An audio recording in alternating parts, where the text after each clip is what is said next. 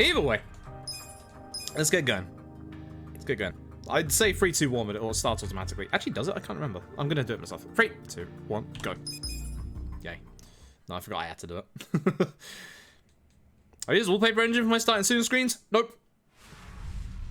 Lossless MKVs that I recorded myself by making my PC go up to like 99% fucking CPU usage when my CPU in that PC is broken. Terrifying times, let me tell you. No, I recorded those all myself. So.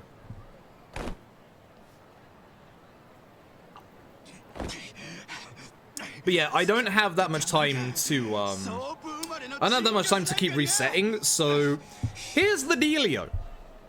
If the run dies early, we're going to check out the PS5 version of this. Sega have been gracious enough to provide me a code for the PS5 version, so I want to check it out and see what it's like on PS5. But also, I've wanted, and I've said this for a while, I used to do trophy hunts in the older Yakuza games when I wanted to do, like, something a bit more casual. So one thing that I want to do is try and get the Platinum Trophy in LAD. So, you know, it'll be basically another playthrough.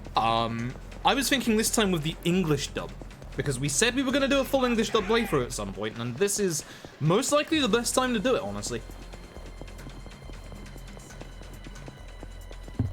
Like, they haven't given me, like, any, like, streaming instructions with it or anything like that. It is literally just that's something that I want to do. You know the tutorial. It's all stuff that we have to do by normal. I'm just hoping for good damage rolls. It's a nice crit. I'll take that nice crit. We do like our nice crits. That's less damage, though. We don't like that. Nice dodge. Even though you don't take any damage hit, you still have to do the actual, like, item healing, etc., etc. And you still have to, like, obviously guard, blah, blah, blah, blah, blah. LAD's tutorial just lets you, it just basically teaches you the very basics. I'm glad that this guy is not going too far away, because that means I should be able to take care of him in the next 2 hits, I hope. Good damage. Good damage. Good damage. Hopefully, we get good damage rolls. Chapter 1 is a little notorious for me recently for not giving me good damage rolls. It's very, very easy to lose, a couple of seconds because the game doesn't give you any good damage rolls. There's one fight in this chapter, it's the next one, actually, where if I get bad damage rolls, the boss can stun me, and that will cost me, like, literally 15-20 seconds. So, yeah.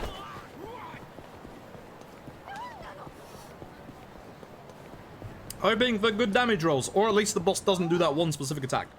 I say boss, it's a normal enemy, but he still feels like a boss. It's like a stupid reset point. So, Katsuka's personality, you get different personality traits during the game. These different personality traits can be used to unlock jobs and stuff like that. We will be getting specific personality traits at specific points before chapter 5, so that we can change jobs in chapter 5. 4, 5. One of the two. It's 5. It's definitely chapter 5.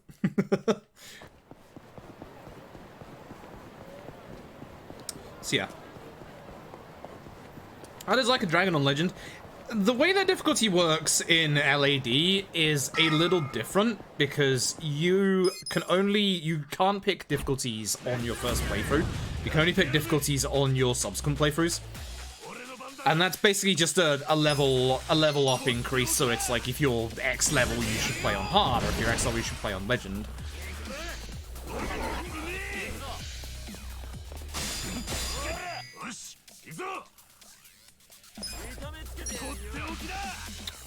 So, the nice thing about this tutorial,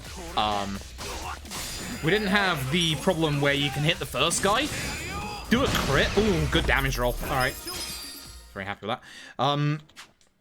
The first guy, you can hit him with a Tenacious Fist, and you can actually, like, crit him with a yellow crit, and you'll do, like, 40 odd damage, but for some reason it won't kill him, despite the fact he's only got, I think it's 32 HP? 33? Something like that? Like, he has really low HP, you can do way more damage than is needed to kill him, and for some reason the game won't register you killing him. It doesn't happen very often, but it does happen, and it's very weird. This is the guy that needs to go down in 2 hits. He has 70 HP on the dot, so we're hoping for a big roll like that. Because the second follow-up hit he can do off this, you don't want to see this attack because it's actually slow, because of the animation. So hoping for a minimum of 34 damage here, which should be level 36. Ooh, very nice. But basically, he's the guy that has a move in the middle of the fight where he can actually stun you. And if that stun lands, you literally lose like 10, 15 seconds. It's a big time loss for the start. Like, it's a stupidly big time loss. Like, reset-worthy time loss, honestly. So, I know I've got a couple of minutes to save in the run itself, but I don't like coming out of the first chapter like 20, 30 seconds behind. Like, the first 3 chapters of this run basically go almost the same way each time. There's not much differentials to it. So I don't want all of a sudden to lose time to stuff that I shouldn't be losing time to, if that makes sense. I definitely don't need to restart for it, but it's one of those like general mindset things of just like, you know, I don't want to go in behind by 30 seconds because I just know that's going to tilt me, if that makes sense. Please no fight spawn, by the way. I see the fight spawn. Ah. It's a double. I have to run from this one, otherwise it's bad. So what I'm going to do is I'm going to specifically aim and then run. So here's how running works. I'll explain it in a bit more detail later on. Running is not random in this game. A lot of people believe that running is random. Running is not random. There is actually a method to running away, and I'll explain it when we get to the Chapter 2 set piece.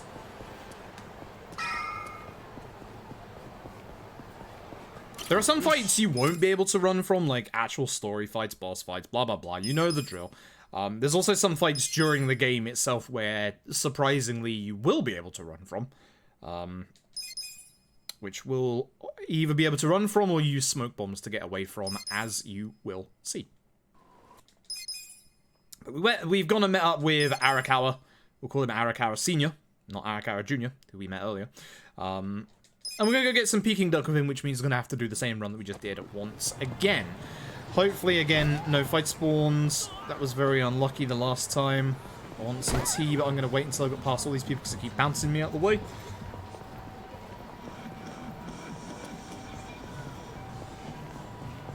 We good? We good.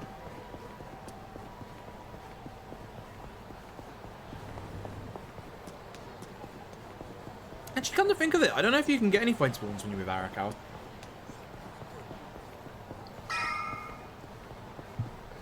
You might not be able to. It might be one of those very rare times where the game just disables them. Good old Shangri-La. Love you, Shangri-La. So, we have a lovely heart-to-heart with Arakawa. Arakawa's had problems in his life, blah blah blah. We've had problems in our life, blah blah blah. 100 plates, no yen in chapter 3. I mean, that's a run reset at that point. Like, that's a reset. Has happened before. It sucks. Alright, so we're going to use Sage Fist on the guy on the left. He's going to go down in 1 hit. That was a stun. I'm hoping that we can stun this guy. Or that he doesn't use his taunt. If he uses his taunt, it's going to mean we take an extra turn. Nice. Hopefully this will take care of him. Another 36 would be great, please. Perfect. That was a stun roll as well. So basically what can happen is, instead of his second attack there, what he can do is he can use a move called Taunt. And Taunt basically makes it so that you aggro against him. That aggro makes it so that all you can do is normally attack him. It lasts for either 2 turns, or the enemy can wake you up out of it. Whichever happens first, obviously. And the enemy hitting you is not always a guarantee to wake you up out of it, much in the same way as stun. I've said a couple of times there we had a stun roll on our fist. It works the exact same way in that you are dazed and can't do anything for 2 turns. Mostly we're the ones that have the stun and not the enemy. It works the same way in that it's 2 turns or whether we wake the enemy up. I'm going for this guy in the hopes that the others don't have to walk too far to attack me. That was a stun roll. You can tell that it's a stun roll because at the top right, where the enemy markers are, you'll see like the little stars appear when it's supposed to be a stun roll, like that. This isn't too bad. Everyone's quite close together. Going after the guys that always go down in one hit first makes it so that there's only, you know, this guy left. Perfect. Stunning him is absolutely perfect because then he doesn't get a go and you can finish the fight quicker. It's one of those things that's completely random. There's no method that we found to kind of like make sure that it's a guaranteed like stun roll or anything like that. It seems to just be purely random. Does this move stun? Yes. No. So that's why we talk about lucky stun rolls, is it's luck. Like, you can get a lucky stun roll and save a whole bunch of time like that, or you just have to finish the fight normally. You can also have a couple of status effects happen to you in this chapter. The most prominent one is bleed, because most of the enemies have knives. Hey, there's probably going to be an enemy around this corner. It's to the right. Good. Good, it's the good spawn. Because there wasn't a fight spawn at the top of Nakamichi, that meant that there would have been one around this part, but we got the good one. There's a little bit of time load this, but that's fine. We'll be ahead after this chapter. Lovely job, late. Cool. If you're wondering on the splits, the loadless timer is the one that's more important. The one that's -11, which is good. It's the timer at the very bottom. I don't know why I still keep my real time on. There's no need for it. I just like having my real time on because then I can kind of tell how I'm doing. If I mess up the chapter 5 stuff, for instance, I know kind of roughly a bit more along the lines of where I'm supposed to be, rather than with loadless. Because with loadless, let's say you taxi to the wrong place, you can then just taxi immediately and you don't lose that much time. But real time, you'd lose like 10 seconds or so. And this fight, same again, aim for this guy first. He has less HP, goes down in one hit. This guy also has a taunt. So we're hoping to either get a lucky stun or that he doesn't use said taunt. 37 is a very good damage roll. There's the taunt. It can miss. It did not. So here we go. I literally can only attack, so at this point just spam through. Nice crit at least. But you can see that because obviously I'm aggroed, I can't use the Tenacious Fist here to end the fight. So I have to wait literally one more turn and then there we go. At that point it might as well use a normal attack anyway. As far as usage of MP goes, we have everything planned out ahead of time. Anytime that you level up, be that a normal level up or a job level up, you will always get your HP and MP recovered. That is factored into the start of the run. Therefore, we don't have to worry too much about using up MP on skills. There are going to be a couple of fights, even in this chapter, that we are going to want to limit our MP usage so that we can do a quicker fight later on. Here, we're going to buy a couple of things. We need 3 pieces of equipment to be able to enter the chapter 3 set piece. So we're going to buy those 2 now because they're super cheap. It can be any piece of equipment. It has to be a head, chest, and leg. And we're going to be picking up a chest piece in the chapter 2 set piece. It's just a little bit quicker and a little bit easier just to buy those 2 there because they're super cheap. Now, as far as fights with weapons go, Ichi randomly... There's a fight. It should be fine. It might not be fine. Okay, good. Ichi randomly picks up weapons that are around him. So this is one of the fights where you can guarantee picking up a weapon. It will be the cone on the left. The trouble is, if you pick up the cone on the left, even though it has a higher chance of stunning, which, as you can see, Tenacious Fist has a chance anyway, it would take 3 hits to kill this guy if we use the cone. So we still use Tenacious Fist and hope for the stun anyway, which, as you saw there, was pretty nice. But there are some fights where you can guarantee a weapon hit, but for the most part, hitting with, like, bicycles and stuff like that is a little on the too random side, so we don't factor in normal attacks with roadside weapons. So now we've got to run to the left-hand side of Kamurocho. There's going to be a couple of fight spawns on the way. That's one of them. There'll be one more up ahead. We should be fine. It shouldn't be this side, but I'm just going to keep an eye on my minimap just in case.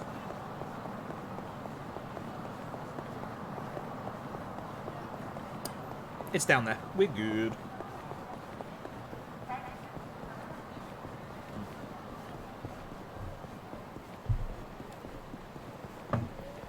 Oh. That's an okay cup of tea. Too much sugar. Far too much sugar. Okay, so for this fight, this is the fight that I was mentioning earlier that we want to conserve a little bit of our MP for. We will not be leveling up at the end of this fight. Take out the guy with the scissors first. Not because he's got a bleed weapon, but because he goes down in one hit. This guy will take 2 Tenacious Fists, but he'll also only take 1 Tenacious Fist and 1 normal attack. Nice stun again. Cone is fine. He will go down to 1 normal attack anyway. You don't need the cone, but it's whatever. The cone is actually a little bit slower than just attacking him normally, so that's a little unfortunate, but it's one of those things that you can't guarantee. But the reason being, as you can see, we don't get a heal from that, and the next fight that we do, the last enemy is going to have a higher HP bar than most of the enemies we fought so far, and he is not going to go down in 2 Tenacious Fists. Hopefully he'll still get stunned, because that will help a lot. I mean, a heck of a lot. We're going to be running down to Shangri-La. I'm going to keep an eye out for any fight spawns as I go down, because we'll have to get rid of them. We're good. We're good. Very nice. It's always nice when you have no fight spawns. There's less fight spawns in the first 2 chapters than there are in the rest of the game. Don't know why, but that's a thing. Smartphone from Adachi. Adachi's going to disappear for a couple of hours. We're now going to use the rest of our money to taxi on over to Theatre Alley.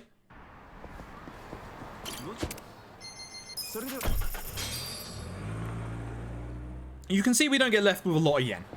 But thankfully, money's not an issue yet. So this is the fight. First of all, guy on the left. Tenacious Fist, taking out in 1 hit. No stun roll, which I'm hoping means I can stun roll this guy. Again, this guy can bleed us, but he also has something worse. He has fear.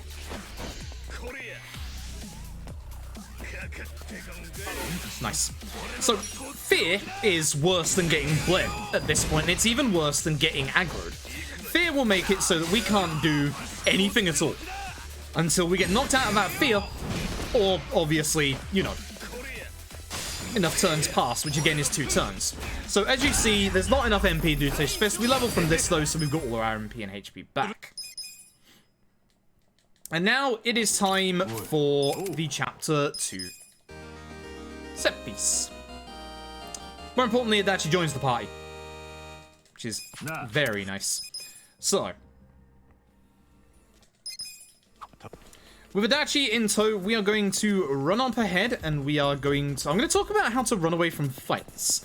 So, you'll see here, for example, we have our 2 enemies. Here's how running away from fights works. As long as you have enough space behind you, you can run away from any fight in this game, provided you have the space behind you. Now, some fights are going to be a little rough to try and run away from, which is why I bought that 1 smoke bomb as a just in case. That fight right there is usually one that you can struggle to get away from, so is this one. This one I've managed to mess up quite a couple of times in the last few run attempts, so I will use a smoke bomb with Adachi.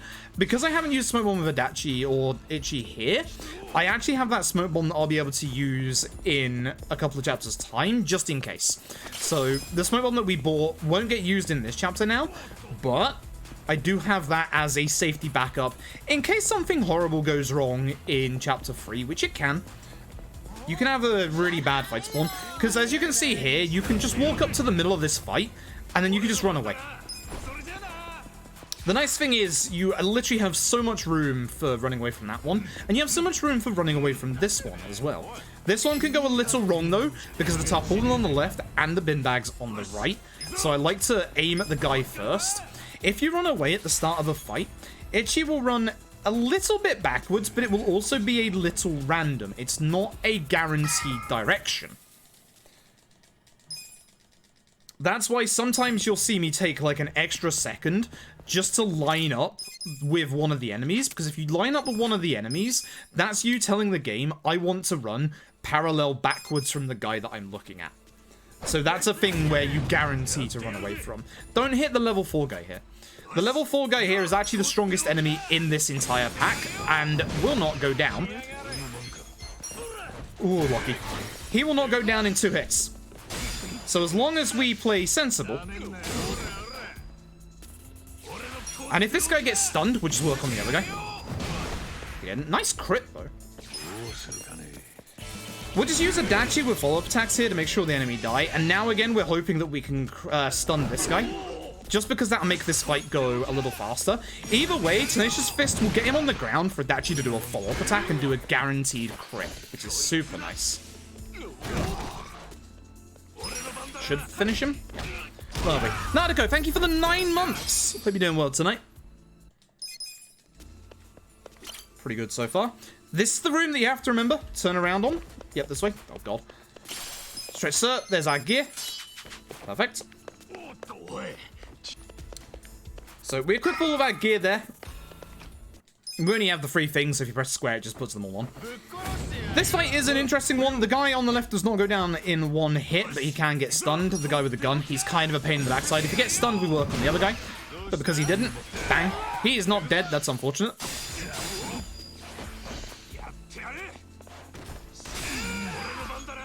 This guy does go down in 1 hit, though. And then we just attack this guy. Itchy levels, so we don't have to worry about his HP. We do have to worry about Adachi's HP a little bit, but he's fine. He might not be fine, actually. Oh well, we'll find out.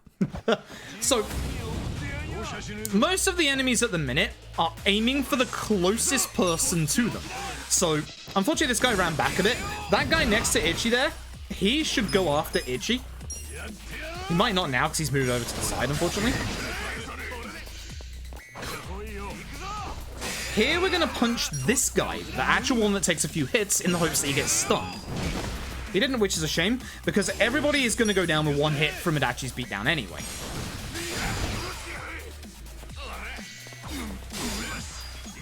I would rather that Adachi didn't die here. If he does, it's fine. Good shit, though. Good crit. Very good crit. I think that was very barely his HP. That's very lucky. Adachi's now going to disappear from the party for a while. That's why I don't care if Adachi dies that much. We do need a certain amount of EXP on Adachi, but Adachi plays catch-up very, very quickly in this. Anybody who's genuinely underleveled actually does play catch-up quite nicely. And again, depending on stun rolls, depends on how we take this fight. If he gets stunned, which he didn't, we'd aim for the other guy. But now we're going to aim for him again so that there's only 1 enemy remaining at the end of this fight. Or at the end of this turn, I should say. If Itchy would like to use Tenacious Fist, thank you very much. Again, I'm hoping that this stuns because it would be nice just to stop him from having another turn, blah, blah, blah. Oh, well.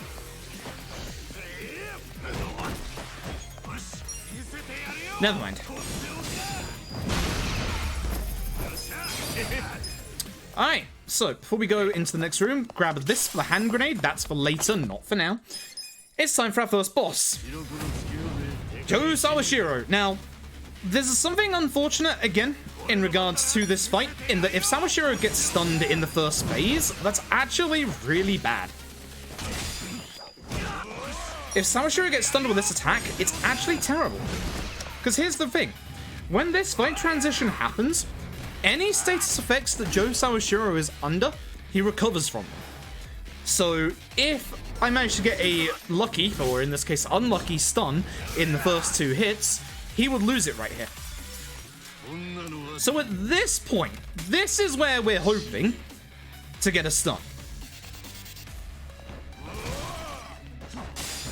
So the glass now causes bleed. It's one thing you have to worry about. However, this fight isn't actually that much of a problem.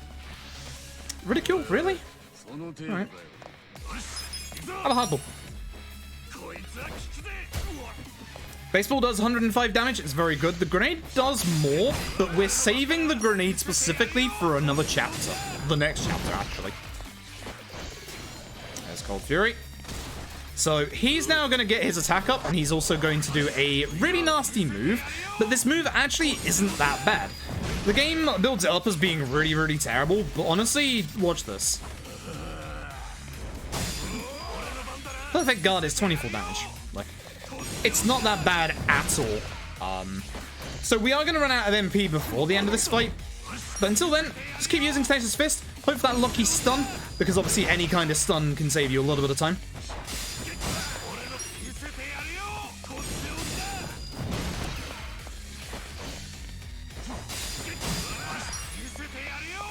Here's our last Tenacious. No stun. That sucks. And that's the end of the fight. End of the fight. Another chapter. Not bad. Not bad at all. There is I'm not too good today, unfortunately.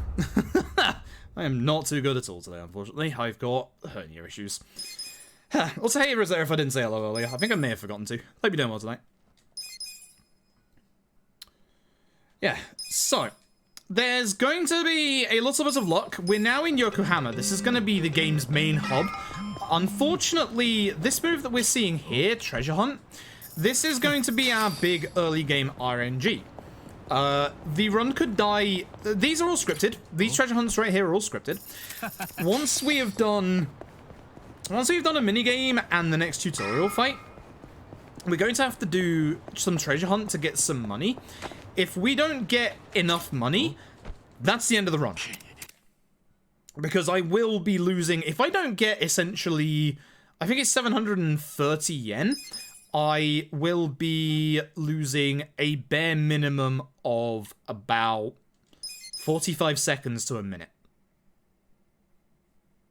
That's how bad it is. So, this is Can Collector. This is a brand new minigame to LAD. We don't have to do the actual minigame, but we do have to do the actual training for it. A bit needs to obviously watch LAD speedruns now. It's a good speedrun. I actually really love this speedrun. Like, I love it a lot. It is very hard at this point, but it is a cool minigame. Will that prediction happen to be the Nanba prediction? Because I was gonna make a suggestion about that at some point. So if that's the usual, yeah. Alright, so if that's the prediction I think it is, we have a character joining our party called Nanba. He's gonna be in our party mainly for the next 2 chapters. Beginning with this chapter, he has a chance to die. If he does die, that's a problem for us. But he has a chance to die. So we have a prediction around here to see if Nanba dies or not.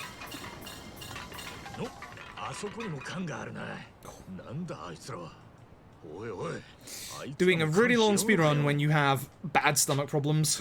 Whew. You can only go forward a little bit here, you have to wait until the actual dialogue finishes. Holy fuck. Why do I always do LAD speedruns when I have bad stomach problems? Because here's the thing, LAD does not have a breakpoint, unlike most Yakuza speedruns. And it's already 4.5 hours long. Made mistakes. Hey, touchpad, please work properly this time. Appreciate you. Thanks, babe.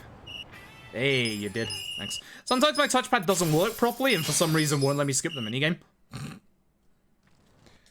So, it's time for our next boss. This is Zhang. He's of the Yokohama Liumang Chinese Mafia. So here's what we're gonna do. We're gonna try and stun him. Did not stun. So, you'll see that this is a new character. This is Nanba. This is our Hobomancer. He has this move called Pigeon Raid. Now, you see every instance of pigeons there, that actually counts as a single individual damage count. So, when Zheng is stunned like this, we will not be using Pigeon Raid on him, because every single hit has a chance of waking him up. So what we're going to do instead is we're going to knock him to the ground, and then we're going to do a follow-up attack. This should wake him up. It didn't. Good. That might stop him from using his fear attack, which is really nice, actually. Oh, he got up. Shame, I should have just used pigeons. If he's... Wow, he is staying stunned forever. He's going to wake up next turn.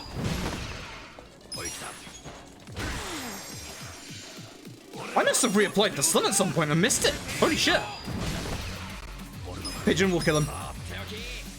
I got a second? Okay. Holy shit. That's a Zheng fight and a half. Hot damn. Man did not do anything. He's usually the first time where Nanba can die, because he usually aims for Nanba and just stabs him a lot. That's lucky. That's very lucky. Nanba, it might be your lucky day today, son. But here's the thing. I'm not actually sure if it counts yet. We don't want Nanba to die. We need Nanba to get a certain amount of bond points from the next 2 chapters to get a specific conversation with him. Yes, I have me too. Boom. Hello? Please let me exit out. So here's the point where we hope for money.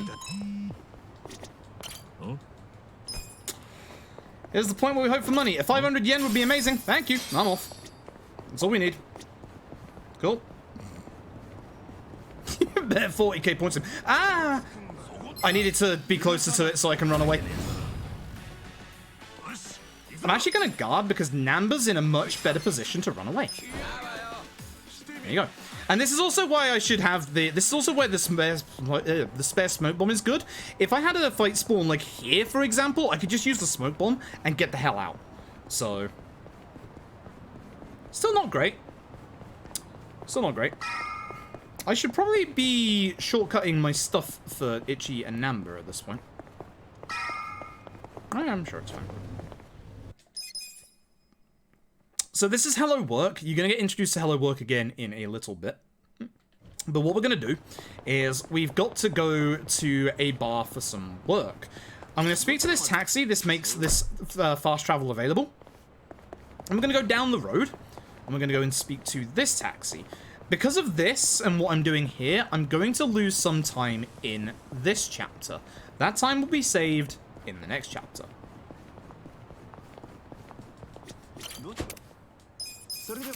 So that's the entire reason why you need to find some money, is that we need to taxi from here so that we can run up here. Do not. I hate this game. We're going to be going and grabbing this taxi right here. This is going to be used in chapters 7 and 14. It's going to be a fight spawn in the middle of the street up ahead. Please go right. Yep, good. Take a little bit of a wider berth so that they don't see me. Or hear me, I should say. Please no fight spawn in front of the bar. Cool.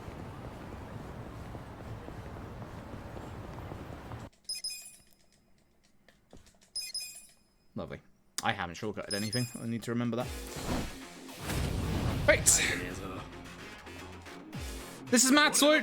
We met him in Hello Work. He is weak to being hit in the face of pigeons. As you do. I like it when pigeons are a weakness to someone because they go red. That's lovely. That's lovely. So, with that, we have protected the place from the people that were trying to assault them. And we get given a silver skeleton safe key. Blech. With this, we can go and open any silver safes in the city. We're going to get this taxi now for later. That's going to be very, very used in this run a lot. We now need to run up to this road here, and we're hoping that there isn't a fight spawn. There is on the right-hand side, which might be a problem. Okay, I'm going to do the thing.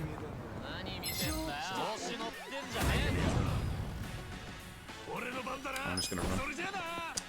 No escape, huh? That's interesting, not quite sure why. Bye. This is why I'm glad I still have my smoke bomb.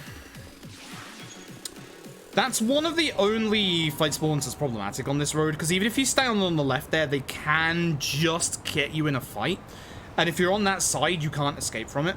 I probably could have tried, and then obviously use the smoke bomb on the second turn, but thought I'd just set myself up in a better position to just run away straight away. I'm kind of surprised that it did not run me away. Oh no, the cars are moving. Yeah. Okay, good. If you get hit by a car in this game, you lose 100 HP. It's the most terrifying thing. So we're going to open up all three of these safes here. All of these contain a weapon. One for Adachi, one for Namba, one for Ichi, although not just yet. The only person who we can actually equip with that is Namba. Did that just give the gear to Namba? I am stupid. That's what I forgot to do. Hey, I need you to remove these. Fuck me. I'm stupid. That's what I forgot to do. No, I forgot to do something important. No, I forgot to do something very important. Fight spawn. You just gone this way, haven't you? I should have despawned this. I should have despawned this. I should have despawned this. Oh well. The top way is the faster way because you can just get round to the hole on the top, but I chose the wrong path to go down. Usually they turn around, that's why. So we're going to lose some time in this chapter, but again, that's time that I've factored into losing, because obviously we do something different than my usual. So, this is Hamako. We met her at the bar last night. We're going to do some bodyguard work for us now. We meet a group called Bleach Japan. You'll see them later. But at night, we're going to get assaulted by a couple of guys, and we're going to take them out. Hopefully, I get some good enemy positioning here.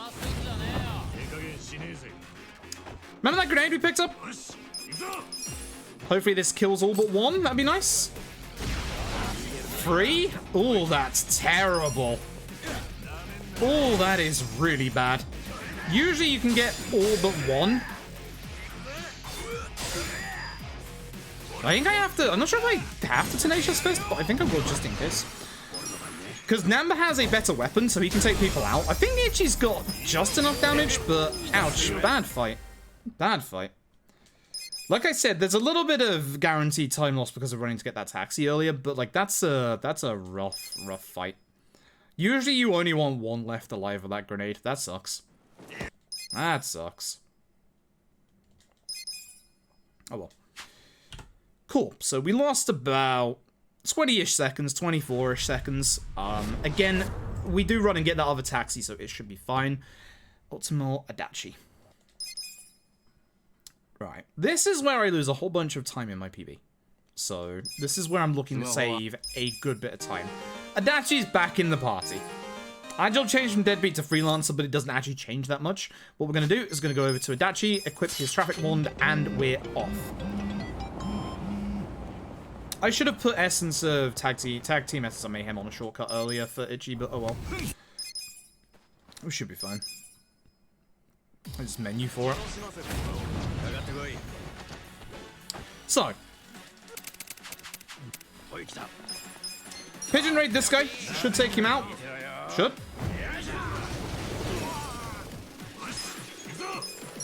Essence of Mayhem this guy.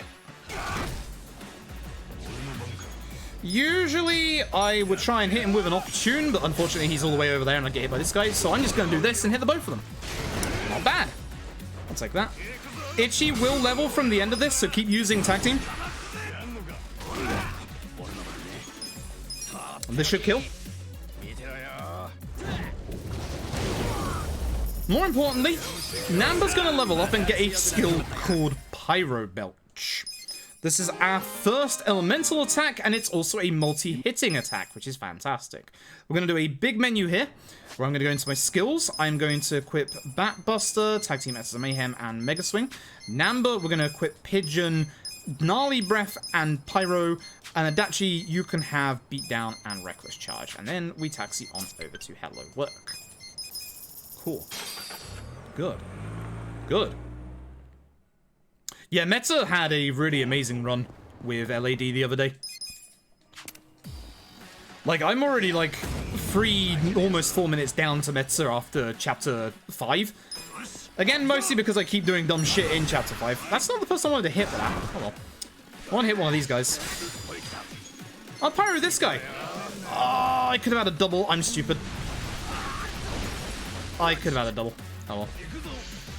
No stealing. No steal. Steal or no stealing? Steal or no stealing? Get out of here. I don't know why I'm using Pyro. I should use Pigeons. It's quicker. Yeah, as Meta says, you need to give the gear to Ichi because we have a set piece in this chapter that we need him to have the gear on. Do you need one accessory? Like, do you actually need one accessory, huh? I'm not going to put the health ring on this time. I'm not going to be stupid. So with this, we're going to go and do some work for this place called Otohime Land, which is a soap land all the way down here. This is where we picked up the taxi. It puts us automatically into this cutscene here. This is a sub-story, but it's one of a number of sub-stories you have to do in the run. Unfortunately, this is not the turn order that I want to do. I would have liked Namba ahead of Ichi. I have to wait till he gets up because Pyro can miss a bit if enemies are on the ground and standing up. Which sucks. And then I'm going to use a Reckless, which will hopefully kill him? Hope? Might not. Nope. Oh well. I want to save a little bit of MP on... Actually, Itchy levels from this fight, doesn't he? No, he doesn't. Okay. I want to save a little bit of MP on Itchy anyway, because we're going to be using a Mega Swing in the next fight, and we're going to want some for the fight after this one. This is the Tsujimon Substory. Tsujimon is basically a whole reference to Pokemon. It's really cool. We are going to attack these guys here at first. A little upset that that happened, because now I'm not going to get a good Pyro. Can I get 2 off of this? Maybe? Hell yeah, I can. Not too bad.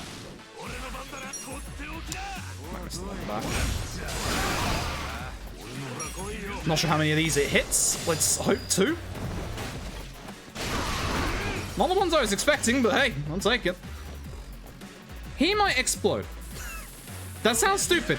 He might explode, which is actually kind of nice. I hate them doing that to Namba each time, because if he could have got up quick enough, there could have been a potential for a double there. I guess I'll do one more Mega, but that'll lose me MP for the next fight, which sucks.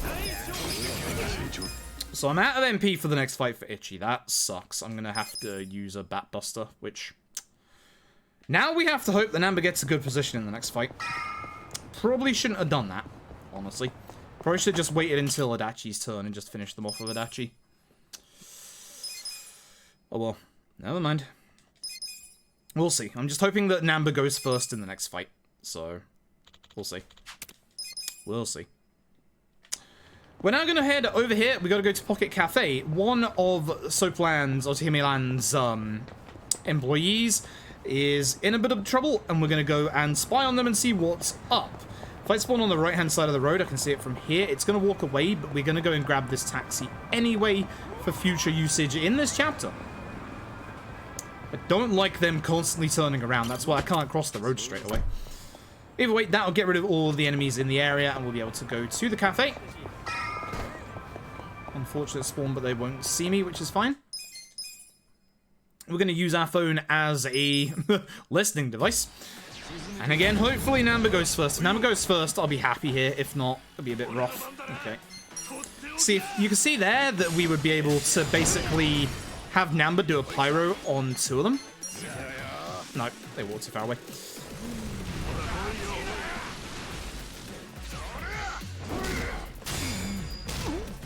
Man, it's actually rolling low on the agility.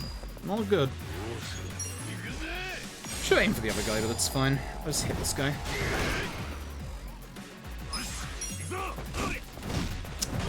It's not fine. It's not fine in the slightest. Ouch. Bad fight. Very bad fight. This is why I should have saved my mana for a Mega Swing. This is very much why I should have saved my mana for a Mega Swing. Oh well. A little bit of a time loss. We get taken to this place called, or we go and chase this guy to a place called Sunlight Castle. We're going to unlock a couple of taxis here for future usage. So this one we're going to use in this chapter. This one over here we're going to use in a couple of chapters. We're going to use it in chapter 12 and then again in chapter 14.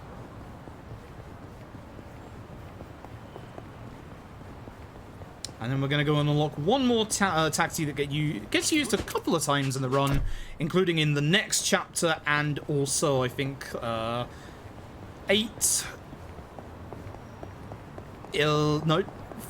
yeah, 14. A couple of chapters. I can't remember. There's a lot that we use this one for. Whew.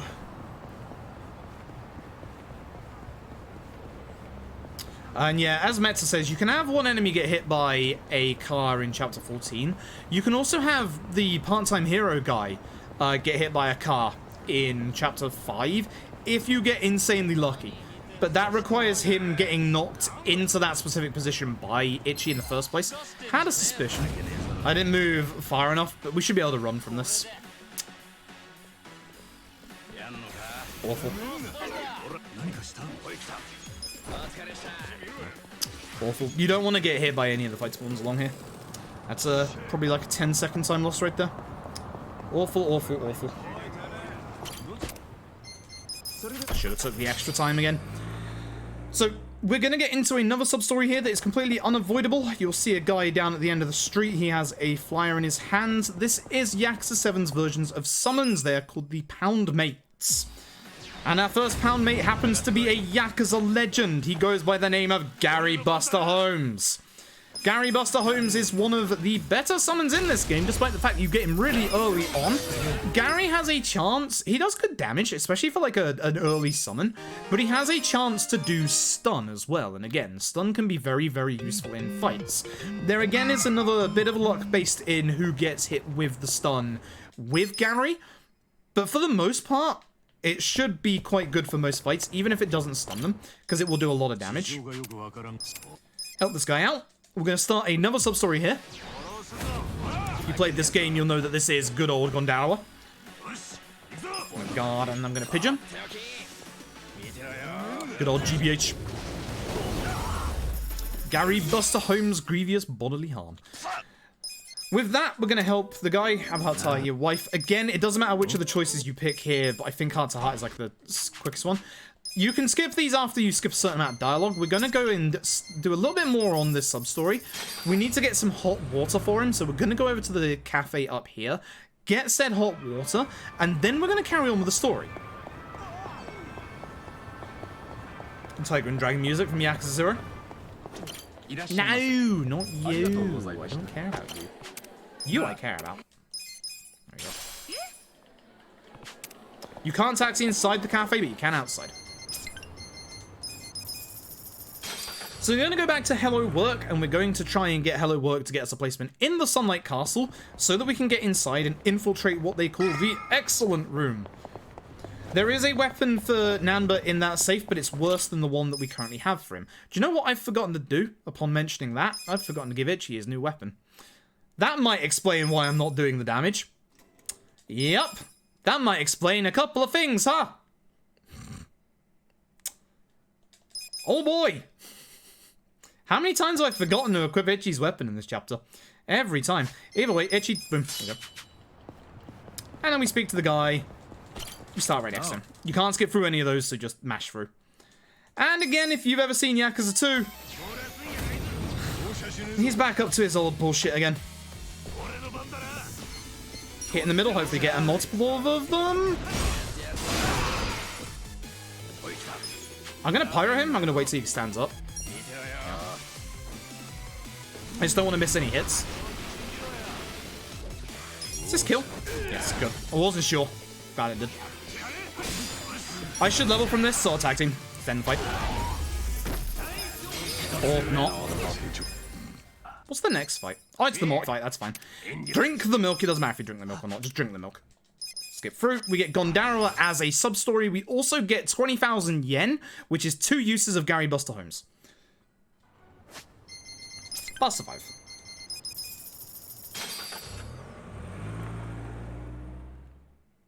He's 65 when you see him in the Colosseum in 2. Oh god. Maybe drinking baby milk is the secret to having a long life after all. Who knows? We don't do it, so maybe that's why we just don't have a long life. Either way, we get introduced here. This is Bar Survive. This is your karaoke place. But more importantly, we get introduced to your links, your social links, basically, your drink links.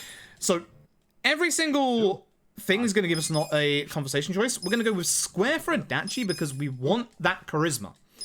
Very important. So every single drink link that we do in this run is going to be the very specific dialogue choices. This is why we don't want Namba to die. If Namba dies, he's not going to have enough bond points to be able to do his first level when we get there. We do have a supplement for it, which I'll point out when we get there, but if Namba dies at any point, you have to do the supplement.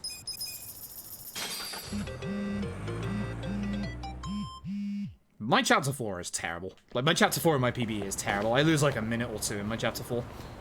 Just because of bad playing. Oh yeah, we get healed because we rest at Bar Survive, don't we? That's why I knew it was fine to do it. I knew we got to add stuff back. It doesn't fuck around on Legend? Nope. Nope. Alright, so again, depending on who starts the fight, depends on whether we use Pyro Breath or Mega Swing. Hopefully a triple. Nope. Ah, the other guy walked away, that sucks. Should have just used Should just use the Essence Attack Team. Oh. I will next turn. It should be fine because we still have enough for a Mega Swing for the next fight, just in case Itchy starts it, and Itchy levels up anyway. Good. Totsuka. Totsuka's weak to almost everything. Very weak to Fizz. This should get 2 of them, I hope? He might not have moved enough. Nope, good.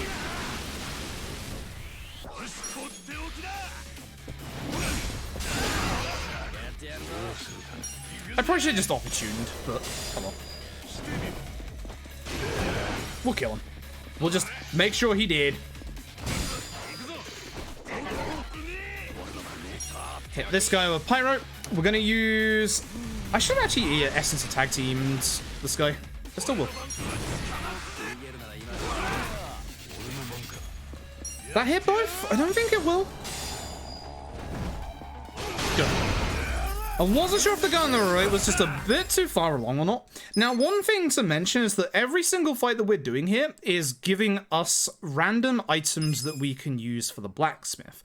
We're going to need a set amount of certain items in the next chapter, which I always get that wrong. So it's always random, but we have a list of the exact number that we need. Adachi first? That's a new one. That's a very new one. Oh, damn. Probably should just aim for the main guy, considering, you know, Gary takes care of everybody else, or most of everybody else. Oh, damn.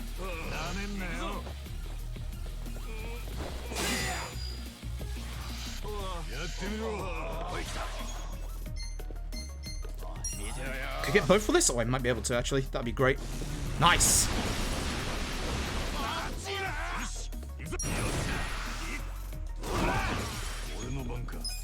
Actually, yeah, you should be able to just attack, right? I think. Nope, I'm stupid. Should've just done Reckless.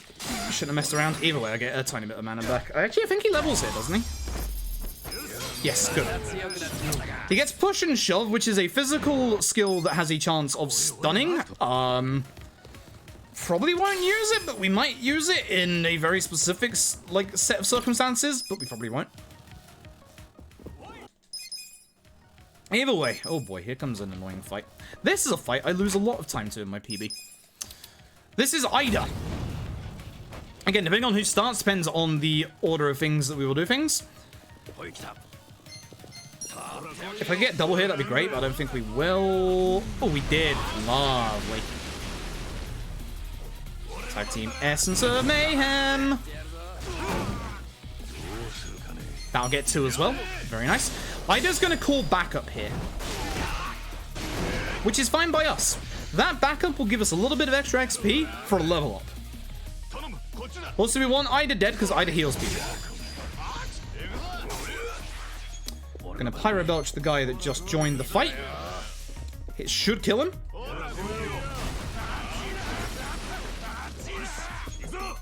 He's a bit too far away. Oh, he came forward. That should be fine. I should have just attacked him. I don't know why I Reckless. I thought the other guy was going to be in the way. Oh well. I want to be a little careful with my MP usage before the next fight. On this guy again.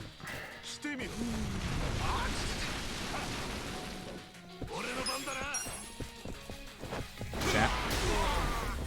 Chair's nice. Chair's very nice. This won't kill, I don't think. Yeah. It's fine. I'm just going to attack so I can keep my HP. That's fine. It's not fine, but it's fine. I don't want to use my MP with Itchy in case Itchy goes first here.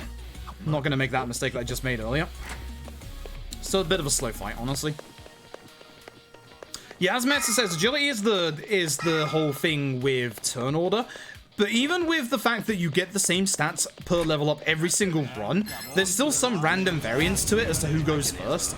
It could be Itchy or Namba here. I've never seen it be Adachi here, but then I never saw Adachi be the first attack in the first part. So who knows? And this is why we save mana for a Mega Swing. Just in case. Nice level up gets him his MP back. We don't have to worry about anyone's MP. If we did, there's a random Towner in the corner. If we didn't have the extra backup in the fight before, one of Ichi or Adachi could potentially not level up, and at that point we'd probably have to get that Towner just in case. So what I'm hoping here is not this order. What the fuck is this order? Once again. The order that I wanted was almost this. The order you want is Namba, Ichi, Adachi. I'm going to do this for a quick opportune attack, just so I can save a little bit of Ichi's MP. Nice. This is the order you want. Reason being, Kaseyama likes to guard. Because of that, every time that you use Essence, Tag Team Essence of Mayhem, he can't guard against it, which knocks him on the floor for a quick and easy opportune attack with Adachi. That's why you want that order. He's gonna level, he's gonna get his, thanks, fuck you, I guess. Damage up. We're gonna do the same again. Pyro into good old Tag Team into hitting him. This is one of the times where Namba, if unlucky, could die. He probably won't because he didn't get hit by him the first time around. That's great, at least. He's going after Ichi as well. He might hit Namba with this. He'll hit everybody. Ow. Hot damn. Don't have to worry about HP here because we have a heal point next up. This way, this way, this way, this way.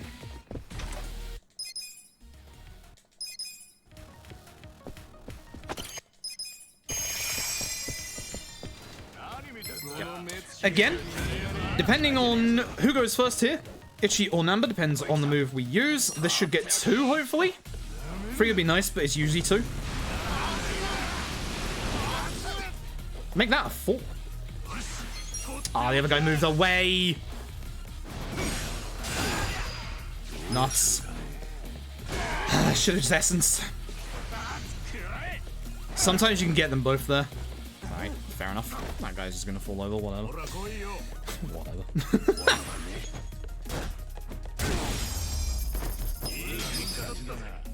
Carry on. We don't need to worry about healing. There's only one more fight before the next heal anyway. This is our next time when Namba can die. The next enemy here in the middle, he has a very special skill. This skill is called Cleave. It does more damage than Namba has HP, so we do have to get a perfect guard if he does use it on Namba. However, there's a good side effect to said move, where your next move will have crit on every single physical instance to it.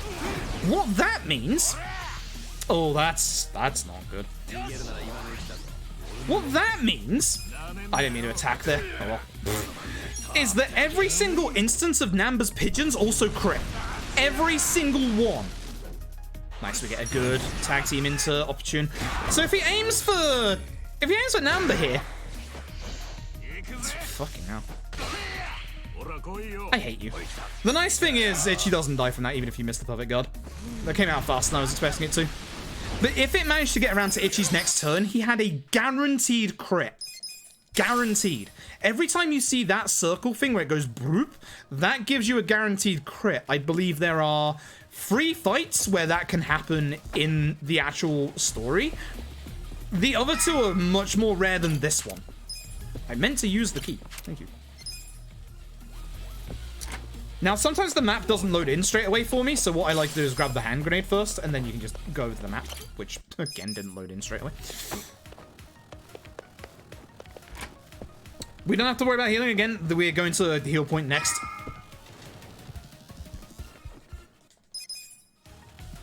So in we go. Up we go.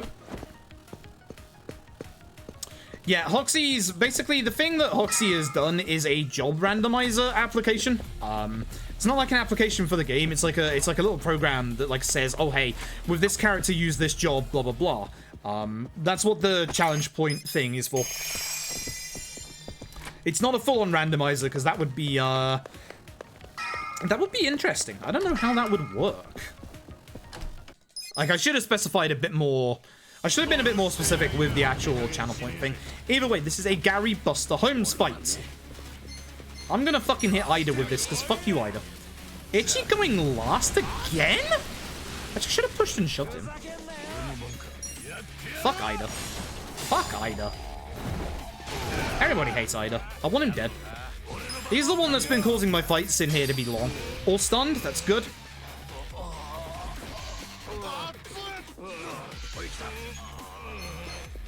Yeah, I hit Ida. I wanted to hit an ally breath from Kaseyama. Thank God you didn't wake him up. I swear to God. Every one of these is its own damage instance as well, so I'm very surprised he didn't actually wake up to that. Oh, you did now.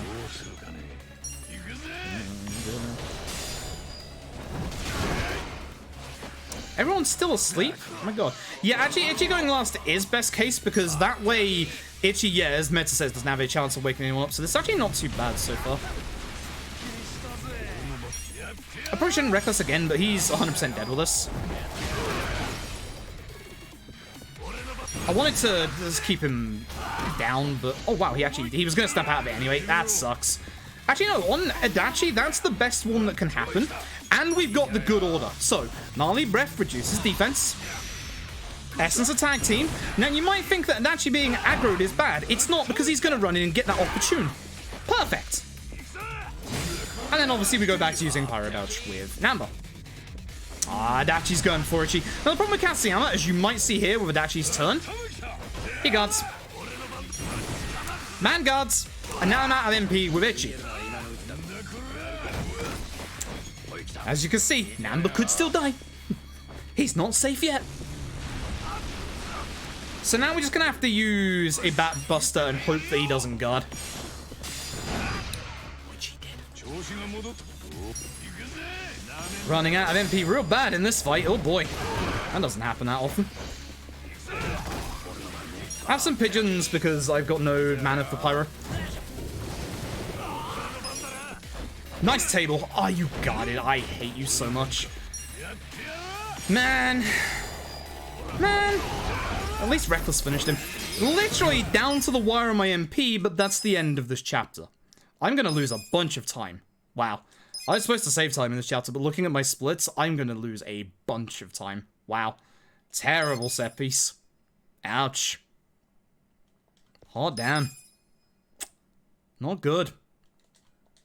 Really not good. Oh, well.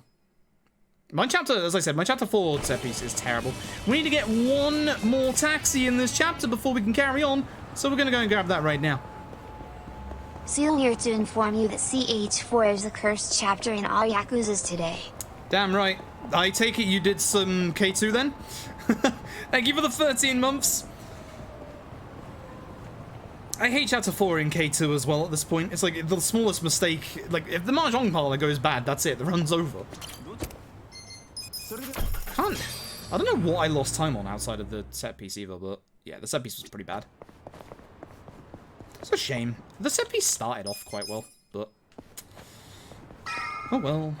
Oh well. I've literally never had my MP go that low with Kaseyama before, so that sucks. Shocks. Okay, so this is the chapter where I usually fuck things up. So I'm hoping I don't fuck things up this time. I hate this chapter. We have a big long shopping list. This is the chapter that I have to concentrate in. I will be concentrating hard this time after what's happened the last, like, 3 runs.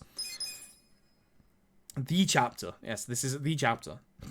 And the thing is, like, even if I mess up one small thing, we might not see the repercussions until chapter 12.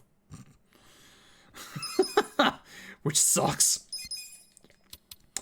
Say hello to our 4th party member. That was Sayako. She is fucking amazing. She is going to be a very high damage dealer, especially later on. She is going to be the linchpin of some of our late game fights, especially in chapters 14 and 15. But at first, when she joins the party, even though she's going to be higher level than everybody else and have a bit more agility, she's not actually going to be stronger than them because her job level starts at level 1. Whereas all of our job levels are obviously a bit higher. So, for now we're just going to guard over so we can hopefully get a good Pyro Belch out, which we didn't. This might kill all 3. Cool, not too bad. So, for the first 2 fights, we might attack with her in this fight, because this fight she actually has a little bit of use. Here is Part-Time Hero Lad. Part-Time Hero is going to be our one-stop shop for our completionist stuff, which is actually going to be very important. I'll cover you once, just get you the hell out of here. He guards as well, by the way. Hopefully, Adachi after Ichi. You know the drill. Tag team Masters and Mayhem into an opportune. Very nice. That's what we're after. As you can see, he does a good bit of damage. Stop that! Jeez. Think I can kill with an opportune here? Yeah. Whack him. So, with this, we're actually going to lose Sayako from the party for a while. So, part-time here is going to take us to his office over in the top left-hand part of the map. We've already got the taxi for it. We're going to be back here in about 10 minutes-ish time.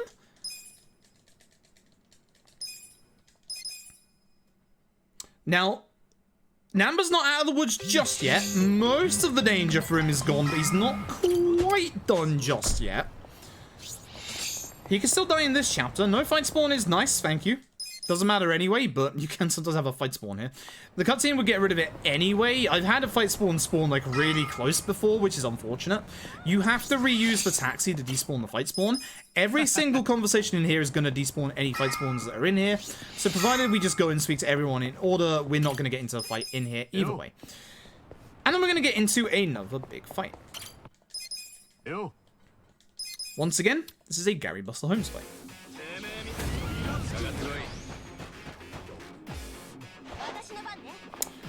I'm gonna club a bag. I don't know how I'm gonna club a bag. I'm gonna club a bag this guy. I didn't really need to. I could have just taken it into Ichi's turn, but it's a free extra damage. I probably should have clubbed Guo.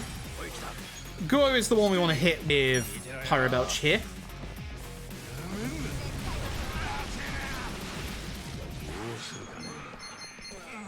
I might get two. That'd be nice if it does. And the nice thing is, that was the two people who were also stunned. Or not stunned. Or one of the ones that wasn't stunned, so... Stops him from go. That was a fresh stun! Nice. And a good old Pyro Belch to finish the job.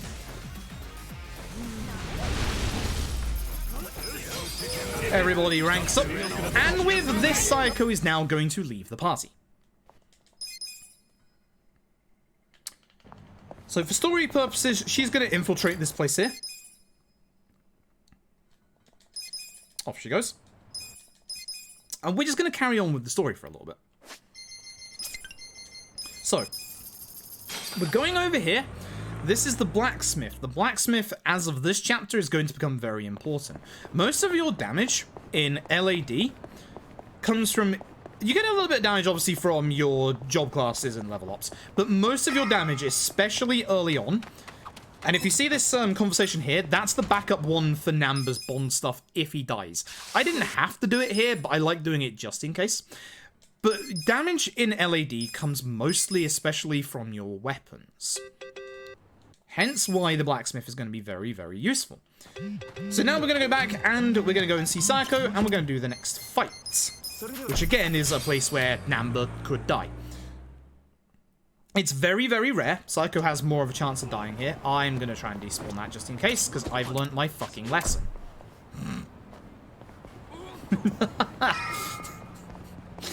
Let's just say that fight spawn has given me a couple of problems in the more recent past.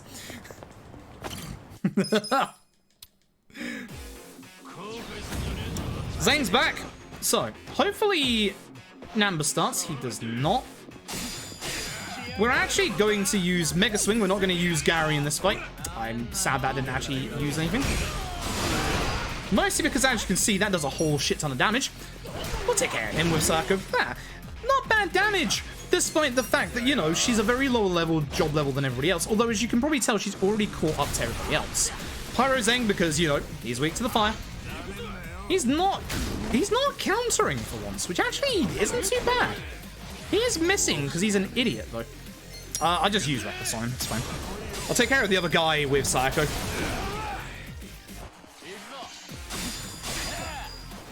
I should have got rid of him to have one less turn. Oh, that's bad. That's terror. That sucks. Ichi and Namba. Could you not Namba out of it, please? Oh my god. Actually, aggro him.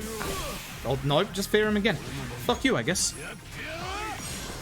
Well, fuck you, I guess, you know? Sure. Yeah, here, Dachi, fuck you. Well, I'm definitely gonna have to attack with Sayako.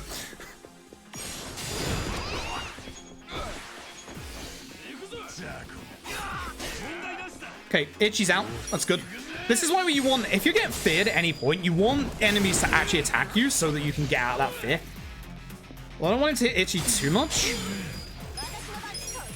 Bad fight. Very bad fight. Good opportune. Nice follow-up. Yo. Amba!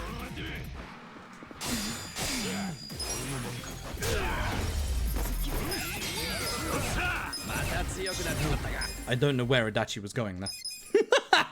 I honestly don't. Okay, cool. With that, I'm going here early.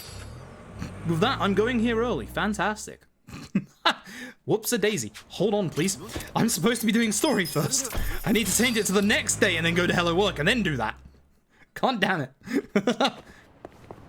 No, I forgot something. Reason why this Bond conversation isn't actually a good one to make up for the Bond point loss if Namba dies is because Namba isn't a part of that Bond conversation. Hence why you want the one outside of the Blacksmith. But I like doing it just in case Namba dies anyway. We're going to start another sub-story here. This is going to be a sub-story for later. This is, as you are probably aware, Nancy. We're going to go over to Hello Work now that we've started the Nancy sub-story. And we are going to go to Hello Work. This is the part of Yakuza Like a Dragon that really starts to open up and really starts to shine.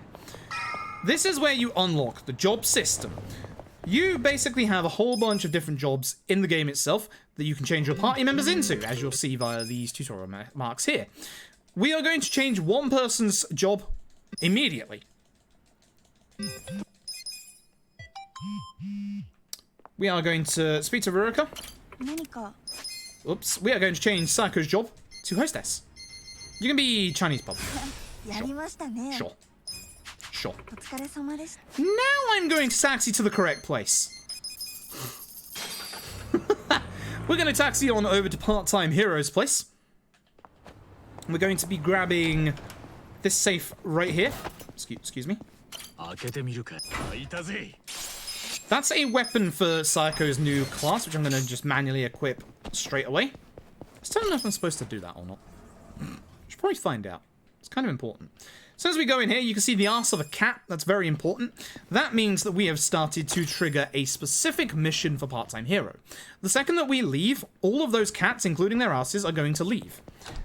And we're going to have to be the ones to find them. The first reward is 1 million yen. The second reward is a summon and 1 million yen. Now, you might be thinking to yourselves, well, this must be the money that we get for the Chapter 12 wall. Actually, it's not. We use most of this 1 million yen in this chapter. And we're also, as you can see, going to be going and grabbing something else as well. The Kappa Statues. I always get my camera out way too early. So we're going to go down a very specific route. We're going to be going down here where you will hear, on your right-hand side, a cat. Cat's hiding out in the bar. Just wants to see some titty. I understand. We're now going to head south. Hopefully no fight spawn. There might be one, because that was a bad one at top. Might be down here.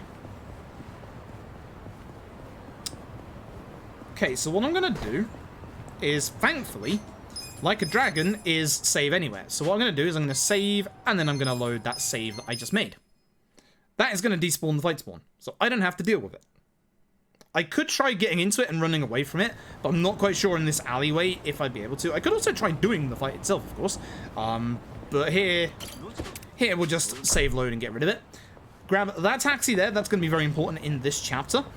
Then we're going to try and get this cat without hitting Nancy's sub-story trigger, because it's right in front of us. Good. Because once we're dealt with this cat, it puts us right into Nancy's part. Ooh. So, Nancy is always the same one every single time. Spin around here a little bit so we can actually see her. She is this one here. Oh. Now we're going to go over the river. Can I fight spawn, please? Good. We're going to head down here, and we're going to take a picture of this Kappa statue. Please. Ah, wasn't too close in front of it. Then we're going to go back a little bit. We're going to go up these stairs, and we're going to grab this cat. Oh. Then, while we're here, we're going to jump down. And we're going to go and start this sub-story here. This is for your second-hand shop that starts in Yokohama, but we're not going to finish it until Chapter 12. We're now going to go up to the taxi point up here at West Hamakita Park that we unlocked at the end of the last chapter. We're going to waltz into the park and we're going to go and grab a cat in here. Now, as most of you know, there is a Kappa statue in here. We will not be getting that just yet. I'm going to be saving that for later on in the chapter, when we come back here for a reason. We need money first. So we're going to carry on, and this is the point where we're going to keep a very close eye for any fight spawns ahead of me. That one on the right is okay, but it's the next one that worries me. We need to get to that taxi point over there, and I think I see a fight spawn over here already. Yep, I do. It's probably going to have to get save quitted again. Yeah, because there's no real way of being able to deal with this one. So save quit is actually really useful for this one. Plus okay, if you're wondering why save quit as well in this area specifically, all the enemies in this area are like level 20. 20 plus. So at this point, they would be faster than me in fights. So I'd rather not take that chance of starting a fight and getting my ass kicked and losing the run that way. Chinatown. Oh boy. So we're going to grab this taxi. It's going to despawn that fight spawn there. We're going to hope for some good fight spawn luck here. Ready, Itchy? Oh, yeah.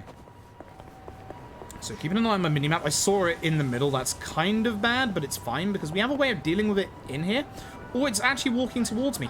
Hell no. Lovely jubbly. That's terrifying. Not going to lie. We need this kitty. That is actually very terrifying. We're going to turn around because there's one more thing we need in here. It is this Kappa statue. Then we taxi on over to here. Absolutely going to mess up with the tests again, aren't I?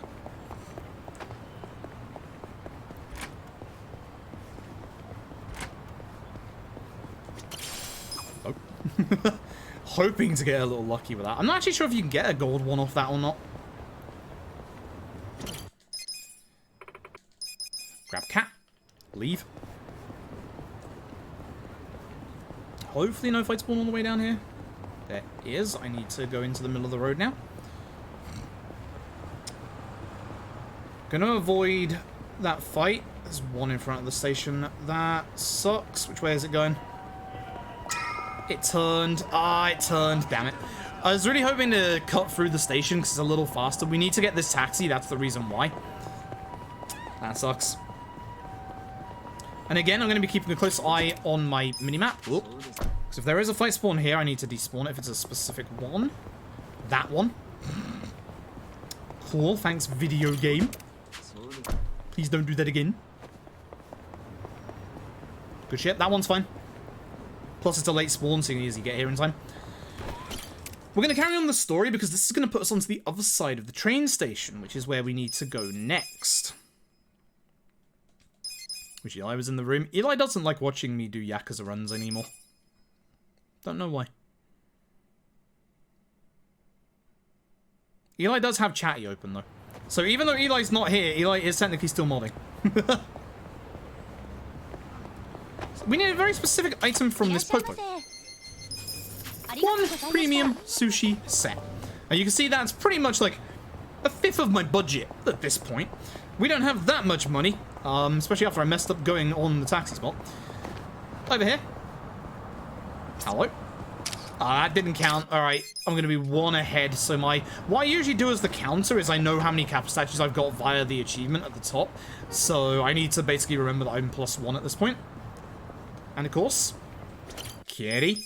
That is the penultimate cat. There is one more. We're going to go get that cat right now.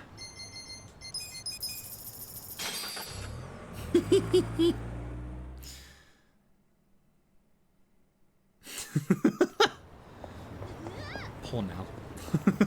Nal didn't get sniped by Eli. I'm just going to confirm that right now. Here is Kitty. This is our final cat. With this, we're going to head back to Part-Time Hero. If we've done everything right, we should get the first reward and start the second quest. Would have been hilarious. Yup. So we're going to go up here into the second floor. Hello? Okay. Okay. Cheers, no sweat. Thank you for stopping by. Hope you have a good sleep. Speak to the dude. You can see we did it right because we had the cutscene. He introduces us to the second part of this quest, which is to find a cat called Robson.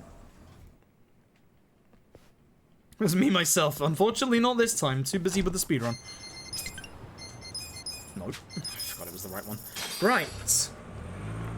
This is where I have to pay attention, so I'm going to be a second here.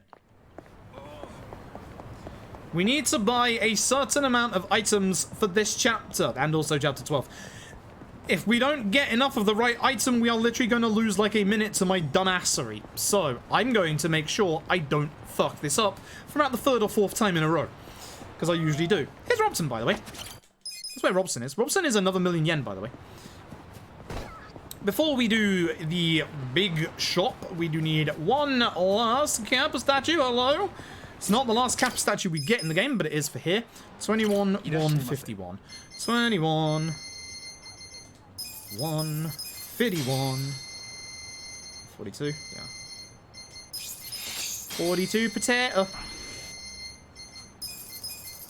43 onion. 62 garlic. 211. 62, yeah. 211.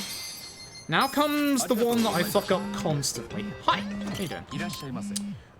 Quality lumber I need 23, so 20. Ooh, beautiful. High quality lumber I need 18, so 18. Perfect, on the dot. High quality lumber we don't need. Highest even. I need ragged cloth, I need 5. Yep, so 3. Thick cloth 18, so 16. Beautiful I need 23, so 21. High quality is fine. Metal wire, I need 20, so 8. Thank you. Dirty iron, I need 43, so 40 on the dot. I love it when math works out like this. Sturdy iron, I need 41, of which I need 39. Yep. Refined, which is what I fucked up before, I need 39, and I don't have any, so 39 it is. Reinforced alloy, nope. Sure. Double check, yep. Dirty iron into... not any of these. Tempered steel? Nope. Cloudy pane. Cloudy pane.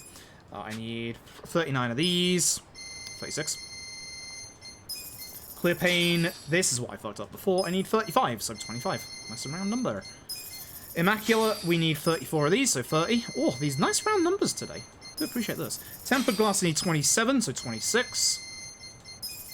Tempered safety is fine. Cheap plastic. We need 18, so 15. Thank you. Sturdy, I need 14, so 12. Dull, 26, of which we've got none. Perfect. Gleaming, we need 9. No tungsten. Thick hide, I need 20, so 6. Ooh. Smooth, I need 18, so 14. Do I need 18 of those? Yes. 8 high-end leather. And 3 full grain leather? 3 full grain leather. Cool. That should be everything. I do not believe I fucked up this time. Unlike last time where I was umming and ahhing over like 2 or 3 different items, this time I'm confident I have not messed up. 5 muscle soda, 5 Kumami drinks. You'll see what they do in a little bit, and we are not gone. I remembered to go to Part-Time Hero. Holy shit. Imagine. Imagine actually remembering the last part of everything. Right, we should be good. That should be everything. Fingers crossed. Robson gets us a summon and another million yen. And now we carry on with the story again. Whew, okay, cool. There's only one more big thing that I can fuck up in this chapter, and I do fuck it up quite often. I do fuck it up quite often. Let's be honest. I'm going to do a quick move shortcut for Sayako real quick, because there's something I need. Sparking Cannon, thank you. Actually, I probably didn't need to do that here. I could have saved it for the next chapter, but we use it a couple of times in the chapter. Okay, so. Remember when I said you would be dealing with Bleach Japan at some point soon? Hey, guess what? Nope, no pharmacy yet. Stop trying to backseat my speedrun. It's not time yet. Like, don't throw me off of my actual game. Thank you very much. Okay, Buster Holmes. I'm just gonna hit this guy. I should have hit him with the sparking cannon. I fucked up. Yeah, please do not backseat the speedrun. That is the literal most annoying fucking thing you could do, especially if you're wrong.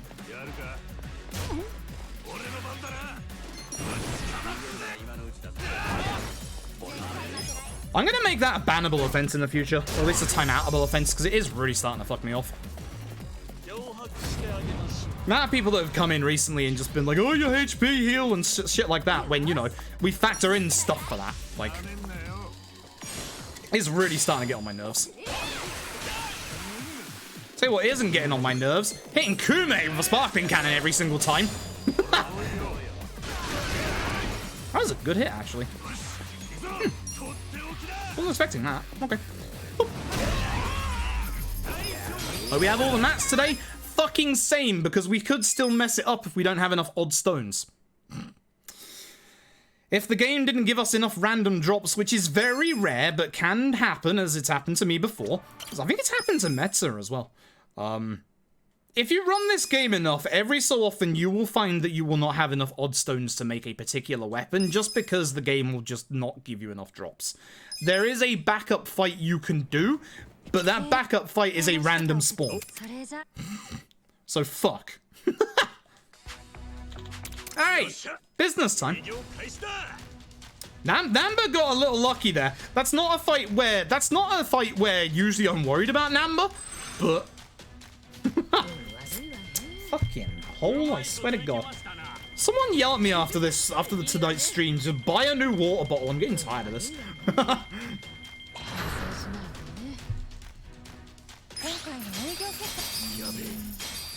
Yabe, indeed. So, this little tutorial lies at the start. This is the business minigame. We're going to be doing the business minigame for a good 10 minutes, because this lady here, her name is Eri, and she is the most strongest character in this game. Out of every single character in this game, she is the only one that is never going to leave our party outside of Ichi. So I'm just gonna have to concentrate real quick here so I don't fuck up the menuing in a second, because I have in the past, and that could lose the run if I'm not careful.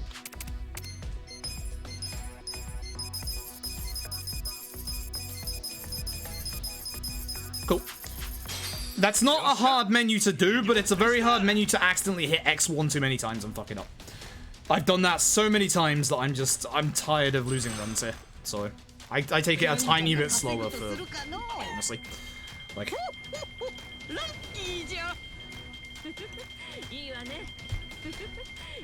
but this is the nice point where I get to chill with the run and speak to chat again, because it is literally just hold R2 for a good like 10-12 minutes or something like that. We are going to do one more thing before we come back to the business. Unfortunately, we don't use Omelette as a pound mate during the run, despite how cool Omelette actually is. Omelette is a random chance to heal a HP or MP, and that's one of the reasons why we don't use her, is because obviously random chance. If it wasn't random chance and was like a HP and MP heal, we might put Omelette in once or twice, but it's random. So, no. Sorry, Omelette. I would use you if I could, but you are slow. So, no. So,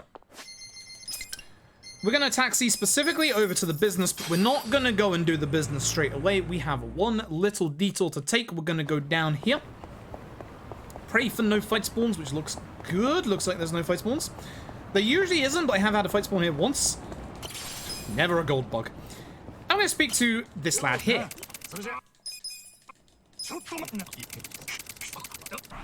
He needs a premium sushi set. If we get him a premium sushi set, he won't kill Nancy. Guess what? We bought that. Hand it over. As soon as we hand it over, you can skip to the end. Cool.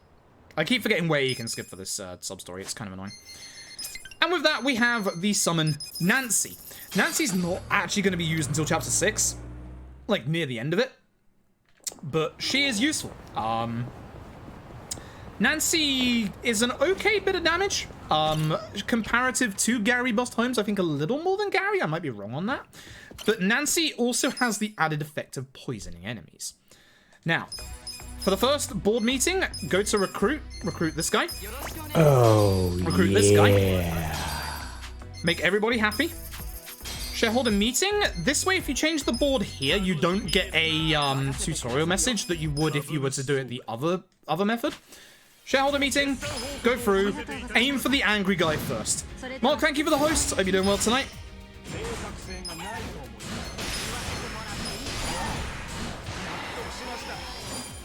Should be able to take care of this guy straight away.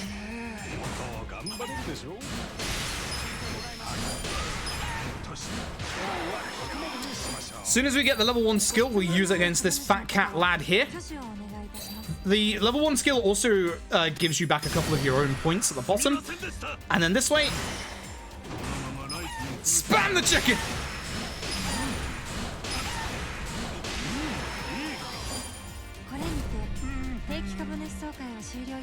Easy first round. It's mostly easy up until the last one. You can mess it up.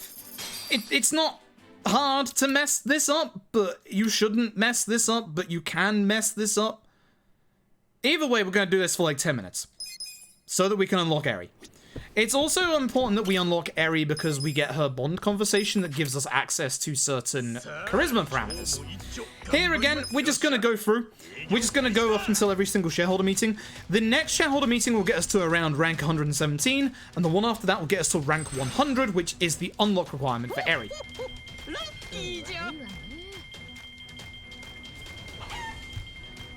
The only thing you have to be careful of is to make sure your employees are happy every single time a shareholder meeting begins. If you do that, you have no problem. Wow, she actually gave me the money. I could have actually got that, huh? I wonder if I should have done that. I don't think it would have done this any quicker, would it? Huh. I should have done that. That would have been interesting. Cool. Oh, damn. I don't think that would have, like, made it go any faster, but that would have been an interesting test to see whether it would have or not. It's very rare you get both of those on the same one. The investment thing always happens there every single time. Like, you will always get it. But the 5 million from the 5 million from Omelette doesn't always happen there. Interesting. Interesting. Interesting. All right. I have a text from my mother. Oh boy. Don't forget, you have chili tomorrow.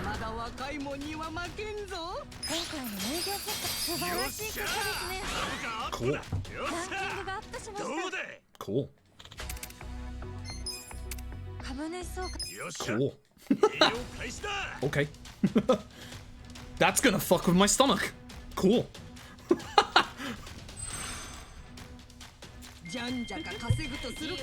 Chile, yes, I am eating the continent of Chile. I am sorry, Chileans.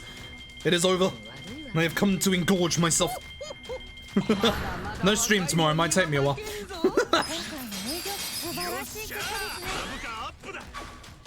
So, shareholder meeting should be coming up. Yep, so remember, make your employees happy. And go. Again, same here, just always go for the angry one first, so go on the end. That one first, this one second. I'm gonna wait a tiny bit here, just in case, for a bit more, in case we have to do another fire one. We should be fine. I'll say. Skill's gonna come back up, we'll use the skill and then we'll go straight at him.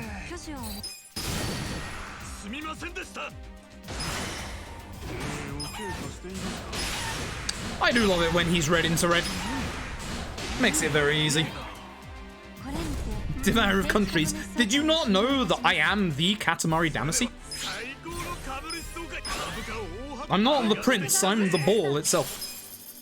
Become sentient. Sentient balls. It's not something I expected to call myself today, but here we are.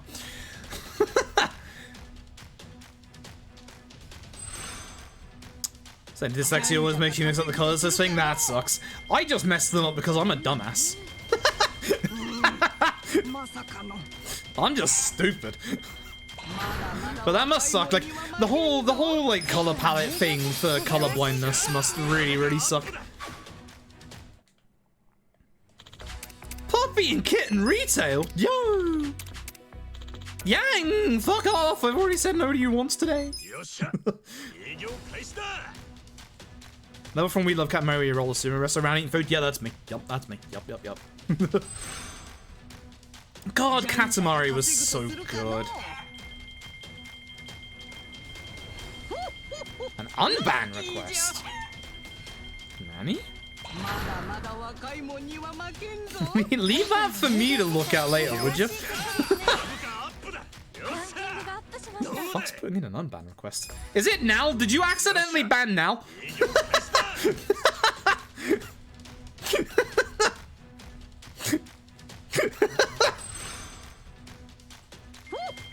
I might have an idea, actually.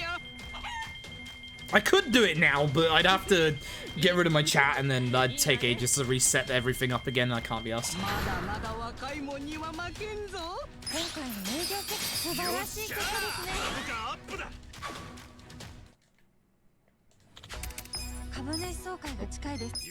I do like that I'm getting very few prompts in between. Sometimes you'll get like one of your employees being like, oh, I want higher wages and stuff. You just go ahead and do that. Actually, if I opened it up in a new window, I'd be able to have a check real quick. This is like the last opportunity I can. If this could hurry up, that'd be nice.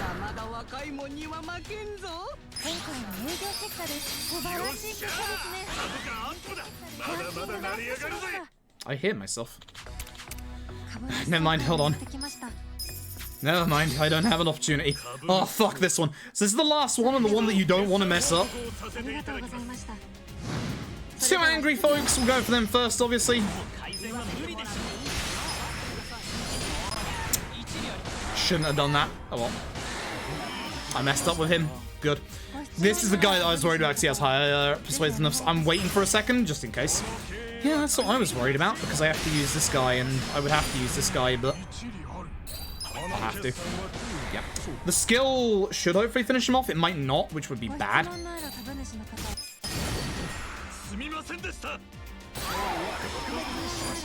Good, I messed up completely, but I have messed up a little bit. I'm waiting just in case there's another red one. Nice. Not too bad. Alright.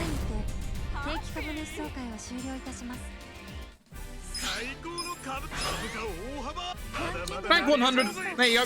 There's Yuri. Alright. Now I need to make sure I do the right things, which for area should be X. X and circle X. And then don't forget the bloody lunch boxes, you moron.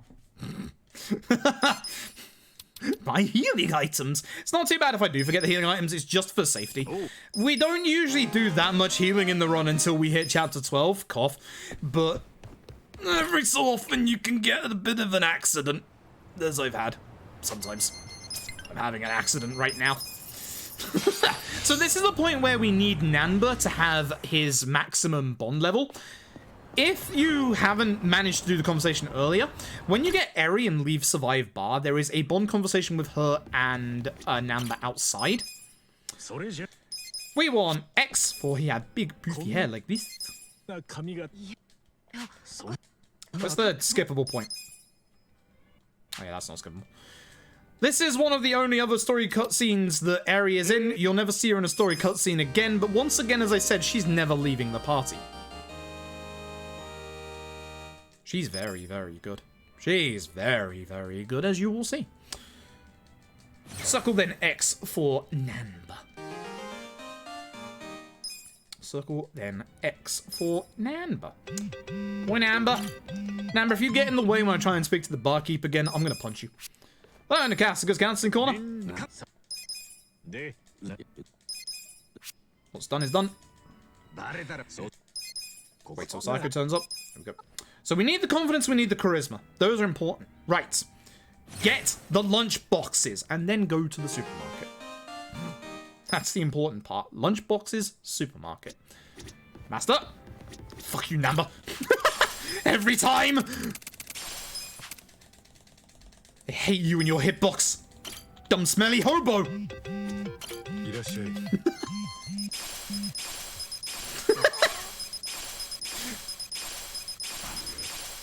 Namba's fine. Namba's a good lad. Leave Namba alone. Don't bully Namba. God damn Namba. Alright. Now we go to the supermarket. Ugh, excuse me. Oh, my nose is going all bloody runny all of a sudden. Ugh, I hate it. So, we're going to pick up a couple of things here. We're going to be picking up a couple of res items just in case. We're also going to be picking up some status ailment items just in case things go a little wrong with certain fights in this run.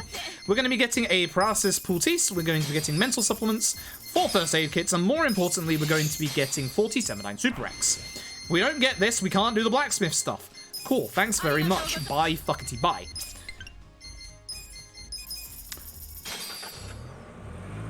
Oh boy, here we go. Okay, so time for tests, which nobody fucks up the tests in the speedrun, that's for sure. If you do, you're a big dum-dum. Ha ha ha. Ha ha.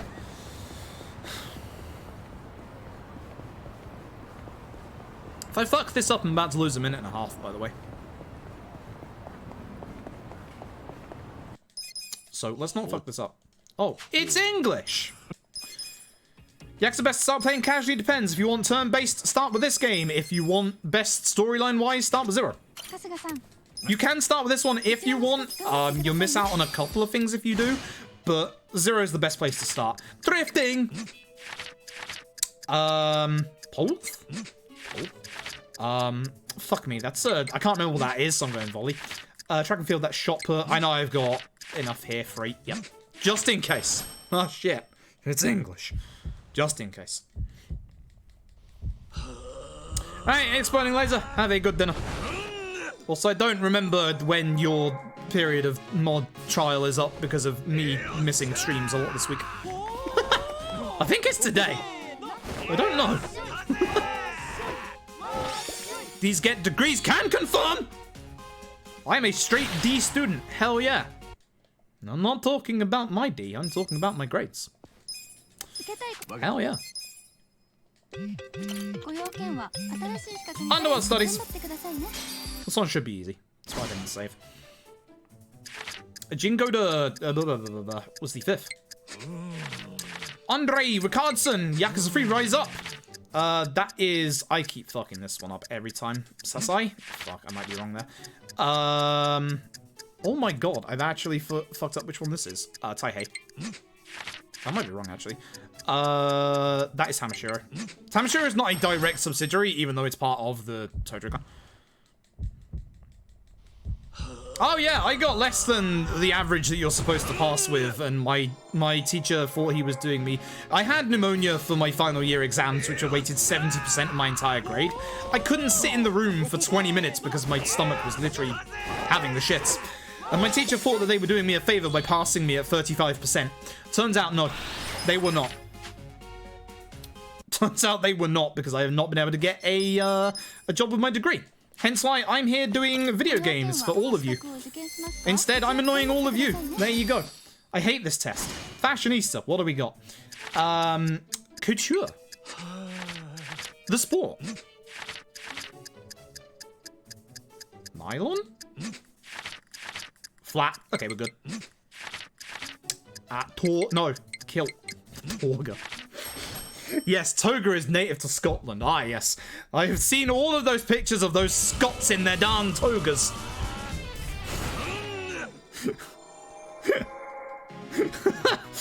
education through pot. I don't think I'm educated. Thank you for the 2 months. What degree did I do? Accounting and management, which is why you don't come out of university with a bad degree. Have you heard of an accountant with the worst degree ever? No. Nobody wants an accountant that doesn't know how to work with fucking numbers. And the thing is, all of my coursework is like at a 70% or above, but because that final set of exams was weighted my literal entire grade, I'm fucked. Thanks for that. And because they considered it a pass, they wouldn't let me resit my exams even if I paid for it. Please don't kill Namba. And Namba is out of the party. Right, please don't kill Adachi. Oh, fuck. Phew. Adachi's the one that has to survive in this fight. You're not charmed, so you die. Alright, so we do this specifically...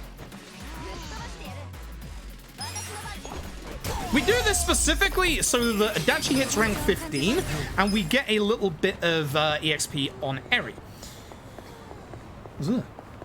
With this, we also have, from those tests, the confidence to be able to get in here. Or the style, even. With this, we're going to be paying a certain amount of money in here to make it so that we get enough confidence to be able to go and use a different casino. So.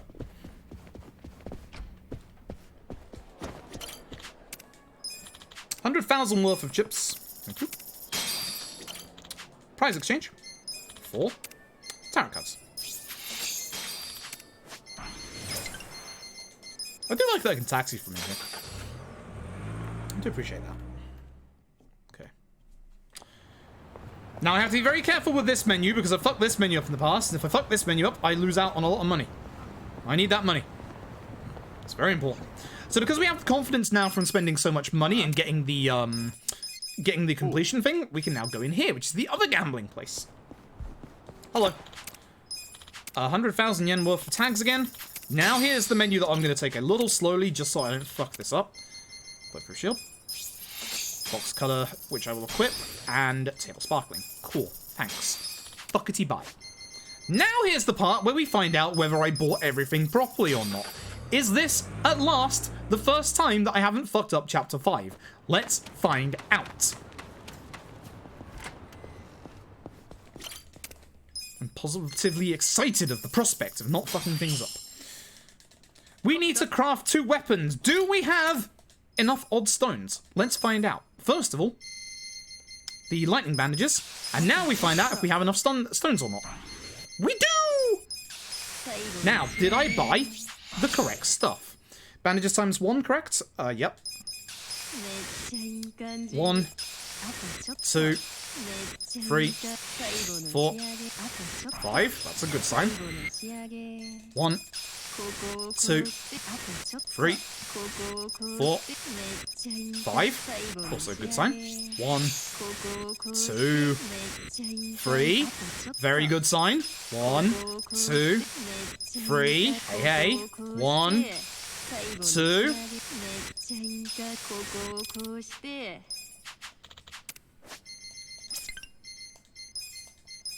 That's the good shit. That's the good shit right there. All right. That's the good shit. All right, let's go. It's time to do a little bit of job changing with our new personality stuff on Ichi and with Adachi at level 15. We can go and get the jobs we want. We're going to start with foreman. Change immediately to host.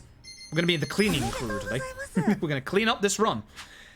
Adachi, enforcer, where you can be a security guard. And securely make sure this run continues. Foreman allows us to use demolish, which we're going to go and use literally right now. Here's an actual Christmas miracle. I am as surprised as everybody else. So with demolish, we're going to go and open up a shop straight away and buy a couple of items. There's probably going to be a fight spawn over here, which sucks because this is one of the worst spots for fight spawns in the entire run. Wow, we actually got lucky and we don't have one. 1, 2, 3, 4. You see it? I see it. Hello. Kappa Statue. Walk over here, smack the building. And now we're going to buy a couple of items. So, to begin with, 7 gold safe keys, 10 smoke bombs, 2 fancy business cards, which I'm going to equip to Itchy, 2 gambler's dice. Now I need to do a quick menu here. I need to equip the lighter and toy bracelet on Sayako. That's what I always forget to do. So the lighter and the toy bracelet, and then we need to go over to Eri and give her the hard leather boots. And with that... Cool. Let's go. We're going to start off with Gary Buster Holmes. We're going to guard on Eri. Very nice. 1 character left. Oh, well, it's time for a sparkling. Now, here's the thing. We need Eri to get to level 15 by the end of the next chapter, which means she needs a bit more experience. So, we're going to get her that experience beginning in this fight. As Adachi, we're going to go over here and we're going to give the Kiwami drink over to Eri, wherever the heck she is. We're going to rolling kick one of the workers, doesn't matter which, because he did. I probably should have gone for the one that has the stun gun. That would have been the smarter play. Essence attack team on the foreman. Sparking cannon on the foreman. Imagine going for the one that can stun you. Imagine being good at this game. He's going to ignite the dynamite. Sometimes this will explode on himself, which is kind of hilarious, not gonna lie. I'm going to strike down this guy in the hopes that he doesn't stun me. Fuck you. Golden kick.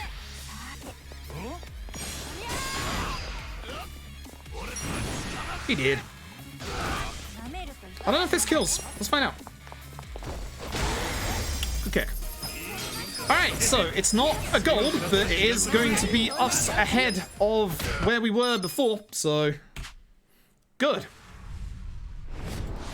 Fantastic, we're ahead. It's not a great run so far, but we're ahead. Good. How many Poundmasters does the run get? Quite a few, actually. Quite a few. Look around cautiously. Break chain by force. Now, hopefully we get a good fight here, because I've had a couple of instances where this fight has not gone optimally. We need a little bit of luck here. We're going to be using that remaining grenade we picked up back in Chapter 4. We're going to use it on... Might fuck up, actually, from here. I may have fucked up. No, that's good. Nice. I'm glad I changed target there, because I wasn't certain if that was going to work or not. I hate that move. It takes so long. Stack slap. The one instance of stack slap that we use. There we go. Now, the important thing to remember here is that it set Itchy back to his base class, which means we need to go back into his items and put back on the other fancy business card. And now for later on, we're going to pick up these 2 stand-down X's as single solo heals. I'm going to go into my skills, because real quick, I need to equip Rolling Kick, Thumbtack Scatter. Adachi, I am going to equip Straight Down and Shield Blast. And everyone else is fine for now.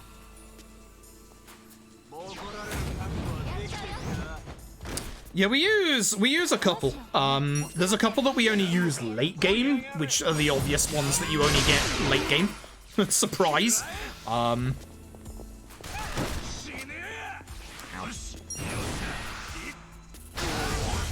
So, the ones that we 100% use a lot in this run are Gary Buster Holmes, Nancy, Robson, and Mr. Masochist. The ones that don't get used all the time or that much, but can be useful, are Gondarawa in a very specific fight in Chapter 14, because that didn't work in a smoke bomb. We want to come out of here with at least 5 smoke bombs remaining. You can come out of here with less. There is one fight you can run from, but it's a bit finicky. Hence why I like to have a couple more smoke bombs. Nice. So here's the nice thing about Eri as well, by the way. You'll probably notice that Eri doesn't take as long to run from fights as everybody else does. So not only is Eri going to be massively overpowered in fights, Eri's massively overpowered to run away from fights as well. Eri's a good lass. She is, again, one of the best teammates in this entire game. Look at this shit. She's in between two walls and she doesn't care. She's just running. That's our Eri. That is our Eri right there. Gondarawa is only going to possibly get used in one fight. Saejima will get used in two. Majima and Kiri will get used in one. That might not work. That should not have worked. I call absolute bullshit on that one. She walked right into the tarpaulin. That was absolute bullshit. Oops, this way. You can avoid this fight. Now, massive warning for the next fight. There are 3 fights in here where you're going to need to lower your volume. This is the first one. Lower your volume right now, because if this fight goes correctly, I'm about to break your ears. And I mean that. Lower your volume. I'm not playing around.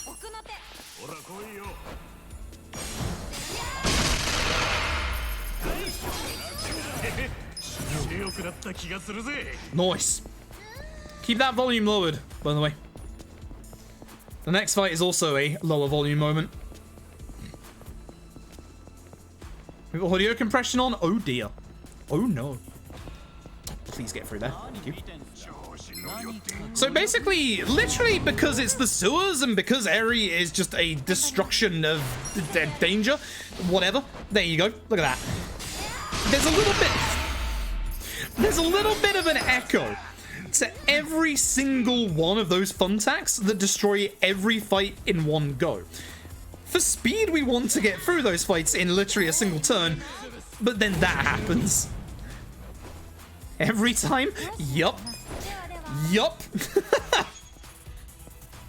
I don't have the ability to turn it down on my end. This is one of the reasons I would like a mixer, so that I can turn it down so you don't have to. But yeah, this place is not comfy. There's one more fight where we'll have to do that, but it's not going to turn up for a couple of minutes. Please don't. I messed up. Yep, I messed up. I'm going to use one of my smoke bombs because I messed up. You can avoid this fight by hugging the left there. I did not hug the left enough at the start of the fight. So that is a waste of a smoke bomb. And a waste of time, unfortunately. There is a mimic in this safe. We do not have to deal with it. We're just going to move straight by. But this set piece is going to take like a good 10-15 minutes, even just running away from everything but 3 fights. We're doing these 3 fights specifically because obviously Eri can deal with them in one hit, and we need the EXP from them for her to get to level 15 by the end of this chapter. Because if we can get her to level 15 by the end of this chapter, I will be able to show you just why she's so strong. I'm going the wrong way. Roto Monkey, thank you for the tier 1 sub. I appreciate it.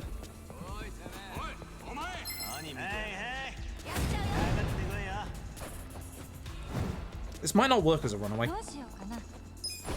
Okay, good. Wasn't sure how close she was to the doorway. I sometimes like walk a little bit more into the room there. Actually, I usually stick to the side. Oh well. I mean, if I was a good streamer, I would turn down the volume of this chapter before I get here, but I'm not a good streamer. I'm speedrunning over here. I can't do it on the fly. I have enough time during the chapter transition, but I'm lazy.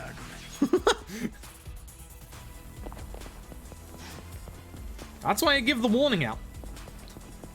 Can't blame me when I give out a warning. Please destroy your ears one more time. Don't worry about it. Oh god, I don't know. I really don't know what's up with my nasal passages today. This is awful. Ugh.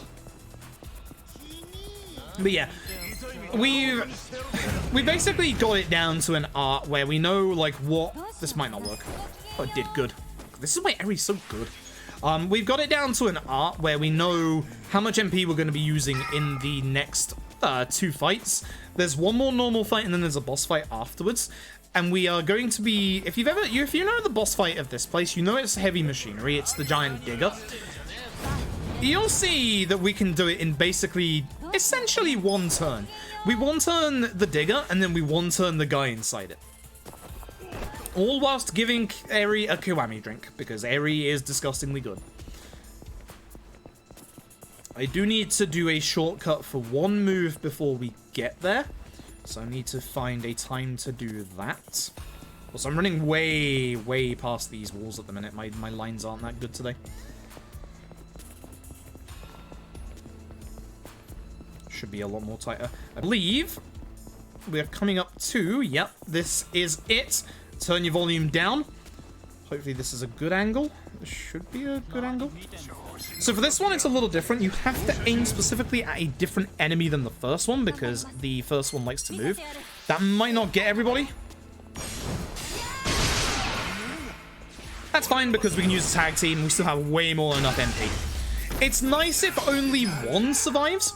If only one survives, obviously you can use tag team. If two survive, you can use the sparkling. If you've somehow gotten very, very unlucky and 3 of them have survived, panic.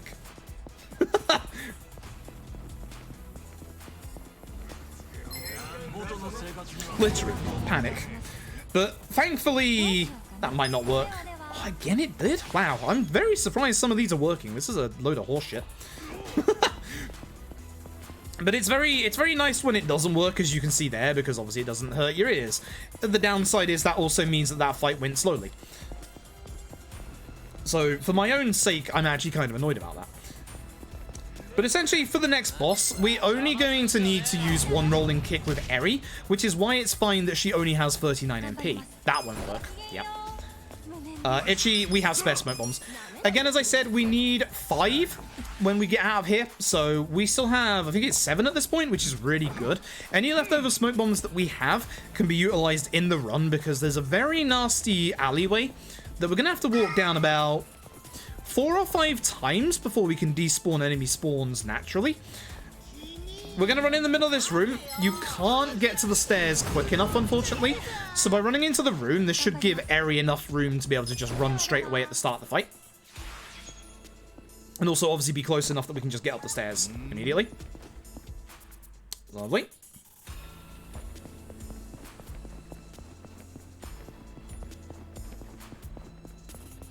But yeah, you can see that even in the speedrun, this place is just really long.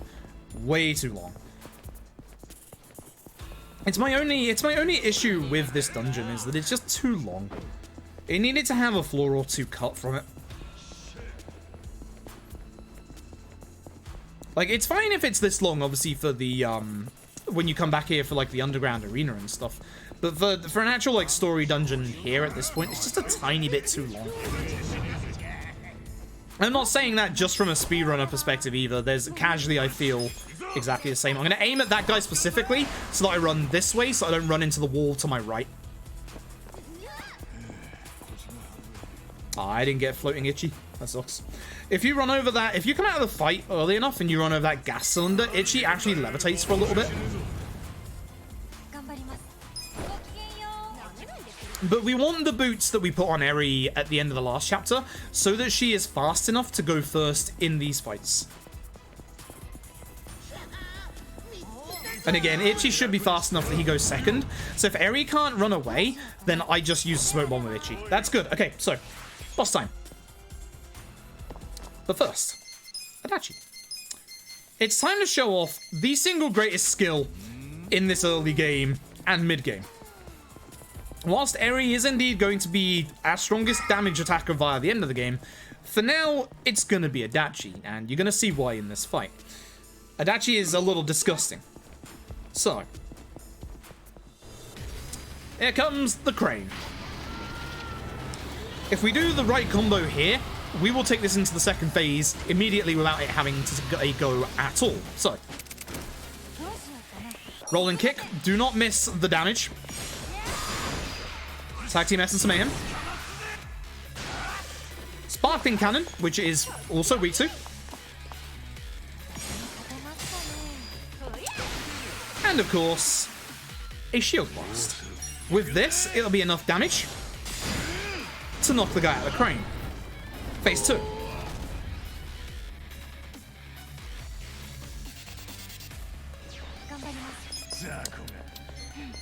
Eri's gonna Kiwami herself. She needs a little bit more EXP. Itchy's gonna tag team. This is gonna open up a wonderful opportune attack for Sayako. Now watch this damage.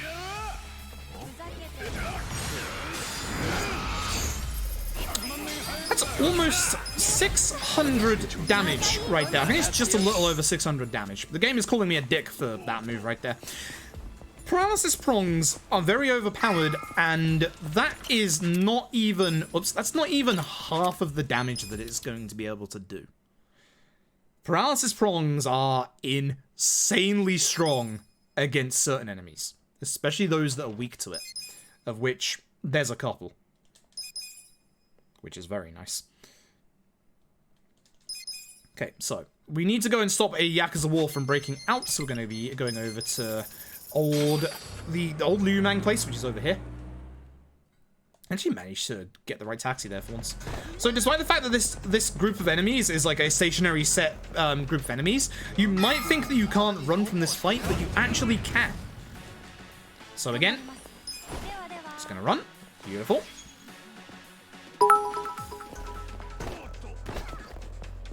Prong turn plant. What? Sandwich Kid, thank you for the bits. Alright, we're gonna head up these stairs.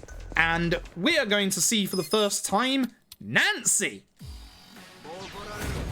We're going to start off by using, obviously, Thumbtack, because Eri should go first.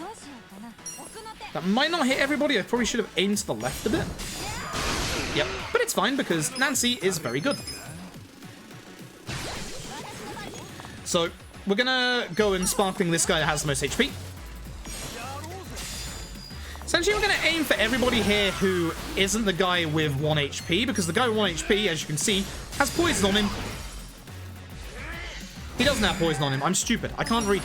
Don't worry about it. I don't have my glasses on. Fuck! Don't worry about me. I'm just stupid. We're going to use the Foreman ability to get in here again. And we're going to buy a couple of things from this lad. We're going to buy a superpower ring. I'm going to equip it to Eri. We're going to buy another superpower ring. Equip it to Eri. I'm going to buy another superpower ring. Equip it to Adachi. Yeah, surprise, a fourth one. And then we're also going to buy a... Where are we? A silver bracelet. And we're going to equip it to Eri. I hit the door. Don't worry about me. I'm just blind. Alright, so this should be a Gary Buster Holmes fight, I believe? I forgot to photo the Kappa statue again. Remind me later on I need to photo that Kappa statue, or we're in trouble. This should get all three, I hope.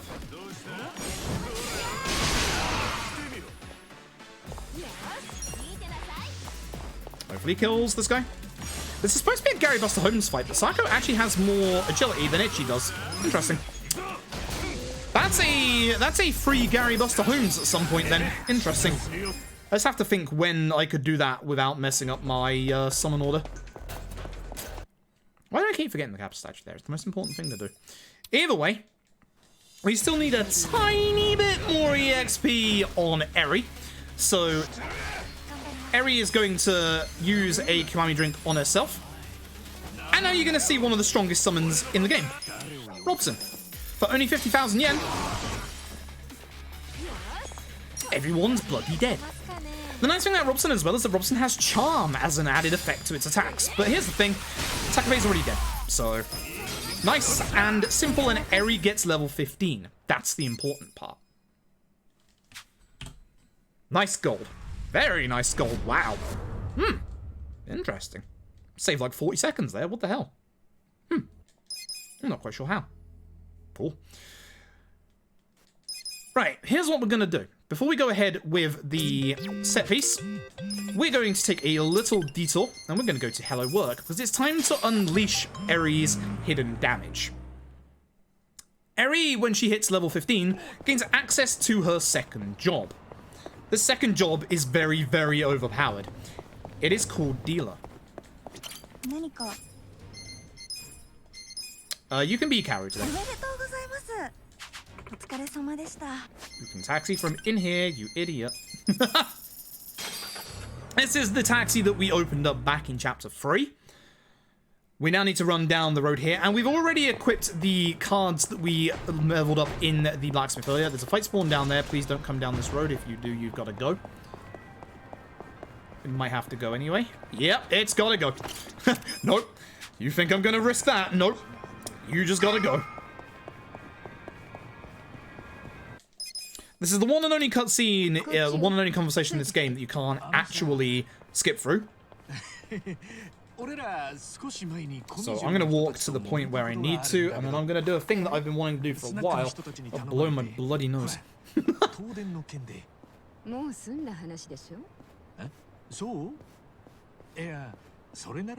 Right. Excuse me. I can't mute my microphone.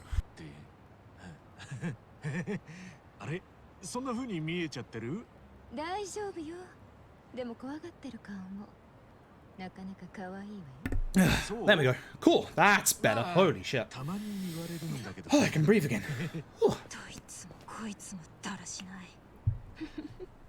They're on good so far. Actually, kind of yes.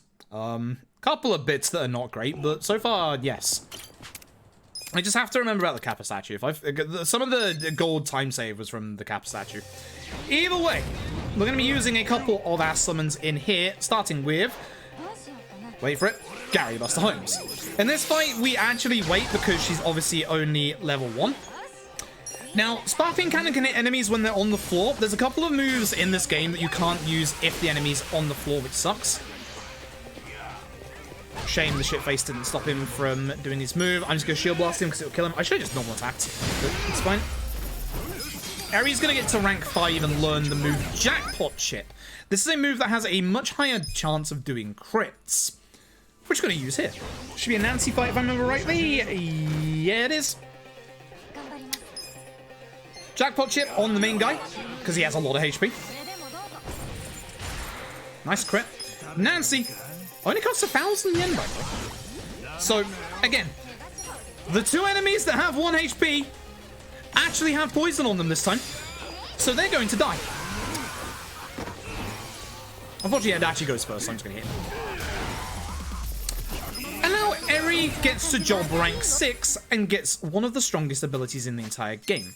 We're going to equip Jackpot Chip here, and we're going to equip Dart Airstrike here. Dart Airstrike is insanely strong. And I mean insanely strong. It's a free hit AoE attack. If there is no multiple enemies in the fight, it will hit that same target 3 times. And it is very, very strong. This is literally how I got through my casual playthrough, was Dart Airstrike. So, let's carry on. What's over here? Am I going to try the mouse here? I probably should, but I'm not going to. So, using the mouse for any of the investigative sections is a little quicker. Unfortunately, it remembers if you invert your camera or not, which I do because I'm a dirty camera inverter on control. Please? Where's my E-key? Thanks. See, as you can see, it's way faster to spin around with. There is a little bit of delay after you get one person, so you'd have to be a little careful. I hate the fact that you remember my inversion. Ugh, terrible. Yeah, I invert my camera. I'm a disgusting inverted camera person. You can blame GoldenEye on the N64 for that one. Guard, Robson, easy peasy, fight's over. If you've had an unfortunate part where you had to revive like Adachi in the fight where we had to use Robson, there is a free res item behind you, but you shouldn't have to, so you don't really need that. There is also another free res item in here. This is the last fight in here, but again, it's one of those fights we can actually run away from using a smoke bomb. You can actually run away from this just normally, but if we have the spare smoke bombs, which we do, we have 2 spare smoke bombs at this point, then you can just use that and get a guaranteed runaway. It's a little bit of a weird angle. We're going to get this protector here, which we're going to immediately put on Adachi, because Adachi should hopefully be taking 2 hits here. Well, actually, hopefully he won't. Hopefully we'll actually get a lucky hit with Sparkling Cannon. But that isn't something that you should ever aim for. If you want another first aid kit, there is one on the right-hand side here. That box right there. Which, if this was a marathon, I would probably pick that up. But PB pace? Nah. Nah, no need. Time for my boy Jungi Han. It's time for you to see just what I mean by darts being overpowered against one-on-one fights. We're going to do a very specific set of moves in this fight. We're going to start with that airstrike, and as you'll see, look at all the damage it does. Yup. Alright, he goes first, which means Divine Shot. This is going to hurt. That can almost kill Sayako, but thankfully I actually managed to get off the Perfect Guard. Itchy's HP, however. Now here's the nice thing. Jungi-Han attacks the person closest to him, which by using Paralysis Prongs with Adachi means that he'll go for Adachi. Poison. Interesting. It's a little unfortunate because it means Adachi's turn is going to take a tiny bit longer to come out, but that's fine. Darts. Tag Team Messes of Mayhem. Nope, Sparkling Cannon. Don't you mess this up.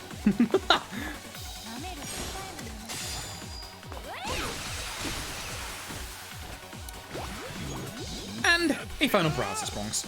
That's why getting poisoned is a little unfortunate, because it takes a couple of extra seconds to be able to get around to Adachi's turn. Everybody levels up, so we don't have to worry about healing at all here. So Namba's going to leave the party for a good couple of chapters at this point. This one should be a Gary Buster Holmes fight. Again, as I said, Dart Airstrike, also good for AoE. Gary Buster Holmes.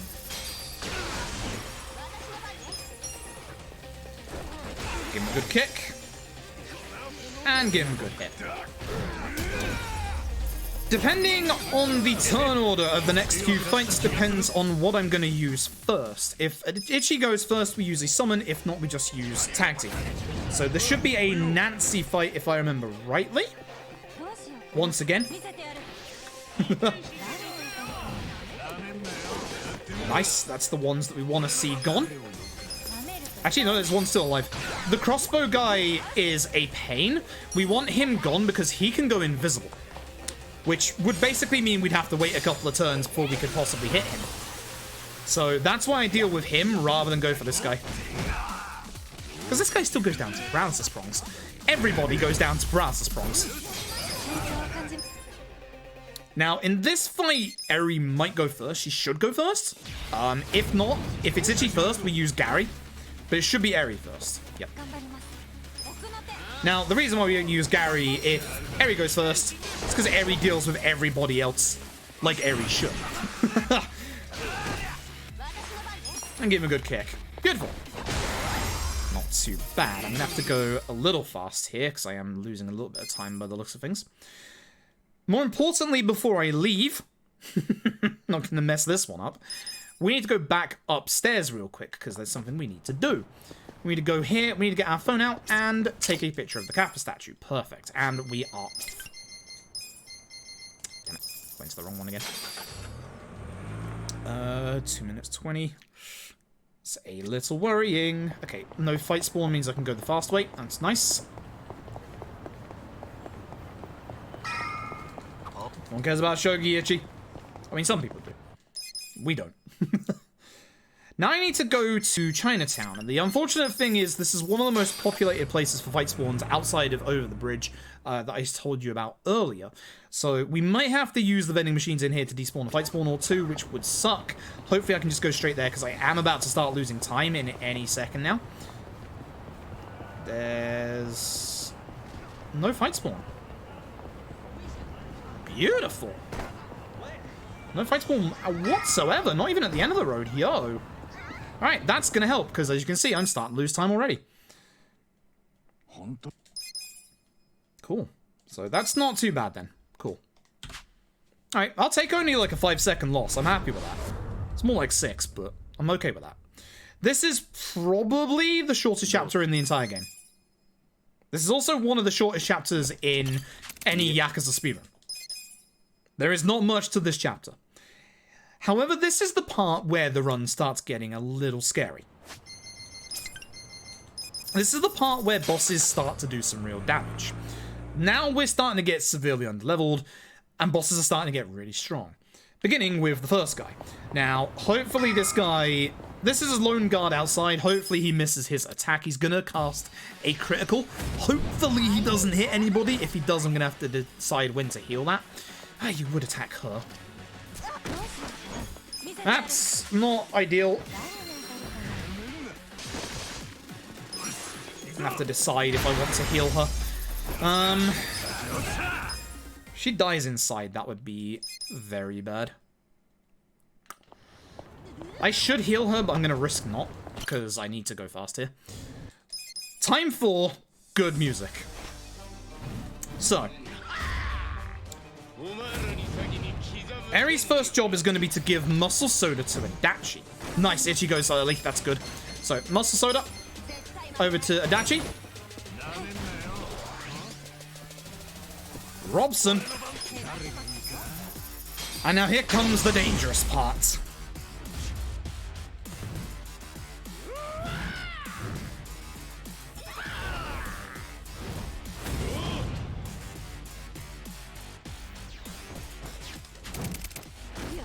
Start off with a sparkling cannon. Now, you might be wondering why we give the muscle soda to Adachi.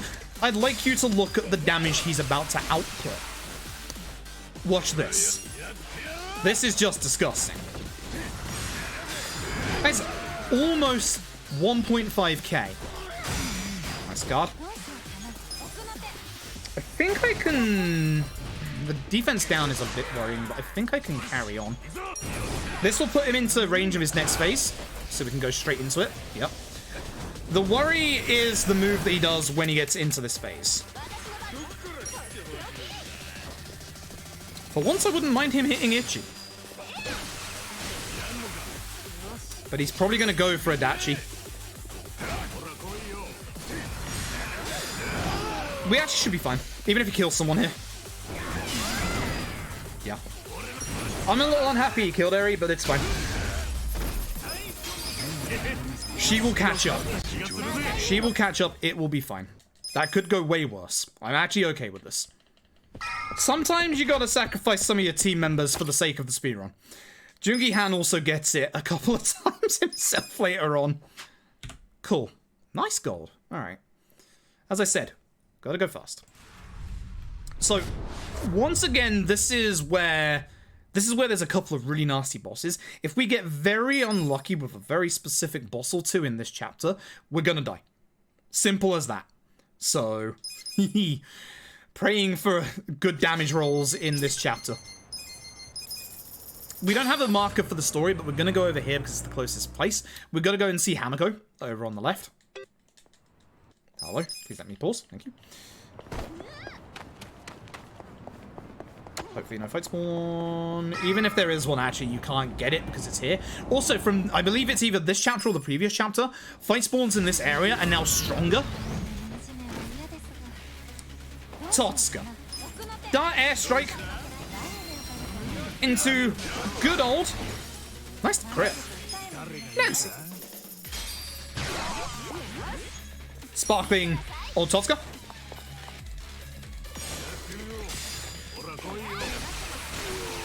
Goes. There he goes again. Just gonna shield blast this guy. Doesn't matter that he doesn't die. I've really got the other guy to make sure that I would have had one less enemy attack here, but oh well.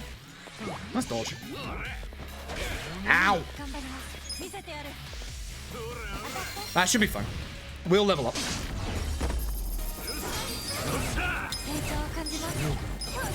Right.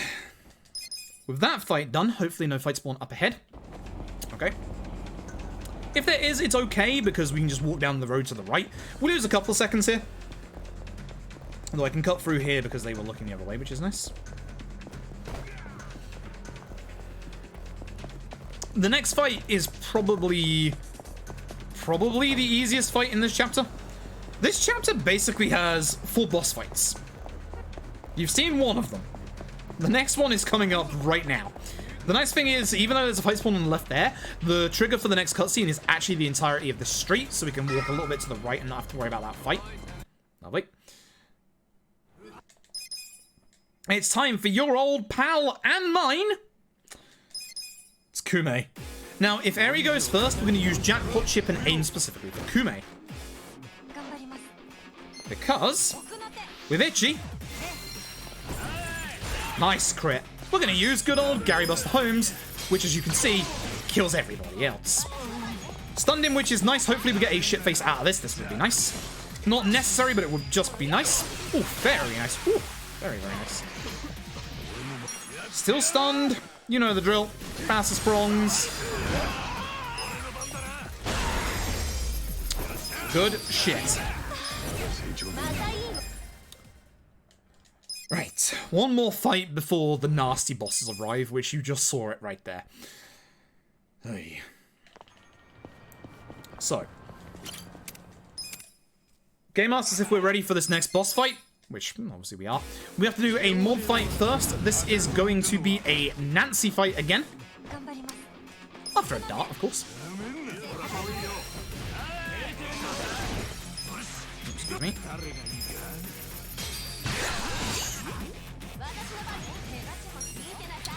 Probably aim for the main guy rather than this guy. I could have had a good shield blast opportunity if I hadn't aimed for that guy. Hit this guy with paralysis just in case. He shouldn't survive, but, you know. He won't survive this. As I said, darts on single target is insanely strong, which is good because you're about to see that in action. Oh boy, here comes a hard fight. Again, hopefully we get good damage rolls here, because if we do enough damage in the first phase, we can skip through the second phase, but it's wholly reliant if we get lucky here. So. Darts.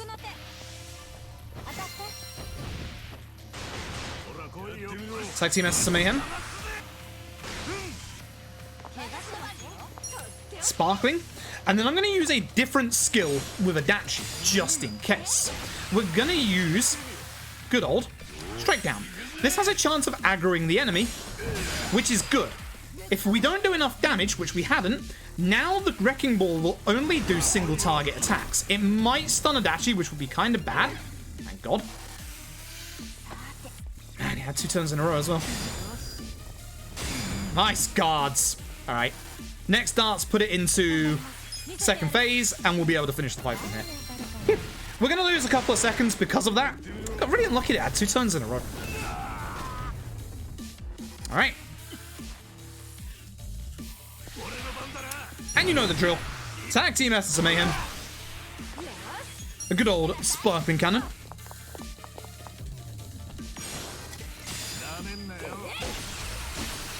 I think you can tell that Paralysis Prongs is about to do a shit ton of damage.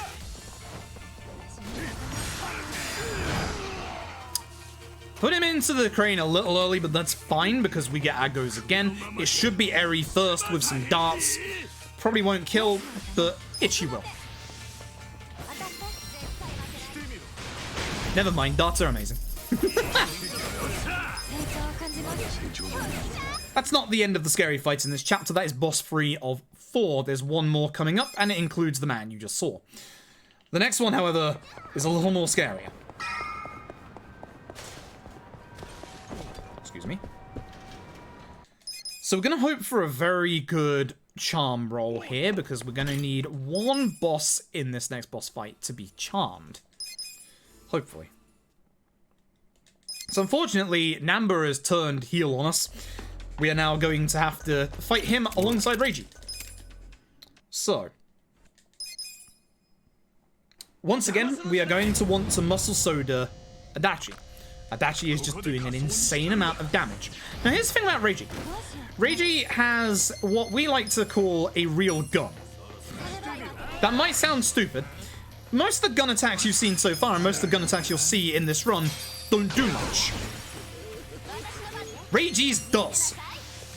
So hopefully he actually counters Psycho here, because that would stop him from potentially using Gunshot. Nice. Please don't get feared from this. Nice dodge. Right, we got a good fight in our hands. So, Paralysis Prongs, because as you can see, that's 2k worth of damage. Here's your Gunshot. If that hits one of the characters that doesn't have that much defense on them, they're in trouble. Did that just double crit? Now, I'm sorry, did you just double... I'm sorry, did you just double crit Namba?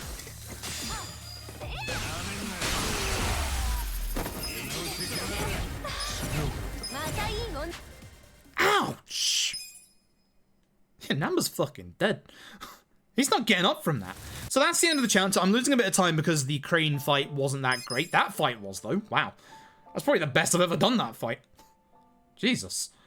Eri was just like, this man, fuck this man. Turns tail on us, fuck this man. I told you that Eri was insanely good, didn't I? Either way, oh baby. Sayako, I told you a couple of times, is very, very good, but Sayako's going to take a back seat for a little while. Sayako's going to just stew around for a little bit because we're about to get somebody way stronger. But first, Bleach Japan. This is a Gary Buster Holmes fight. Start off with some darts. Ooh, Sayako gets to go before Ichi. Interesting. I'm gonna hit the main guy with this because he'll survive. Actually, he might not because he got hit by a dart. Probably should have aimed for someone else. Oh well. Gary Buster Holmes, you know the drill.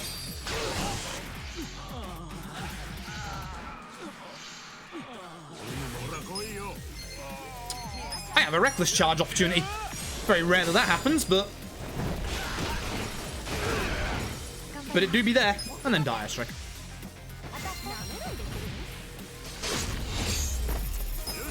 And with that, Sayako is going to disappear from the party for a tiny bit because we're about to get party member number 6. It's my boy.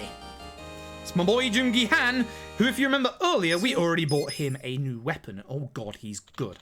Oh god, he's very good. So, do the thing that we always do whenever we get a new party member. We're going to shortcut head trauma and rapid shot. We're going to go to his gear. We're going to do this, and we're going to put on him Eri's superpower rings. We are then going to go over to Eri, and we're going to put on the Gambler's Ties to get more job EXP for Gambler. We're then going to go to party, we're going to edit, we're going to remove Sayako for Jungi Han. The important part here, once again, is that Adachi is in the 3rd position. Very important. So Jungi Han is about to shit out damage for only 6 MP. If you've ever played this game, you might know the absolute amazement that is head trauma. And if you don't, this is head trauma. For 6 MP, man murders. There's another damage stack to that you haven't seen. But this is a Nancy fight. This actually... Is this a fight I could use Gary in? No, because I use Gary in the next fight. Oh no, counter. Ow. I missed a shield. Oh, you know, I missed a shield blast opportunity. Had it for a second, then it went. But head trauma. Shame. I would have liked Eri to be the one that started the next round, but never mind. Zang. He's back once again. We're going to start off with, because it's going to be Ichi in first, we're going to start off with a tag team. Again, if I have an opportunity, I'll use a shield blast to take care of some enemies. Though I should really be using paralysis prongs against him here. Head trauma. You'll see the damage here. 6 MP. 6. For that. It's the good shit. Oh no, he's attacking Ichi. That is actually kind of nasty. I should actually be a little worried about that. Oh, the paralysis prongs. So the good order that you want in these fights is Jungi Han into Adachi and not the other way around. Oof, my god. I spoke about it a little earlier. There are certain skills where the enemy needs to be standing up for you to be able to hit them properly with. Head trauma is one of them. It's basically the main one. And we need 3 more smoke bombs for this bit. Hence why we have 2 spare smoke bombs. Quite nice.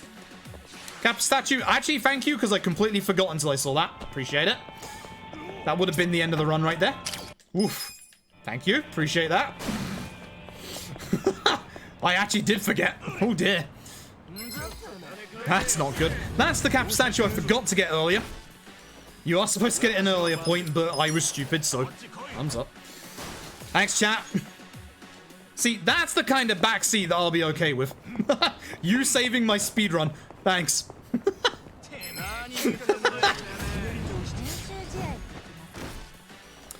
And now we snowball out. There is a premium first aid kit behind us. We're actually doing okay for stuff at the minute that I'm not going to bother with it. Might be a bit of a risk. We'll find out. Anyway, here comes our next big set piece. And oh boy, this place is scary. So, we're going to start off by head traumering the main guy. Again, the damage. God. And this is a Gary Buster Holmes. Crits as well.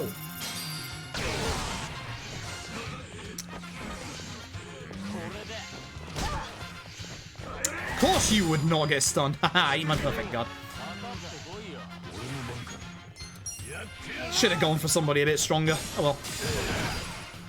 Never mind. So, because this guy is next to a wall, I'm going to intentionally hit him with a head trauma. Oh, fuck, that's bad. Which means that I'm now not going to dart everybody. That's the trouble with head trauma. You hit some furniture into people, it's not going to work. Oh, fuck, this is actually a terrible fight. Wow, we're going to lose time. We're going to lose a lot of time. Ouch. Oh, damn. You get to hear the good music at least, but bad fight. Very bad fight. You need to end it with the dart attack from Eri there. That's very bad. Wow. Alright. Eri, ultimate. Give her the helmet. She's gonna need it. This fight, nice and easy. You just use real life logic. We're in a kitchen, there's a bunch of chefs. What do chefs not want coming into their kitchen? Animals. They work with lobsters, so it isn't that one. It is, of course, Robson. Because Eri did not level up, I am going to heal here. Good. Excuse me. Sir. Sir. Sir. Unbelievable. This man right here. Here comes probably the scariest fight in this entire place. Shouldn't be too hard, hopefully. We want this guy to aim for not her. Aim for Adachi. Of all the characters, not her.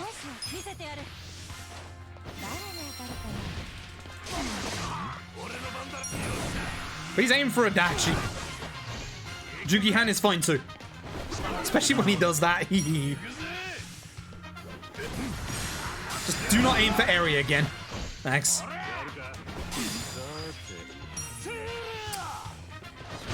Here comes the hard part. And Eri is unfortunately a little damaged, so I have to be a little careful here. This next fight. There is a gimmick to this fight. This tiger will only attack the last person who attacks it. With that, we can actually accurately make it go for certain people. Now, here's the other thing. The only person that does good damage to it is Eri. So, you know what we're going to do. We're going to Muscle Soda Eri. Now, here's the nice thing. We can see via our turn list that Eri's going next. So, with Adachi, we're going to transfer Shield over to Eri and give her a massive defense increase. This is why we wanted him to attack Adachi, because in this fight, we're not going to use Adachi. We might, but the ones we're going to use are Jugi-Han and Eri. Because Dark Airstrike is insane. Now, here's a problem to this fight. Our old tiger friend here. I probably should have healed Eri, honestly. Maybe a mistake. Yeah, he's going for Jugi-Han, that's fine. Our tiger friend here has a very specific status effect he can deal with one of his attacks, which is Fear. I'm actually going to heal Eri. You know what? No, I'm going to use the mismatch. I don't need to heal that much. This tiger's going fucking insane. We just need Eri to get around to her next turn. Do not fear. Shit. Okay. More importantly, we get that fear off of Eri straight away. Actually, I have to attack, otherwise it's going to hit her again. But one of the other two will use that thing that we picked up earlier. Oh, shit. It's her turn next. Yeah, that's why this is bad. That's why this is bad. Actually, I probably could have done that with Jungi-han. Oh well. Shit. Slow fight. Slow fight. Anytime you get fear, it's a slow fight. I don't want Ichi to potentially die, so... Yeah. We lost a turn of darts, which is why, literally... Yeah. See? That sucks. That really sucks. But that's the reason why we buy those mental supplements. If the tiger tries to fear Eri in one of the earlier turns, we'll actually just get to use that early, and then you can basically get rid of that. We're going to lose time in this split, and we're going to lose a lot of time in this split. That actually sucks. Excuse me, please open this. Itchy.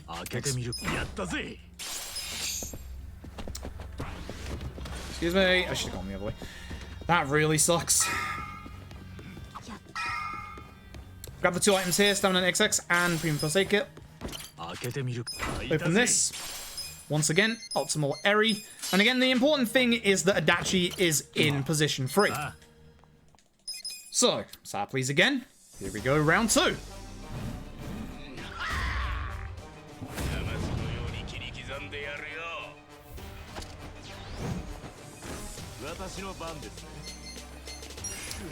Henchroom and Mabuchi. Do I jackpot or do I dance, don't I? Yeah, I dance. This is a Gary Buster Holmes fight. Unfortunately, one of them is going to get to go before Gary. Sucks. That's fine. Hit him. I'm okay with this.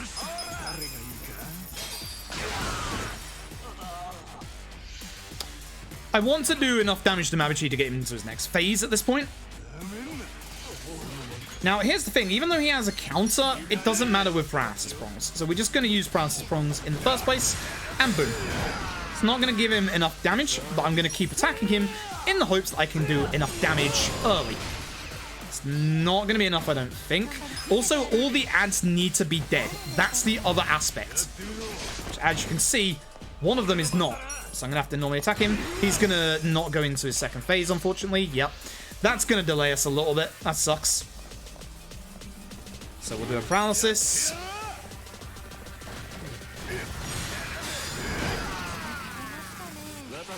I don't know why I'm normally attacking.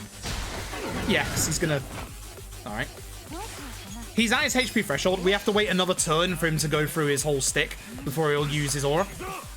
There it is. Now we can carry on attacking him. That sucks. Oh well. Sometimes you can get just enough damage that you can actually like get him into that turn before you have to wait through the turns there. So it's a little unfortunate when you don't. This will not kill, but he'll be close to it. Unless, of course, it crits. Okay. That makes up for not damaging earlier.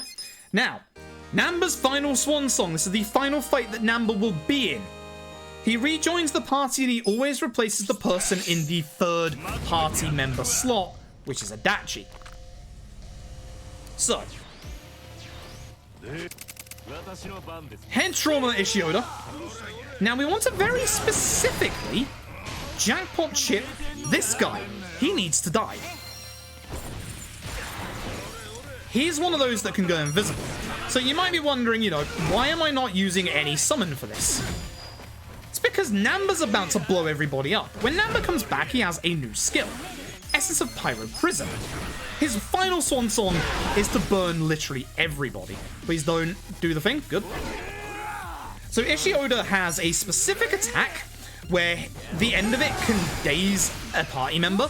That's going to become a problem later on, by the way. I missed a dart because Ishioda was too close to a wall. That's something that can happen. And with this, Namba did not die in the run. That's the move. Jungi-han's probably stunned after this. Yeah. I'd rather have him stunned in this fight than later on, though. We have one more ragey fight later on, which... Yep. It's kind of scary. Oh, fuck.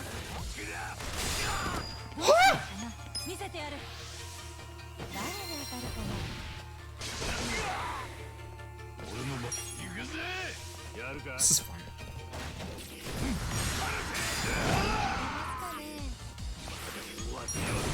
I shouldn't be risking this. But I know he's snapping out of it, and here comes Eri afterwards. Woo, baby! Fights that make you shit yourself. This one.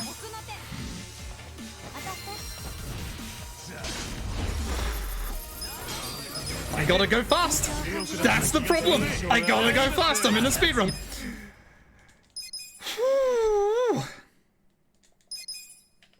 Jesus Christ.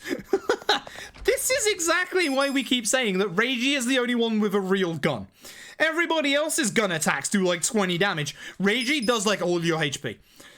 The second I saw him go on Ichi, I knew there that it was bad timing. Alright, now don't panic because we have a couple of things left to do in this chapter. We have a couple of Kappa statues left to grab, one of which we're going to grab right here. Ooh, baby. God, this run gets scary at times. Kappa statue over there. Doesn't matter if there's a fight spawn down here. There isn't this time, but we're just going to run down here anyway because there is this substory. If there was a fight spawn, this substory would despawn it. Good God. We're going to go and we're going to wake up over in Bar Survive, where we're going to turn around and we're going to find our final Kappa statue. That one should have been the penultimate one, and this one should have given us the award. But because I accidentally took a bad picture earlier, there you go. Alright, now we go and speak to Namba. Welcome back, Namba. You're never getting back in the party. Nope, we're gonna go see Hobo Chief. I'm losing time over gold, and I'm probably gonna lose time in this chapter. But honestly, I'm just glad to be alive at this point. Very glad to be alive at this point. Oh, hello, Bad Fight Spawn. How are you doing? Good. And then we finalize the chapter by going over to Chinatown. I'm gonna need to get lucky on my fight spawns here so I don't lose too much time.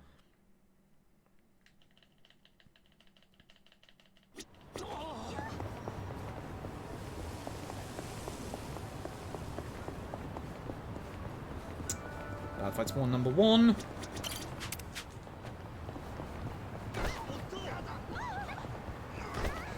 Okay, good. One bad fight spawn. I'll take one bad fight spawn. Sometimes you can get a refight spawn there after the first fight spawn. So I'm going to lose about 10 seconds-ish. 12-ish. It's fine. Could have been death, so I will take that. We're almost time. Here we go. We're getting there. Chapter 11. Chapter 11. We're going to do a couple of things in this chapter, just ahead of time. Our final party member, Chow, who doesn't get used in the slightest. He has one use in this entire run, but you will never see him in a fight. The problem is that he joins far too late, and he doesn't have any good skills that nobody else can already do. So unfortunately for our boy, he's not gonna get used. Like, everyone else can do everything better. For elemental attacks, we have Ichi, Adachi, Sayako. For physical attacks, we have the likes of, obviously, Jungi Han, Adachi, Eri. So, unfortunately, he doesn't get a chance to shine. But he is going to be used in this run. Before we go over to the place, we're going to start this. We need to do a couple of SOS quests before we are able to finish Chapter 12. It's not story related, but it is something that we want to do. So, Dark Air Strike. Shame. That was a bad RNG roll. You want that guy, the Berserker, to get hit twice. If you pause early enough here, you can actually skip those parts. Then we do this. We have to... The young master is in town. We want to go and meet him. We need to try and find out where his entourage is, which is in a car park. So we're going to go and do that real quick. That's it. Yep. Heck. We are going to go in here, and we're going to see that the car park is unfortunately closed. Drunk Adachi, however, managed to stumble into a way to get down there before. This is one of the points where I'm going to have to keep an eye on my mini-map, because this is where you can get a very nasty fight spawn. And it doesn't pop in straight away. Okay, that's good. It can spawn right here. That's the reason why it's kind of nasty, is because it can just pop in and, like, be really late. This is a nice, quick fight. We are going to guard until Ichi's turn. So, no darts. No gun. Only Robson. And, of course, I love the old Shield Blast. No paralysis this time, because Shield Blast does the job. And with that, the young master has agreed to meet us over at Otohime Land. However, before we do that, very, very importantly, there is one final sub-story that we have to go and do. If we don't do this sub-story, we can still finish the run, but it's going to get very, very hard, and we're going to lose a lot of time. Keep an eye out for a fight spawn here. It's there. I'm going to try and get rid of it with the taxi. Please work. Please work. Good. We want to go around the side here. The trouble with this bit here is that there's a kill board that spawns right here. There's sometimes one at the top as well, which is why we don't just taxi up to the top part. But yes, our final sub-story is Mr. Masochist. Mr. Masochist is one of the strongest summons that you can get in this game. It's very, very overpowered. It's the reason why we can survive some of the late game fights very, very underleveled.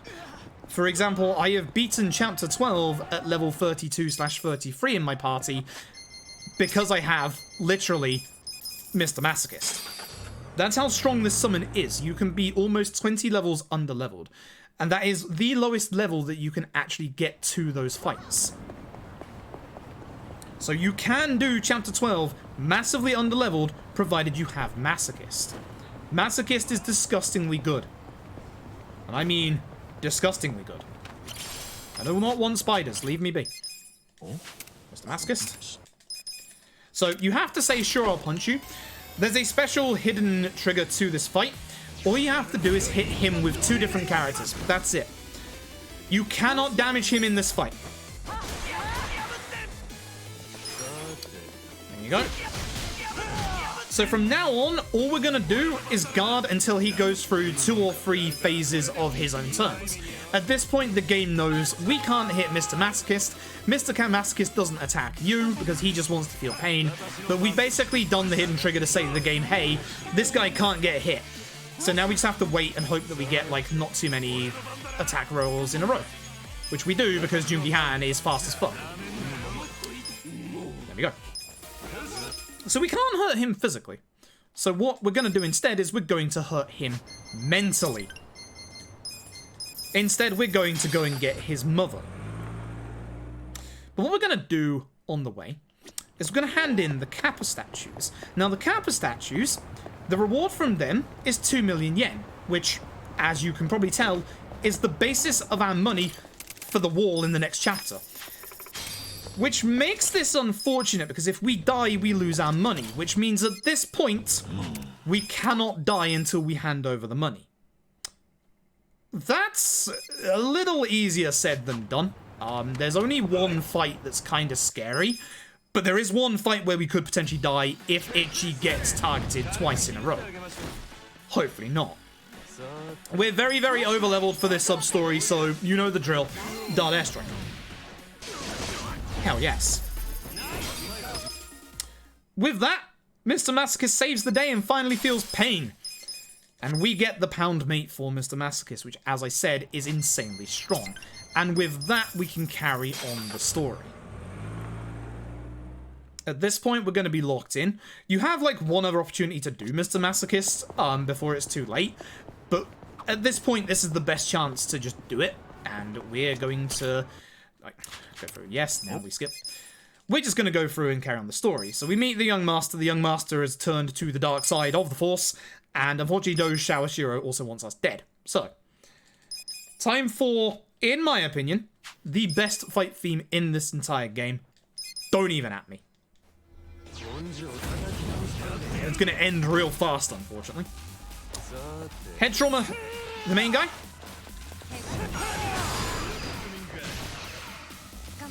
darts. Work it, fix it, rock it.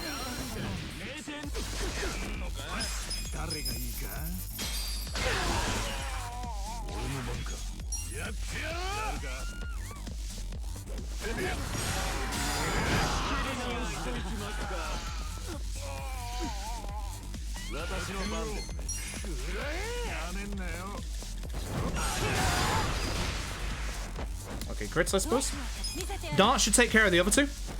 So in this set of fights, the thing that we need to be very, very careful of is everybody's MP levels.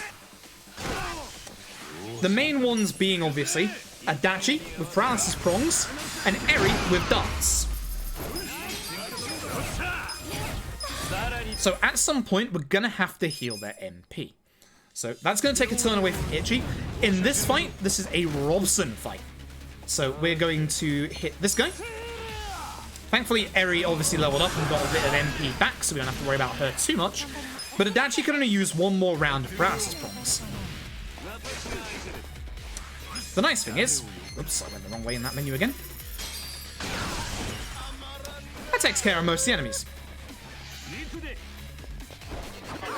We don't have to worry about him being alive. We have one more paralysis after this, which is nice. Again, head trauma, you have to wait for the enemy to be standing, so unfortunately we have to wait for him to start standing up before we can actually use the attack. It's a little bit of a delay, but it's fine. Dart should take care of this guy.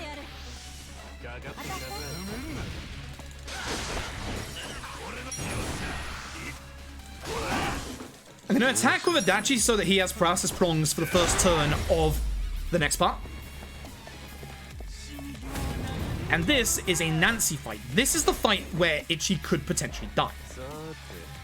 Now, Matoba. Matoba has a resistance to darts, which is very important. We use it once to get them to low enough HP that Nancy will do the job, and also hopefully poison Matoba. It did not. Oh, it did actually. Again, I'm blind. Now, because darts he has resistance to, instead, we'll jackpot shit. We're hoping for some good crits. Unfortunately, not a good crit. Good, he's aiming for Adachi. Adachi's a fine target to aim for because Adachi has the most HP and the most defense out of everybody. We're going to use a special lunchbox. That gets 200 MP back as well. It's not for the healing, it's more for the MP. And again, we just have to remember not to use darts in this fight. I need to go reasonably fast here. Looking at my time. Good crit, thank you.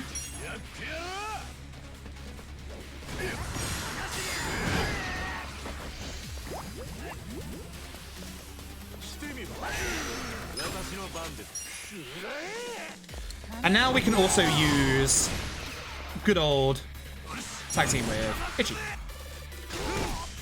Again, just don't use darts, and we end the fight fast. Good crit. He's dead, 100%. Cool. Good stuff. Losing a bit of time. Ouch. I don't think it was that bad of a fight. Okay. I wonder where else I lost that time. I don't think anything went that badly in that chapter. Apart from, oh, the SOS quest, I suppose. Yeah, the SOS quest lost us a little bit of time. Here we go. Here we go. Here we go. We are going to need to go to Can Quest. We are going to have to do some very specific quests along the way.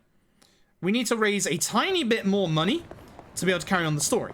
So, what we're going to do is we're going to go over to the pawn shop because we need to unlock it to be able to sell some stuff. They're walking towards me, which is unfortunate. Please don't get to fight me. Shit. That sucks. I don't think I can run from here. I did. Wow. Good job, Jungi Han. I should have used one of my spare smoke bombs there. But oh well. It's going to lose us a little bit of time. That sucks. Alright, so the secret to this fight is that the guy in the middle does not die to a single dart, so we have to hit him first with Jungi Han, and then we use Dart Airstrike.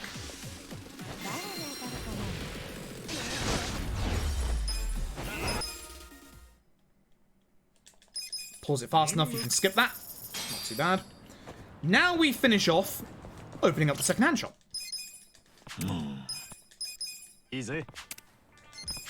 One of those options makes this a lot slower. I think it's the first one. This is just a long load. It's not the game crashing or anything. This one, for some reason, just has a long load.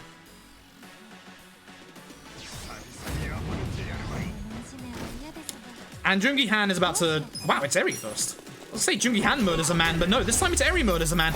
Okay, that's rare. It's usually Jungi Han first. Her agility is quite high. We're actually going to be dealing with that in this chapter.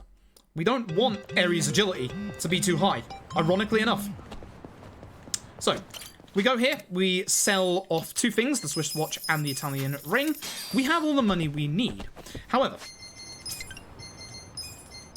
one more thing we need to do before that.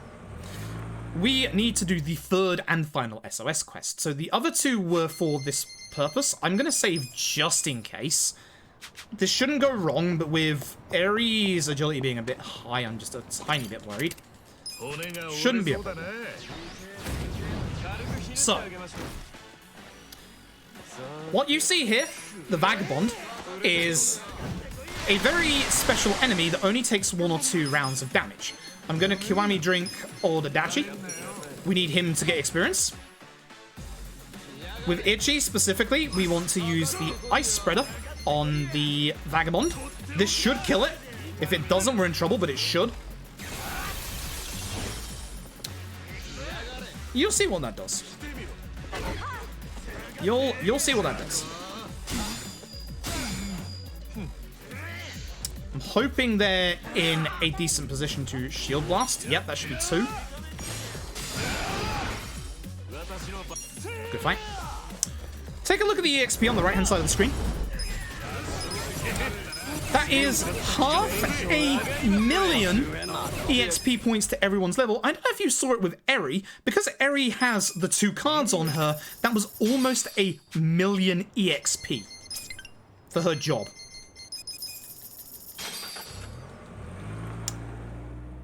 That is an insane amount of experience. That puts us at a very good level for everybody going into this chapter. We're not quite done leveling just yet.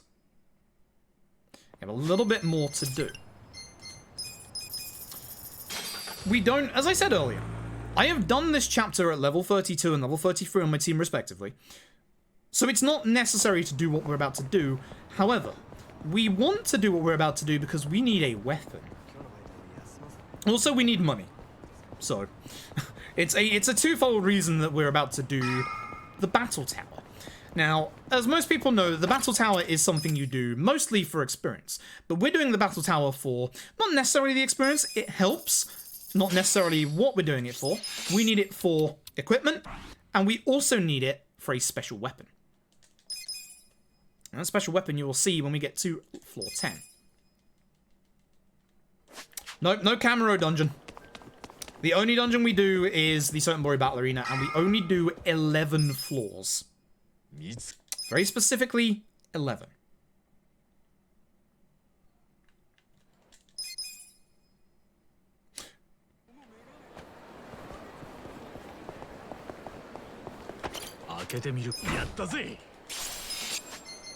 That's interesting.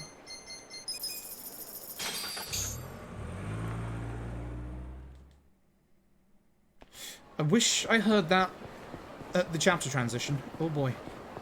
That's my mother, and she does not sound too good.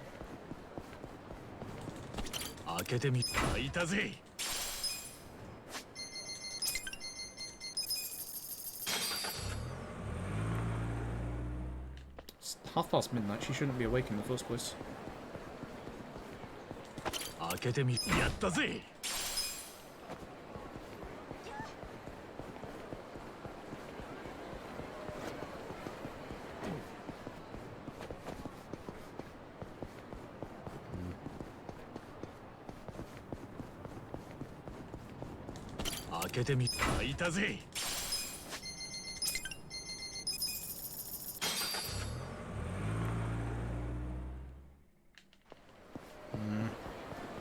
Should be fine. Should be fine. I'm just going to keep an ear out just in case. Alright, so we're grabbing a couple of items as we go around Old Sunbury. We're going to grab 2 items very specifically here. You're going to see a lot of these. It is the rocket launchers. Thank you very much. We're now going to get stuck by a dachi. I can't taxi in here, you piece of shit.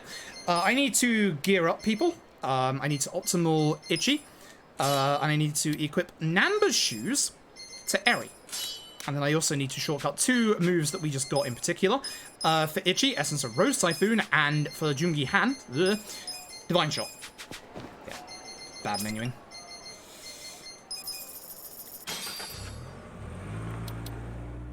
Yeah. Sorry, bit flustered after hearing that. Now we do the Battle Arena. So, you're going to see a set of moves that we use a lot in the run.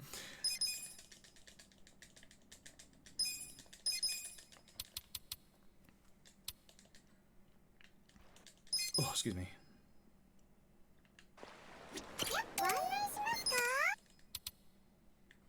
Cool.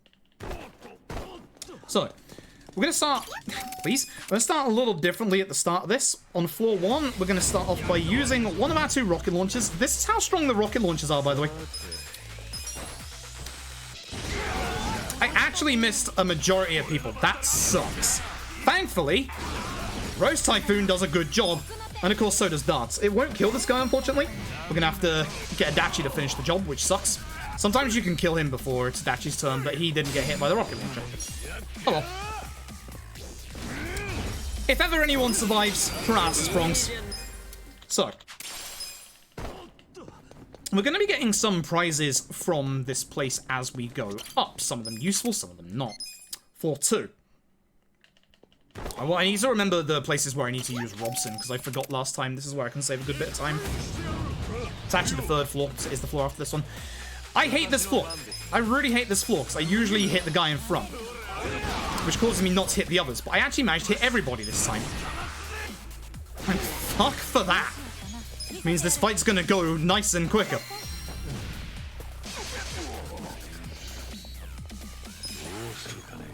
I'm glad he's charmed. I'm very glad he's charmed. Hey! That was floor 2. We're now going to be heading to floor 3. I like saying the floors out loud so I don't forget which floor I'm on. That's Bug Delivery Free 1. That allows you to get the Hariti's Amulet, which despawns every single enemy in the game. However, you can get the Hariti's Amulet in here at floor 11. And we're going up to floor 10 anyway. So, we might as well. Divine Shot. I actually was supposed to HT main, but oh well. Robson. Into Darts. I was supposed to HT because it would kill the guy, but it's fine. We'll still just crash the sprongs. Yeah, he's dead anyway. That's fine. Not too bad. It's not as bad as it could be. That's fine. Honestly, Divine isn't a bad thing to mess up with because at least you hit people with Divine. Floor 4, you're now going to see the first of the moveset that you will be seeing for the vast majority of the speedrun. You'll see why. It's very, very strong and overpowered. We are going to start with Divine Shot, because Divine is Junki Han's AoE attack that, as you can see, is dumb strong. Essence of Rose Typhoon. Oh boy, there's 2 enemies left. Dart Airstrike. Lovely. So, that was floor 4. Next up is going to be floor 5. And as of floor 5, we're going to be grabbing every single prize that's available. Every single weapon from floor 5 onwards until we leave here is going to sell for 1 million yen. Which is very important because we're going to use that for blacksmith shenanigans. Ooh. Divine. Ah, crap. Rose. Darts. This guy might survive. Sometimes he do. Sometimes he do survive, at which point paralysis prongs. You know the drill. You should know this by now.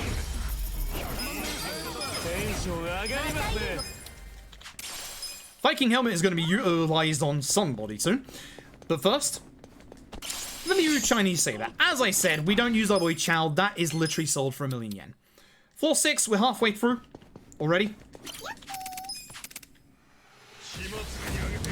It's floor 7 that I need to Robson. That's what I need to remember. So, Divine. Also, one of these might survive as well. Also depends if they walk out of range of Divine, because they can. They actually can. This is annoying. He'll probably survive. Nah, not too bad. I can just attack him normally. Nice crits. Not necessary, but I will take extra crits. I will never complain about extra crits. So we're going to get a couple of equipment items in here. The professional overalls is our first one. This is Robson, you moron. Don't forget. This is Robson. This is Robson. Do not forget.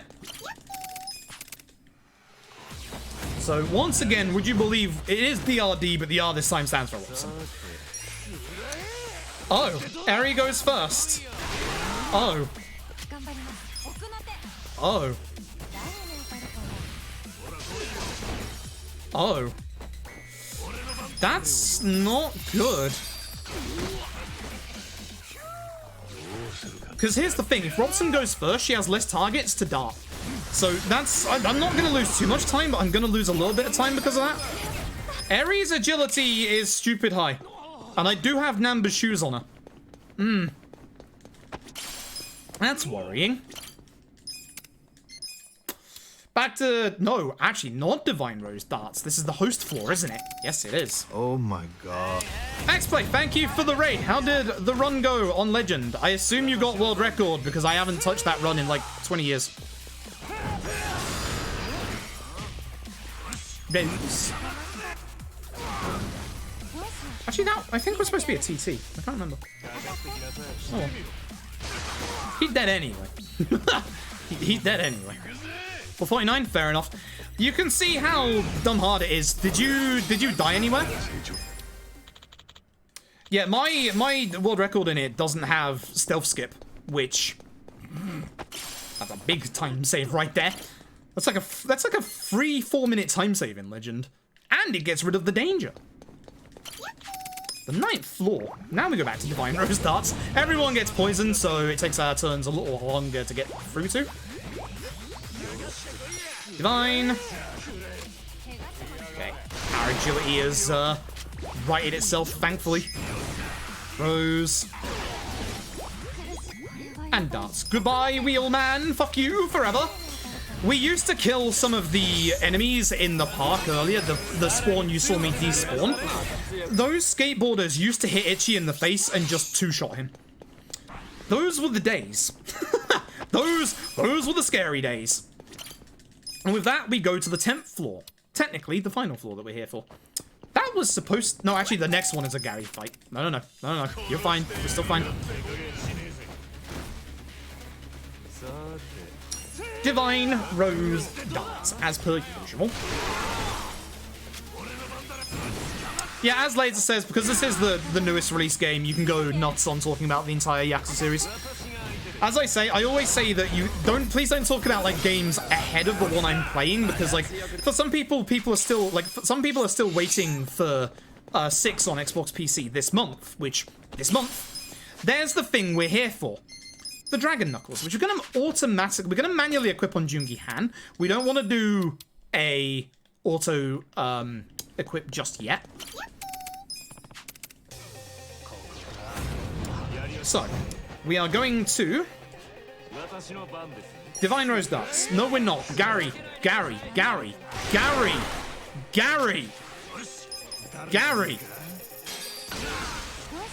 And then we die.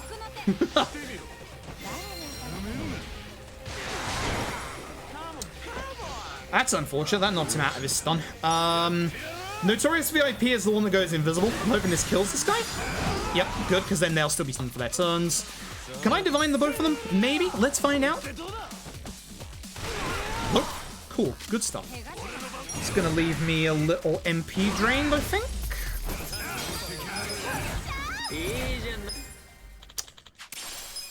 That is going to leave me a little MP drained. I think we use the high density metal in a weapon upgrade, but here we get the Hariti's Amulet. The Hariti's Amulet, as I mentioned earlier, is very important because the Hariti's Amulet despawns all fight spawns in the game.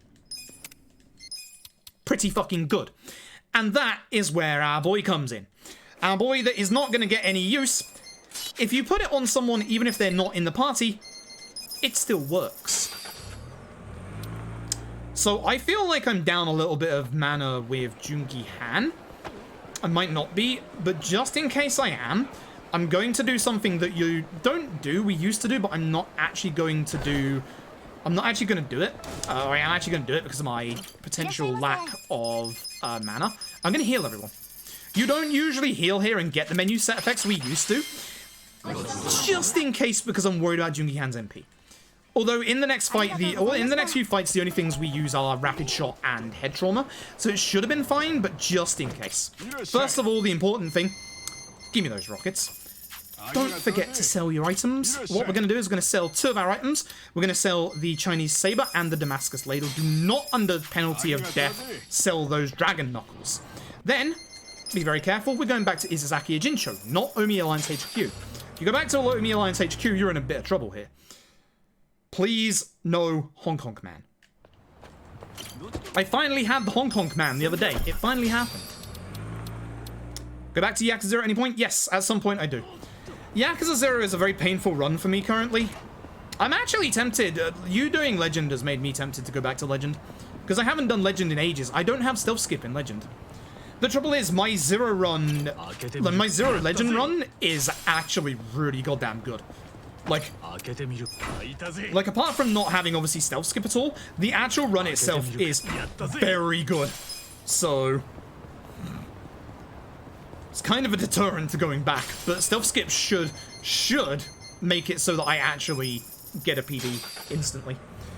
Either way, Blacksmith time. This is where we find out whether I truly did do Chapter 5 correctly or not. Let's find out. First of all, we need to get the Blacksmith up to the next level. 2 million of our yen. We are going to upgrade a couple of things. We're going to upgrade our U. Yep. 1, 2, 3. I'm going to do it in the order I've got, even though I know it's wrong. 2. Ouch. 1, 2. Should have done these earlier. 1, 2. Hey, hey, hey, hey, hey. 1, 2. Yes, we did it. All right.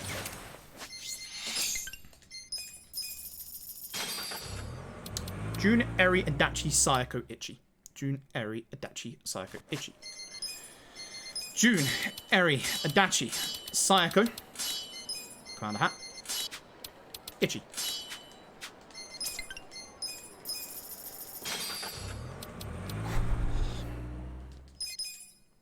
Here comes the scary bit. This is where the run could die. This is where the run could just die. You all know what's coming.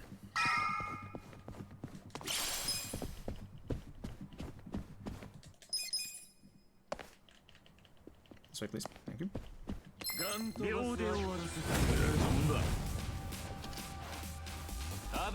Stealth mission, by the way. Very stealth, firing guns inside of the enemy HQ. You know?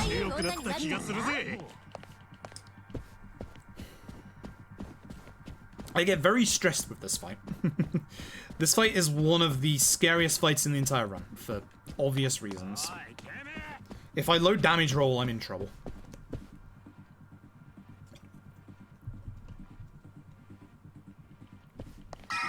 Shit, that was early. Woo, baby. It might mess up my cycle for this floor as well, so I need to be a little careful. Okay, no, we're good. That guy didn't see me.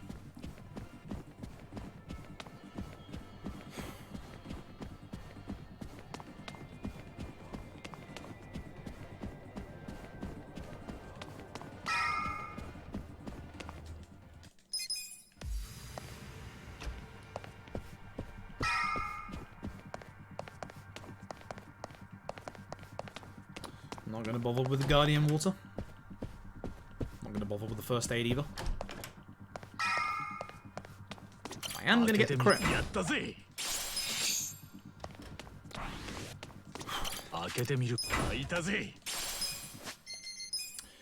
War Gods to Jungi Han. Right. Ichi requires a... where are we? Gallant Binding and the other superpowering. We just unequipped. Heal. And pray.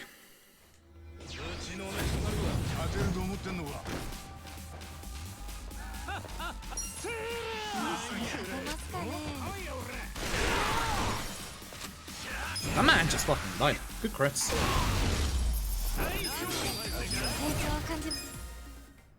And here we go.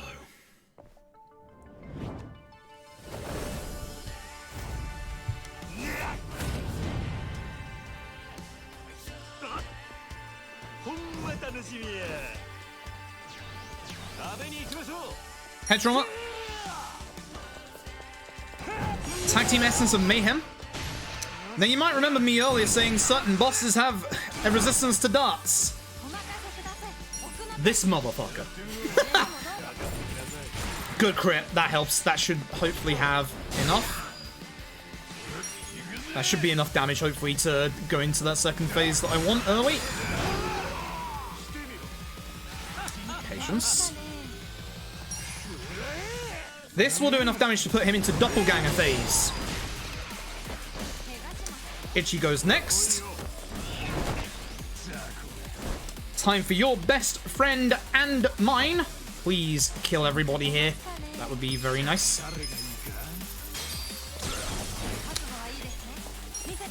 And here we go. Really? Not enough? Really? Not enough? Wow. Someone low damage rolled there. I used the wrong thing. I didn't use Rose Typhoon, did I? Whoops. No, never mind. That's my fault. Actually, no, it's Robson. No, it's fine. What the fuck? Double hit, baby! Trouble is, you can't double hit with Ichi because you need, very specifically, Mr. Masochist to survive. Darts is very strong against Saijima though. Oh yeah. Good shit. That's a worry. Rocket launcher Saijima, please. Heal next turn. Yep. Please don't paralyze. This is fine. We heal here for safety. We should be good. It should be Blade Kill coming up next. I don't need MP yet. We'll just do the good heal just in case. It's a good start. This doesn't do that much, but we just need to push him into Blade Kill. Go. Don't attack Majima in this entire phase. He has high evasion. Shit, do not paralyze her. Yes, I'm getting so lucky. This will do the damage for Blade Kill, 100%. Ichi survives. Don't aim for him, don't aim for him. Fuck you! Fuck you, Majima! Fuck you! I was ready! Fuck you, Majima! Ooh. This is why we heal. Ouch. That's bad. It might hit her as well. I'm actually okay with the paralysis on Jungi-Han here for a second. Again, Saijima's going to go down to darts. I probably should just sprung Majima here to make it quicker, but that's Saijima dead. Nice. Stand up, please. Someone might die from this, which would be unfortunate, but oh well. Look at that damage, my boy! Shame you're dead. Not dead, by the way. I should have got the paralysis off of Jungi-Han. Look at this luck! Holy shit! I need Jungi-Han again. Die for the team. Good boy. I love you, my boy. Good lad. Run continues. Ah, no crit, just to be fancy. Good fight. Good fight. Good fight. Good fight. Thank God. I should have process pronged Majima because I knew darts was coming up. And I knew darts would kill Saijima. I could have ended that a bit faster there, but I was kind of panicking and a little excited there.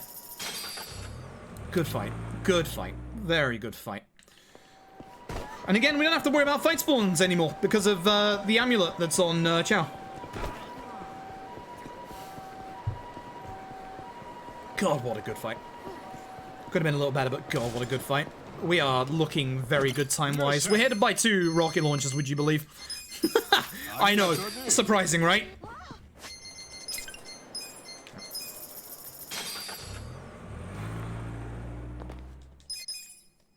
This is the harder of the 2 fights. If you thought that this fight, this first one, was a bit longer, that's because it is. Surprisingly enough, this is an actual hard fight. Not in terms of the actual speedrun, but this is a hard fight. Divine. Gary. Sad boy Gary. Darticles. Please hit the 2 that aren't stunned. 1 won't die because it's the main guy. Wonder if I can get a good shield blast here. Yo. I'll take that. They'll die to darts. Please don't aim for Itchy. Thank you. Actually, no, I should be head-trommering this guy, because Rose Typhoon will kill everybody else. I know this by now. It is single target against this lad, who also does not have an affinity for darts, so hee. Ooh, got up straight away. I appreciate you. Thank you, sir. So despite the fact that I don't want head trauma after paralysis prongs can go after head trauma, because paralysis prongs will always pick them up.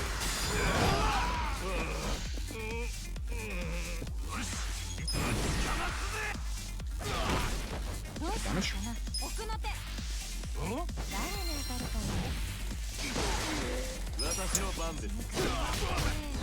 Shame. Would have liked that to have killed him, but oh well.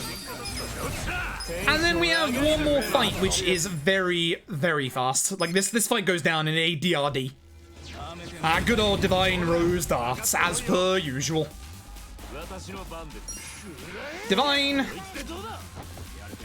Juki hand just kept firing. Rose. Darts. Good chapter. Very good chapter. We are going to be golding this chapter. We're going to be golding this chapter for sure. That was a very, very, very good chapter.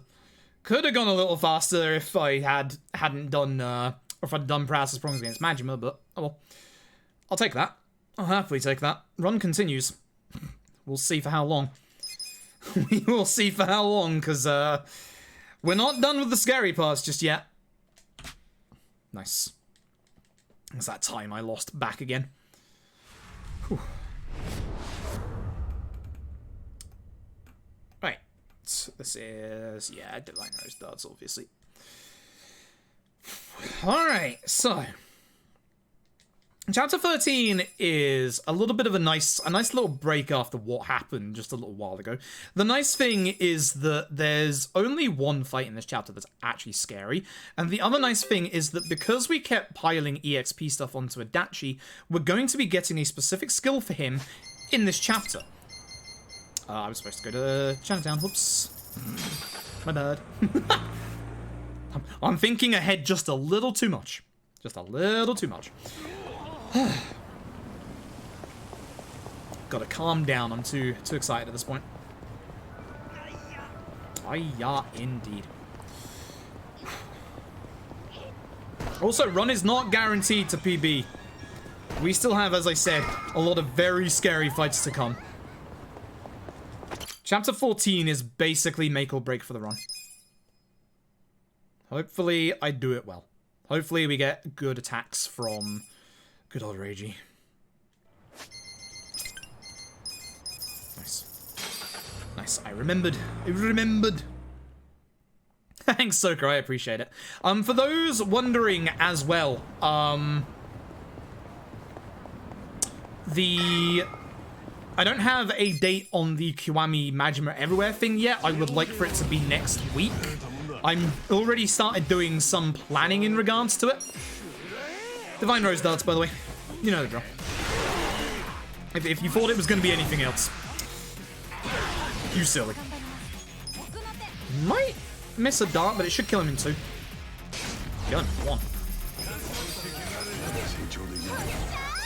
There's not a proper randomizer, no. It's a job randomizer, which is a It's an outside application that just tells me which class to pick for which character. I should have specified job randomizer when I set up the community challenge, but I was tired and forgot.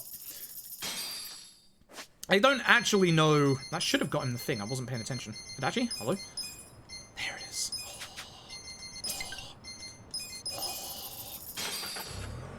Essence of Shield Rupture. Enforces AoE attack. By God, is it good. Oh my God, is it good. You'll see it in this chapter, probably. It's very, very, very good. Now we go back to Boss 5.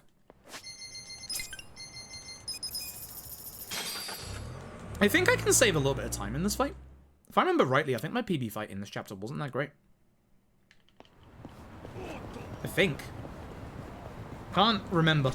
This is a hard fight. If the wrong characters get dazed at the wrong time, hopefully it's Jungi Han, but if the wrong characters got dazed at the wrong time, then there's going to be a couple of problems, unfortunately. It's complete luck. Get lucky, don't get dazed, etc. I do have the item that would get rid of the daze, which I could use on Ichi, honestly. So it wouldn't be the end of the world, because usually you use... Here's the thing. You usually use the paralysis poultice in the Majima Saijima fight, because most of Majima's attacks have paralysis on them. Me not getting hit by paralysis at all was one of the most luckiest things yet. That's why that chapter went so fast, was Majima behaved, and I've never had Majima as that fight behave at all. Very lucky. This is DRD Shield, right? Yes, DRD Shield. I didn't remember if it was a Robson fight or not. It's not. The one after this one, it's a Gary fight. Oh look, Divine. So, Divine.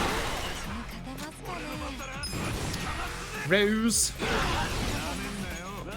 Darts. Shield Rupture. Whilst not as good as the solo target, obviously, Paralysis Prongs, because Paralysis Prongs is disgustingly good, that is still a very, very strong AoE attack. So, randomized pick something like Fortune Telling Screwed? No. Somebody is going to make a save where we'll have every personality trait for Ichi unlocked at the start. We're going to do a little bit of black magic with a save to be able to do that. Because somebody's already done it with the Windows version. So technically, it'll be New Game Plus, but it'll be starting at level 1. Like, there won't be any extra levels, it'll just be all the personality stuff unlocked. That way we can get all of the jobs if we need. And again, if you're wondering about Shield Rupture, watch this. Everybody's stunned. Perfect. Shield Rupture, by the way. My God. Okay. Now time for the only fight that's scary in this chapter.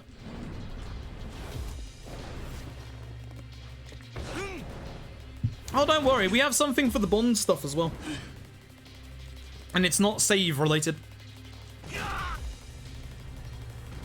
There's actually a glitch in the game that you can get extra Bond points.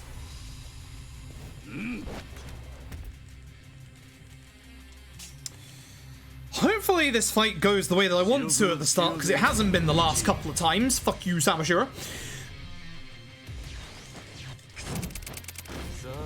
Start with a head trauma. We want to push Samashiro into a corner. We want him on the other side of the room. Sex Team Essence of Mayhem. Darts, and now hopefully he does a specific skill and doesn't do Vile Enmity after Jungi Han. Good. He's too far away to hit me. He's an idiot. He's a bloody idiot. He's a massive bloody idiot.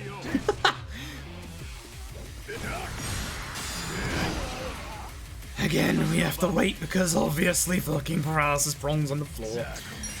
Hatred. Now, the one thing we have to be worried about in this fight is MP levels. Please run away, Jungi Han, you idiot. Idiot. I didn't mean to do Rose Siphon. Oh well. We're pushing him into his second phase. I will heal in second phase so I can get more MP onto Adachi, blah, blah, blah.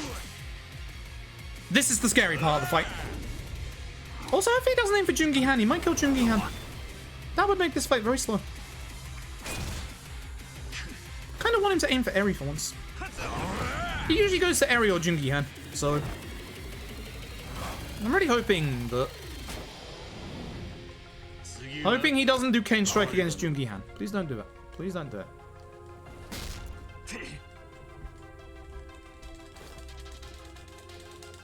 Because he's gonna go first. Oh, good. Excuse me, I guarded that. So every time he knocks you to the ground, he gets an opportune attack, which really sucks. Hopefully, Ichi after Adachi. Nope, I gotta heal. That sucks. I would have healed, obviously, with Ichi, but I gotta heal just in case. You're aiming for Ichi? It's actually not too bad. Do I risk this? I'm doing some dumb shit again. I'm doing some very dumb shit again. Hey, please don't aim for Ichi. Yeah, he's fine. Oh, I got it! Oh, thank fuck. The one time I needed to hit it. The one time I actually needed to hit that, and I hit it.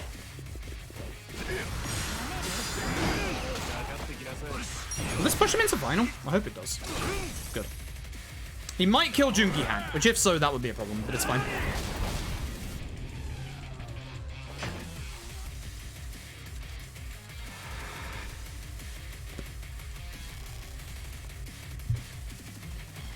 Reminder, I still have one of my premium first aid kits. I didn't pick up the other one, but I am risking this by not healing Jungi Han.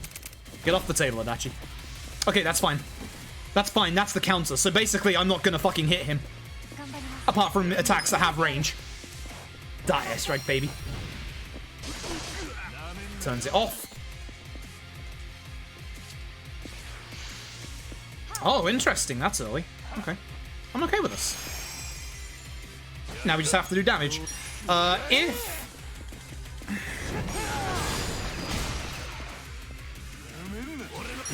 I'm risking it. I need to go fast in this fight. As long as he doesn't kill Ichi, we should be fine. Please aim for Adachi because he's closest. That'd be fantastic. Fantastic. Yeah, we should be good. Nice. Not bad. We're gonna lose a bit of time in this chapter by the looks of things. But that was a decent fight. Cool. I'll take that. I'll take that. Not too bad. Cool. Okay. Not bad. Yeah. Not gonna gold. As I said, my fight in this for my PB wasn't that great, so I had a little bit of leeway there. But hey, we'll take that. Not too bad. We should be... Well, actually, we might save a tiny bit of time. No, we're gonna save a tiny bit of time. Interesting. Okay. Not too bad. Not too bad.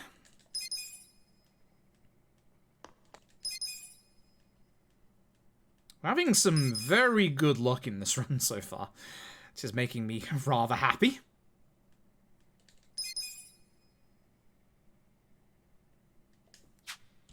So yeah, no gold, but a 10-second time save. I will take that.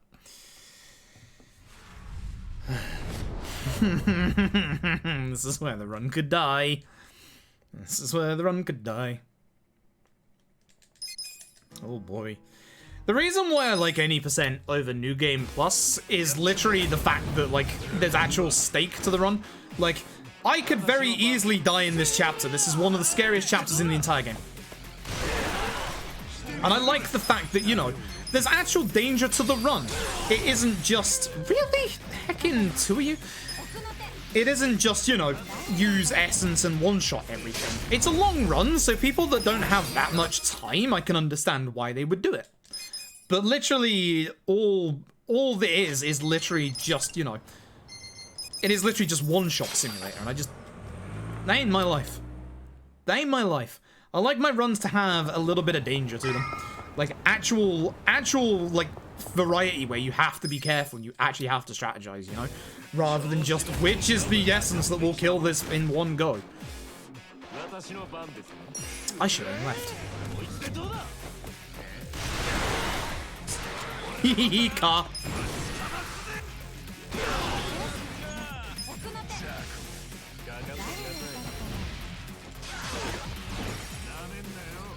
No one got charmed by Rose Typhoon. That sucks. But hey, I have shares into shield rupture, so...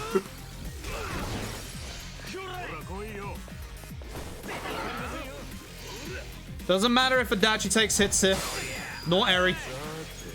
This won't kill both, will it? Probably should have just head traumatized. Yeah, missed the other guy. Alright. This isn't actually... Ooh, that's where I get Phantom Dive. Interesting. Okay. Because he died earlier, I get it a bit later, but that's fine. The Foot of Taichi Suzuki, the taxi driver. Oh boy. Alright, I've got a couple of menus to do here. Not that many, but give me a second here. Just want to make sure I get this right. I need to gear up Psycho.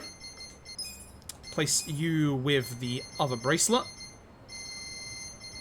Sorry, bracelet. I need... Wait, don't I...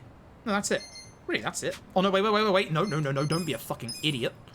Jesus Christ, put that other gallant binding on. My God. Adachi out for Sayako. God, do not be that stupid, I swear to God. Oh my God. We don't do damage with Ichi in this fight. Maybe once, but that's it. And that's only if the stars align. The damage dealers in this fight are Sayako and Eri. Ichi and Jungi Han are here for healing. That's it. They soak up the shots. And unfortunately in this fight, this lad forgets that Jungi Han exists. Ooh.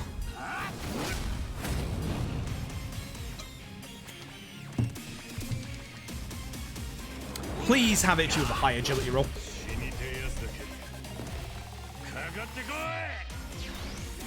Please have Ichi with a high agility roll. Nope. Bad.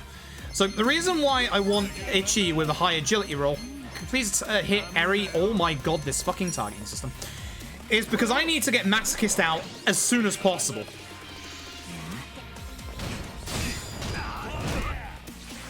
Bad. Masochist immediately. My God. So, again, Eri is that damage deal. Look at the damage. It may be resisted, but that's still an insane amount of damage. Now, he's weak to ice. Oh, wait, I can use sparking anytime. I'm stupid. So, we're just going to run up and just, you know, wallop him with some ice.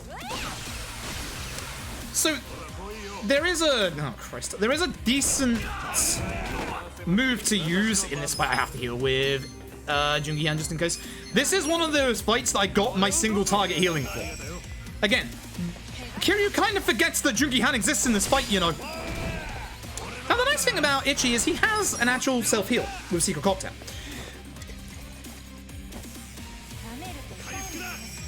No drunk? Good. Could you spit in, Ichi?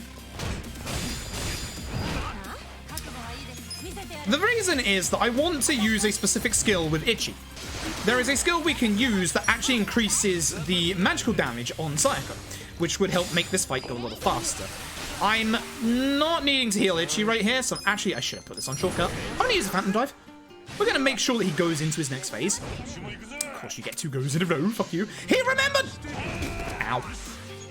Now I can use Coercive Shout, wherever the hell you are, Psycho. Again, oh my God, the targeting system in this game. Please? Jesus Christ. I'm hitting down and it's just going to everybody else. I should be fine to not heal, honestly. For now. So here's the gimmick about this fight. Kiryu doesn't hit your female party members. Hence why we bring in Sayako, because obviously she has good damage against him.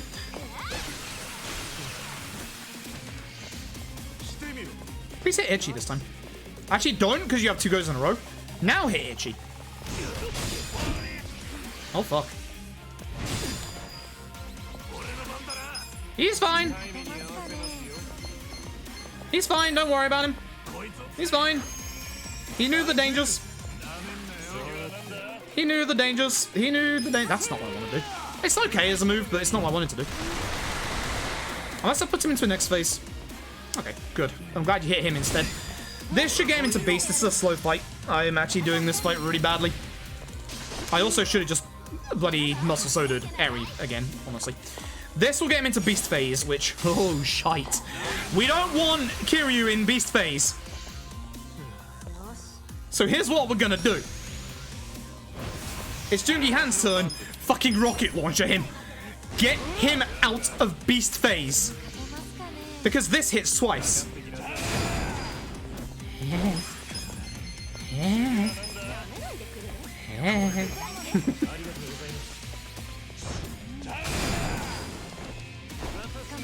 Please leave Beast Phase. Thank you. I love you, but get the fuck out of Beast Phase. Thanks muchly. Do I need that muscle soda for anyone else? No, I don't. You're fine.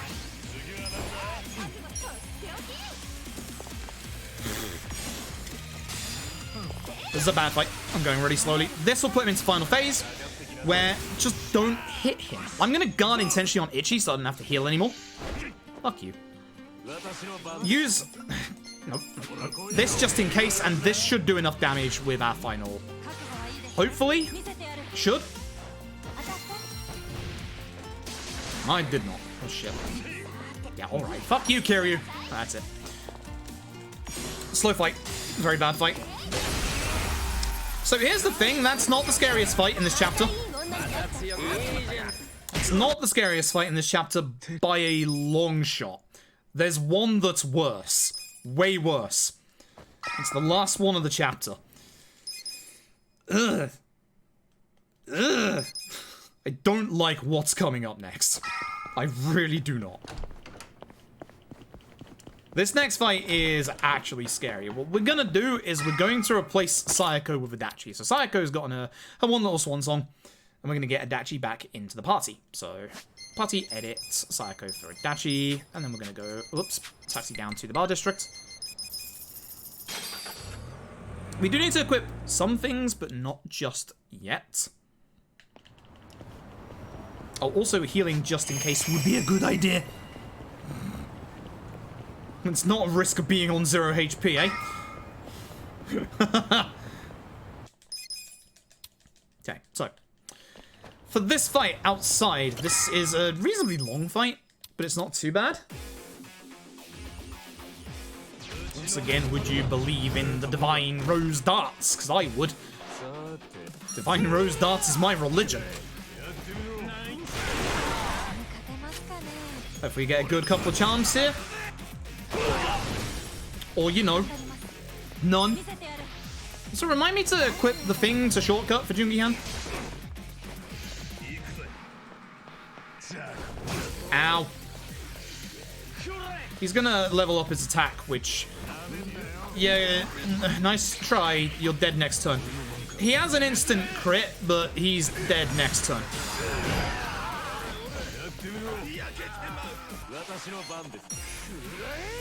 He's just dead next turn.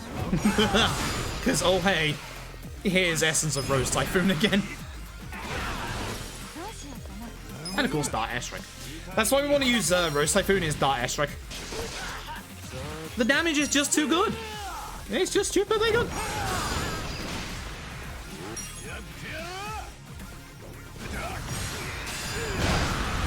Crit. Very good crit. So when I do my menu on the next screen, I'll make sure I equip thingy to Jungi-Han. I don't like this. I don't like this. I don't know why I changed target there. That was stupid. I'm just gonna hit everybody anyway.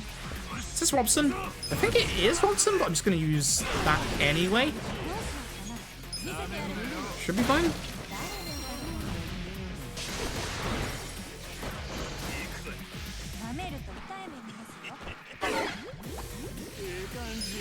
Yeah, fuck you too, buddy.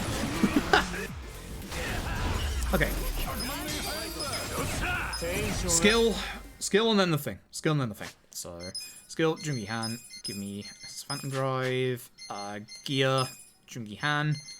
You, over the superpower, equip the Courage Pendant. There you go. And Itchy, over the Gallant Binding, equip the Dragon's Binding. Heal. We have good MP levels. Please have a high agility roll for Itchy. Please. Please. Please. Please. Also, please don't hit Itchy a lot. Nice. That's a high agility stat. So, Reiji is the danger. Reiji's gunshot will practically one-shot Eri at this point. So here's what we're gonna do. Would you be surprised that Masochist is coming out? I wouldn't be. What? The fuck? Darts? Yeah, darts. Always darts. Always darts. It's always darts.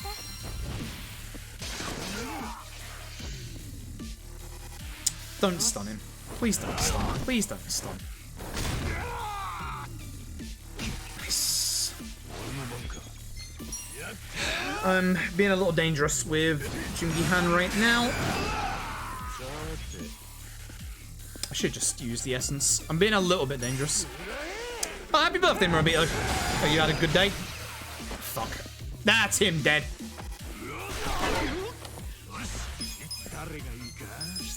Not dead. Interesting. Not dead.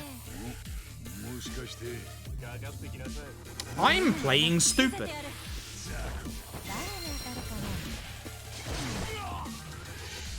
That's him dead.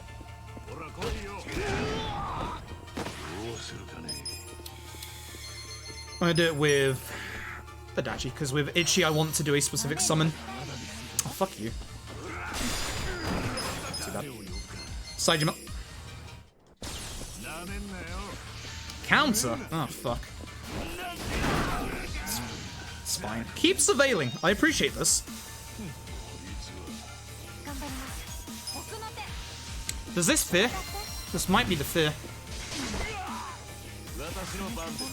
Oh shit, he's up. I thought that was an opportune. Okay, that's the fear. That's unfortunate.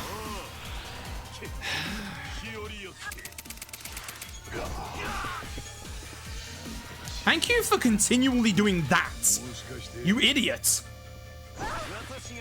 Just in case I'm a heal. I don't trust this currently. Just in case I don't want him to gunshot Itchy.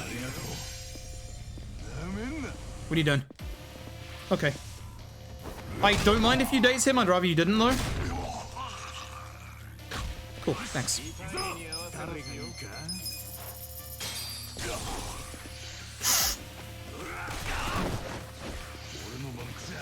Yikes.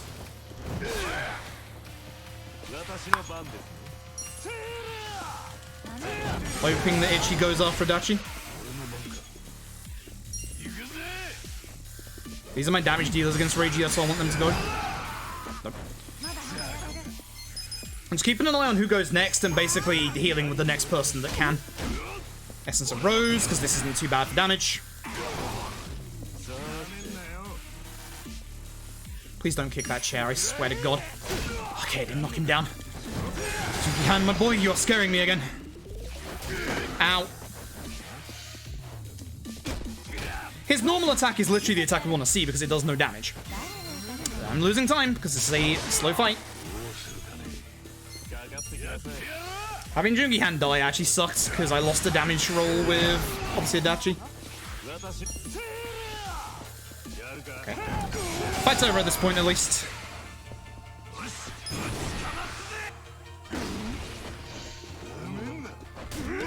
Ow. Oh well. Yeah, as I said, 14 is a real rough fight. That's a big time loss. That is a massive time loss. Shame. I had such a good fight in my PB here. I think I lost a little bit of time to the Kiryu fight as well, honestly. But I definitely lost a lot of time to that fight. That's probably the fight that just cost me a whole bunch of time. Ew, that's a whole minute. Ew. Ew. Finale time.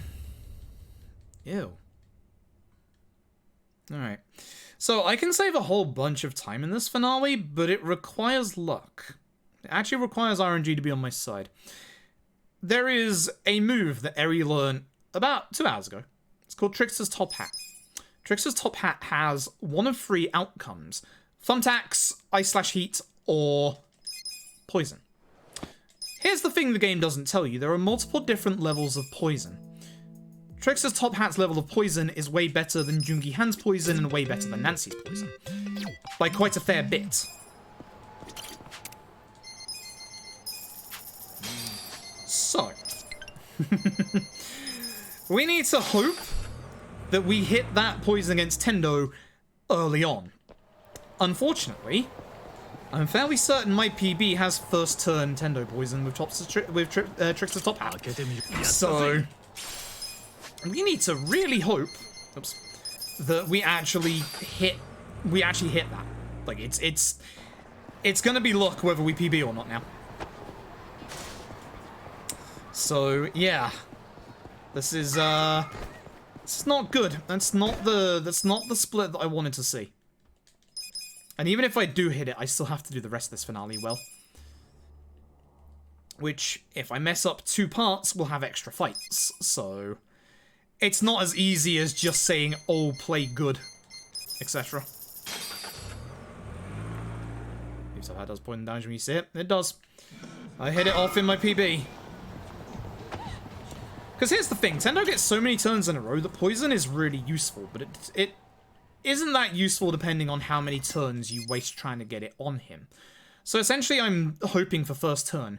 If it doesn't happen first turn, I'll just apply Jungi Han's poison instead.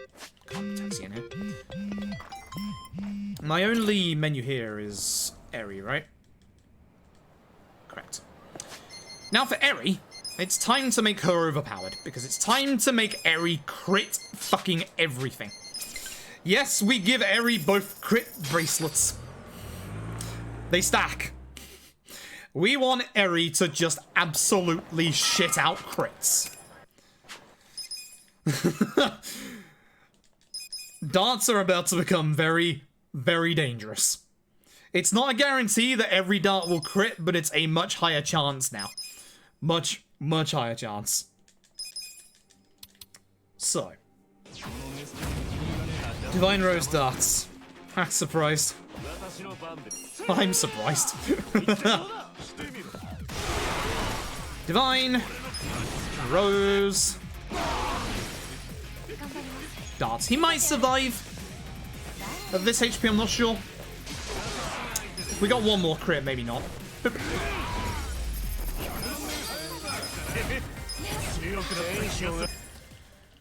So, try to skip through this conversation.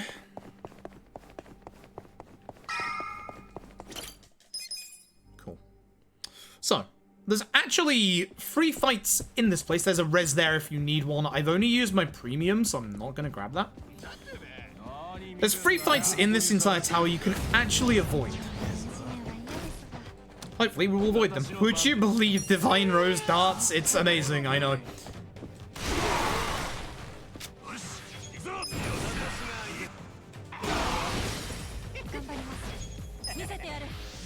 And Paralysis Prongs against the last guy, because he'll survive. What did I say about those crits, though?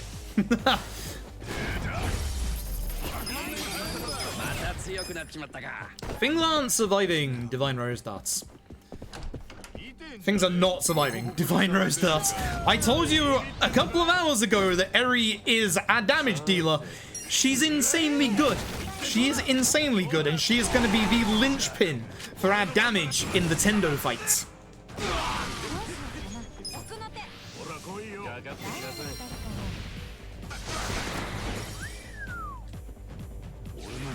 And again, if anyone survives, cheeky paralysis prongs.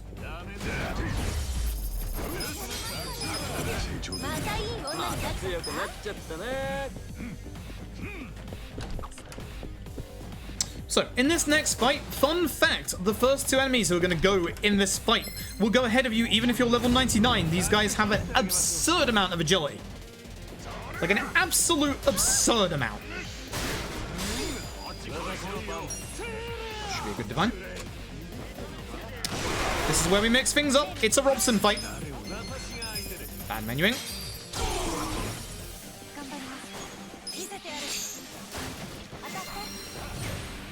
I believe that's 500 skills used. Yeah. Duffy, thank you for the host. Hope you're doing well tonight. I probably should have used shield, but it should be fine.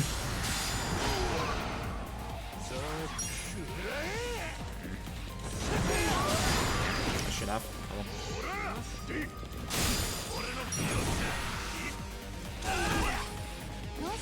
This will kill.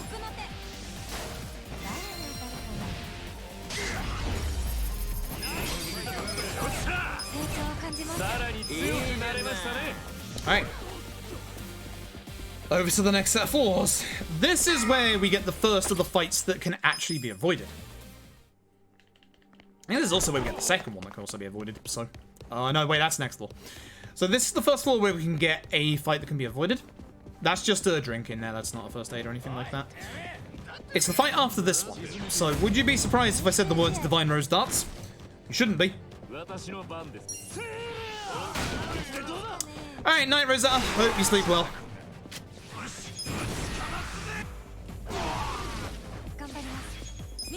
This should kill everybody. Crit the guy that had 1 HP. Alright. So this is a fight you can avoid. As soon as you enter the room, go to the right. Stick to the right. And hopefully get through fast enough that the fight doesn't start. Perfect. This one is a little different. Ew, that's a detergent. We are going to start off by head-traumering Lord Buckethead. Then Rose. Then Darts.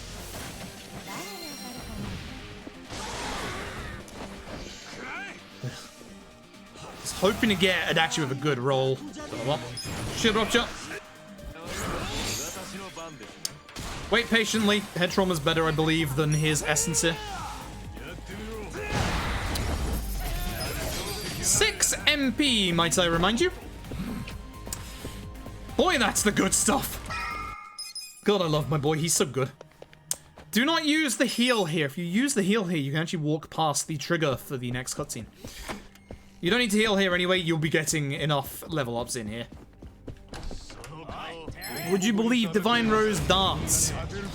Amazing. I know.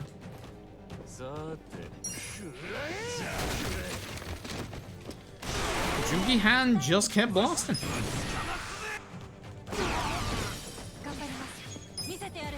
He just kept blasting.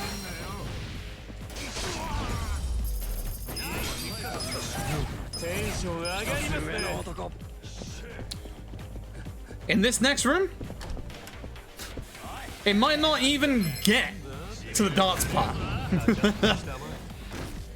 Just a Divine Rose if we manage to hit everybody. Yup. Here's the next fight that you can avoid. This is the easiest fight avoidance in the entire place. Doesn't require any skill whatsoever, doesn't require any timing. You just stick to the left. Bye. That's it. Just ruse. Essence of a ruse. Just don't go into the first one there because you don't have enough to return circle with Itchy. You kind of bounce off the wall. Itchy does not have enough MP. Oh dear, what a pain. I should probably have used the sake on him, but oh well. Mysterious man. By the way, if we die at any point in here, we go back to the very, very start of this entire place.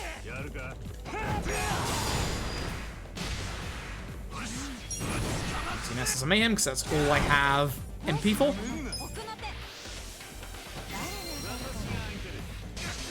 Nice, I was worried one would miss because he was in the corner. And of course, paralysis. So, we used to go for the Quixotic armor that is below the stairs here. What we're actually going to do is we're going to ignore it. This will enable us to... We don't really need it anyway. This will enable us to be able to potentially avoid a fight here. This is the last of the fight avoidances. So we're going to go to this wall here. We're going to wait very specifically until they go around the pillar. And skip them past. Nice. Kuwabara. Kuwabara. I needed to head trauma him, not Divine Shot. Oh well. Oh well, this should kill him. Something will kill him. Nice charm. This dart might knock him out of the charm, which is unfortunate. So, should have done way more damage if, you know, I'd actually done the right move against him. His tiredness setting in right there. He's on the floor, so I use Phantom Drive.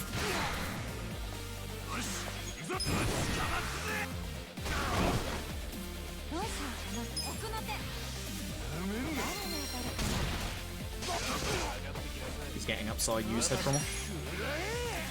Essentially, if any enemies on the ground, I'm going to use the Essence instead. Nice, he didn't even get a turn. Good. I'm going to pick up a safety healing solo item here. You don't necessarily need it, but considering the healing items I've used earlier, just in case. Stamina and Spark is the best healing item in the game you can get. 1000 HP, 1000 MP. I don't need to heal here, I don't think. But I'm going to anyway. Just in case. In fact, certainly I didn't need to. There's only Jungi Han who should be getting a level up from the next two fights. This fight is a shame. This is a Robson fight. I've actually remembered that this is a Robson fight. Divine Shot, which is only going to hit that guy. Good. Robson. Into darts that should take care of this fight. Now, reminder that if you die at any point here, you actually go back to the start of the Millennium Tower. And this is the last fight, which is a scary fight. It's not that bad anymore. It used to be way worse. Pray they don't aim for Itchy. Simple as that. Good. As long as we head trauma the second guy, fight is safe. Are you weak to either of these? I can't remember.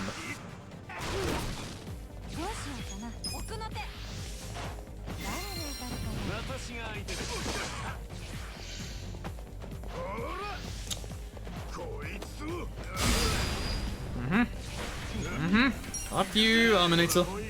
Fuck you.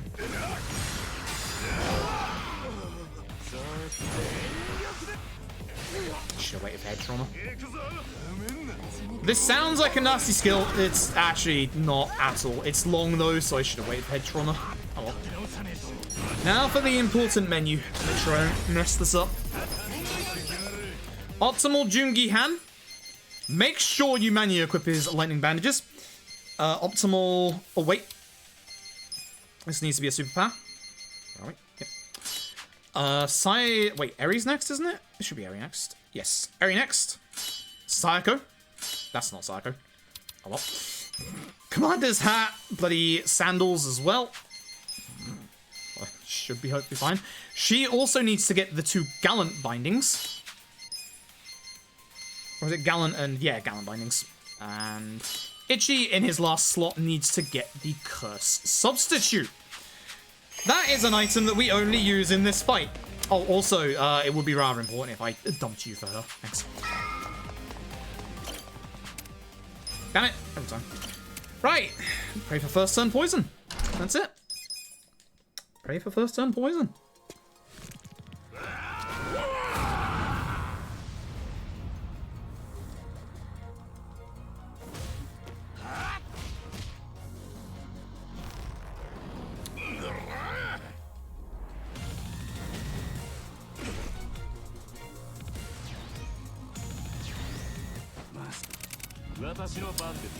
Interesting that Jungi Han goes first. Why didn't I? Oh, because I'm going to try and first turn poison. So what I'm going to do is I'm going to coercive shout onto Psycho. Because Psycho's going to still do some damage. Reason why you don't use Master Soda straight away is because obviously the 1-turn attack would be wasted as you're doing tricks to stop at.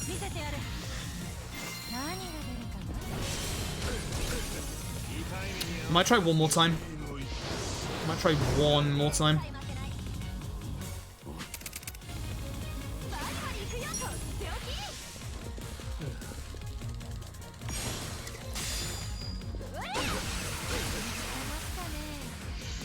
Oh yeah, it should be masochisting as well.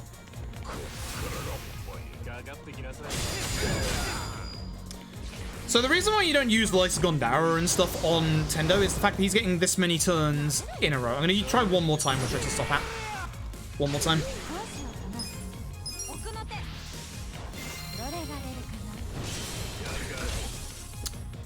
No luck. Not today. Cool. Sucks.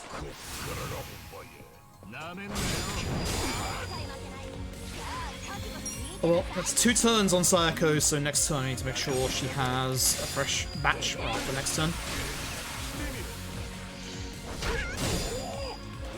So now we give the Muscle Soda over to Eri, because now it's time for Eri to shine.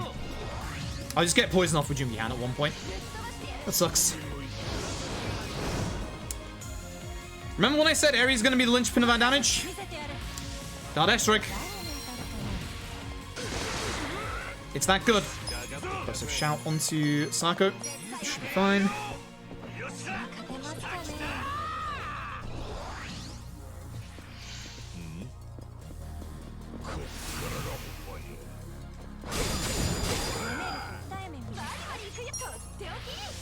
Hoping it goes for Ichi or Jungi-Han.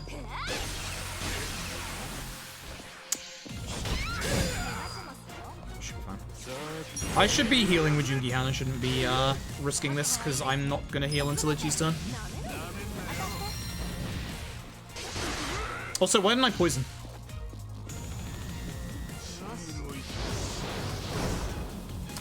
Thankfully, I have a lot of healing items left over. I have way more than I usually do at this point. Like, way more.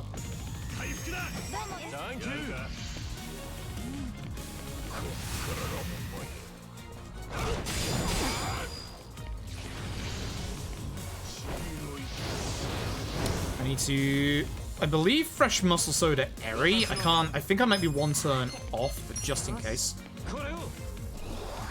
I want her to be basically attack buffed the entire time. I could have waited till Ichi's turn, I guess, but I have a plan. I have a plan with Ichi, depending on how many people get hit here. Okay, this should be Ichi next. Okay, good.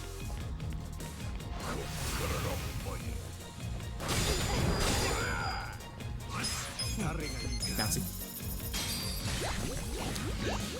It's a bit late, but with Ichi, all we do is support stuff anyway. Shit. I was getting lucky with my turns against Tendo here. I don't mind too much about Jungi-Han. I do, but I don't. Next turn, Sayako. Next turn, Sayako needs to get a fresh coercive. Probably should have healed, but...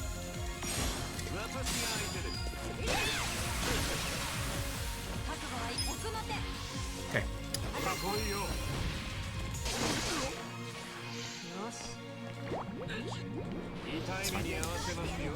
Ichi heals. Actually, Ichi could do with coercive if Jungi-Han is next, which he's not. No, just in case. We don't risk this. I will need to MP at some point soon for Eri. Eri should have another turn left, another 2 turns left on Muscle Soda. Sucks. I don't know why I'm head traumaing, but I'm trying to get him in second phase. This is where the fun begins. I'm about to say something really stupid, or it's going to sound really stupid. We want the 1-hit kill attack on Ichi. Constantly. That's the one thing we want in this fight, is Tendo to try and 1-hit KO Ichi every single time. Reason being is the curse substitute that we put on Ichi. That stops 1-hit kill attacks. So if he tries it on Ichi, it's not going to do jack shit. Like, it's not going to do anything. So we want him to do the 1-hit kill attack on Ichi. No one else, preferably, but... Alright, Coercive is going to run out on Sayako. She's not going to get it for a few turns, which sucks. Because with Ichi, I need to heal. With Jungi-Han, I need to Muscle Soda Eri.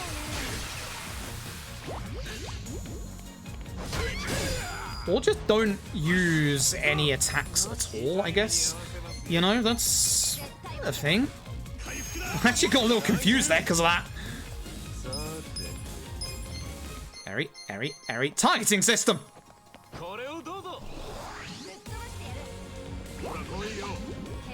Left. Left! Left is just heal. It's whatever. It's fine. Good crits! Left is whatever.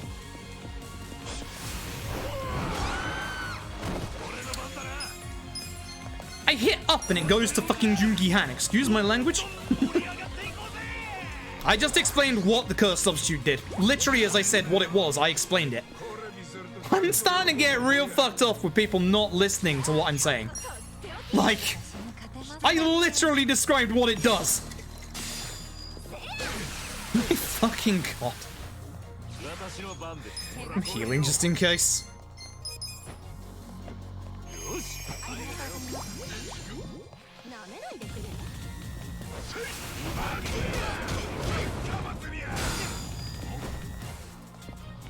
I should have muscle soda. Actually, no. We're fine for another turn.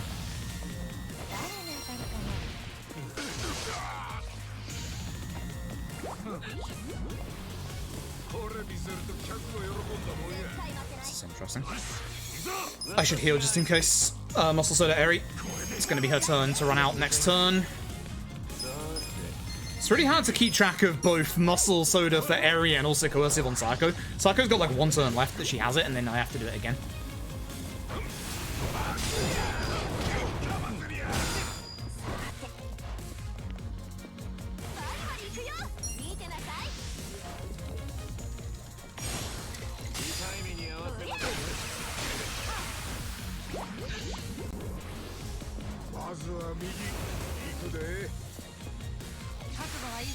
Fuck her. Alright, well, she's dead. Nice crits. It's not too bad.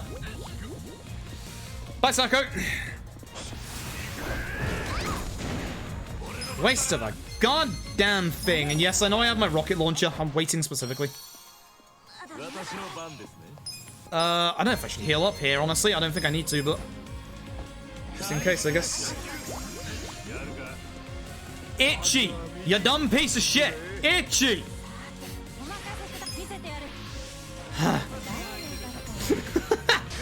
Hit Itchy!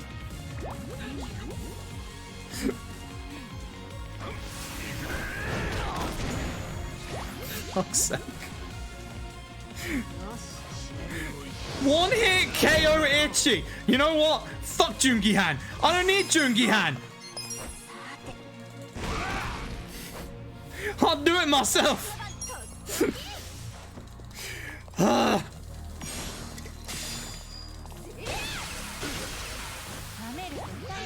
He's almost dead anyway, it's fine. Where are you going? As long as I have darts, we're okay. See? I'll do it myself. That was okay. I wasn't a great Tendo, it was okay. Fuck you, Jungi-Han. Fuck you, Tendo.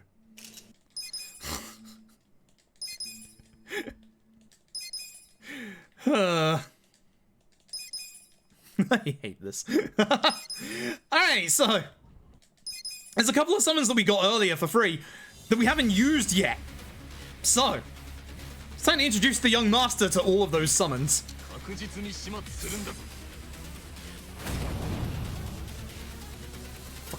Fucking Tendo. Every time. Jackpot chip, the young master. Excuse me, young master. Hi. Oh, Jungi-Han has 1 HP. That's slightly unfortunate, because I'm not going to heal him. Hopefully he doesn't die. Either way, hey, have you heard of Taichi Suzuki, the taxi driver? You have now. Oh no, he countered. Oh, watch out. Oh, he did 39 damage. Hey, tag out yourself for that there, Adachi. Oh no, transfer shield. Oh no, he has more defense. What am I going to do? Oh no. Do you know what I'm gonna do? I'm gonna fucking punch him anyway.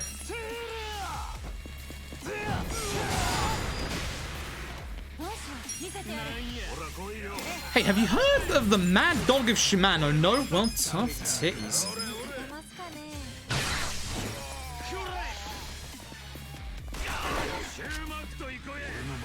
Hello.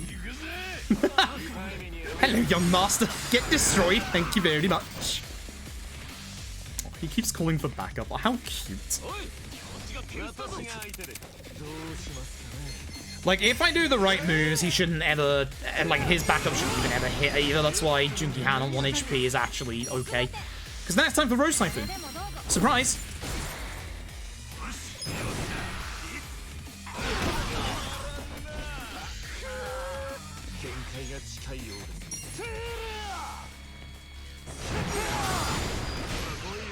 Will this kill everyone? Oh, he's very dead at this point.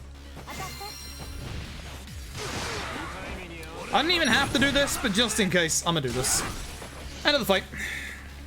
He's running into me. Sir, that's not how that works. I know how the rules of this video game work. Alright, cool. It's not over yet. You can actually die, but it looks like we should be, PBing. Should. It's not over just yet. People have died to this fight before, not me, for once. Almost did in my casual playthrough. The NQTs are also like a minute long, so... Now the nice thing is, because we haven't died, we have just enough money to summon back one of our 3 lovely friends. If you remember rightly, Tsujimon has defense down.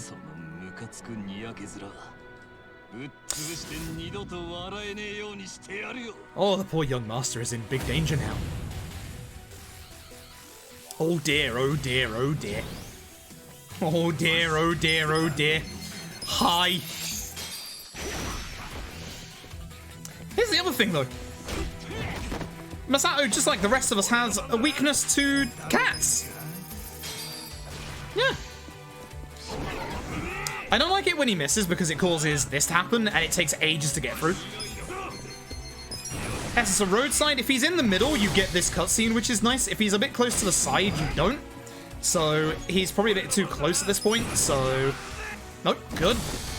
I get another goat, so I get to do it again.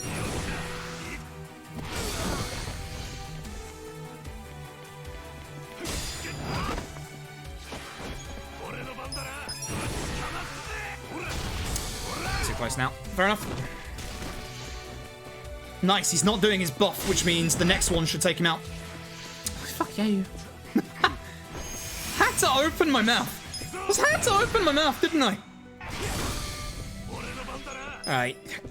You can get the ruffian kicked, I guess. I could have just attacked him. Fuck. Okay, that's a PB. Hi, YouTube. It's not the best PB it could be, but it should be okay. Should be decent. We've probably saved like a minute here, so... 3 QTs after the first one. All together now. 1 QT.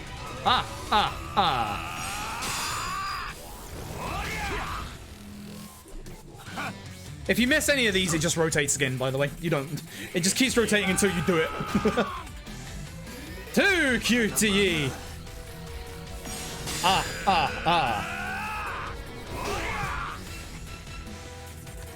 And finally, 3 QTE.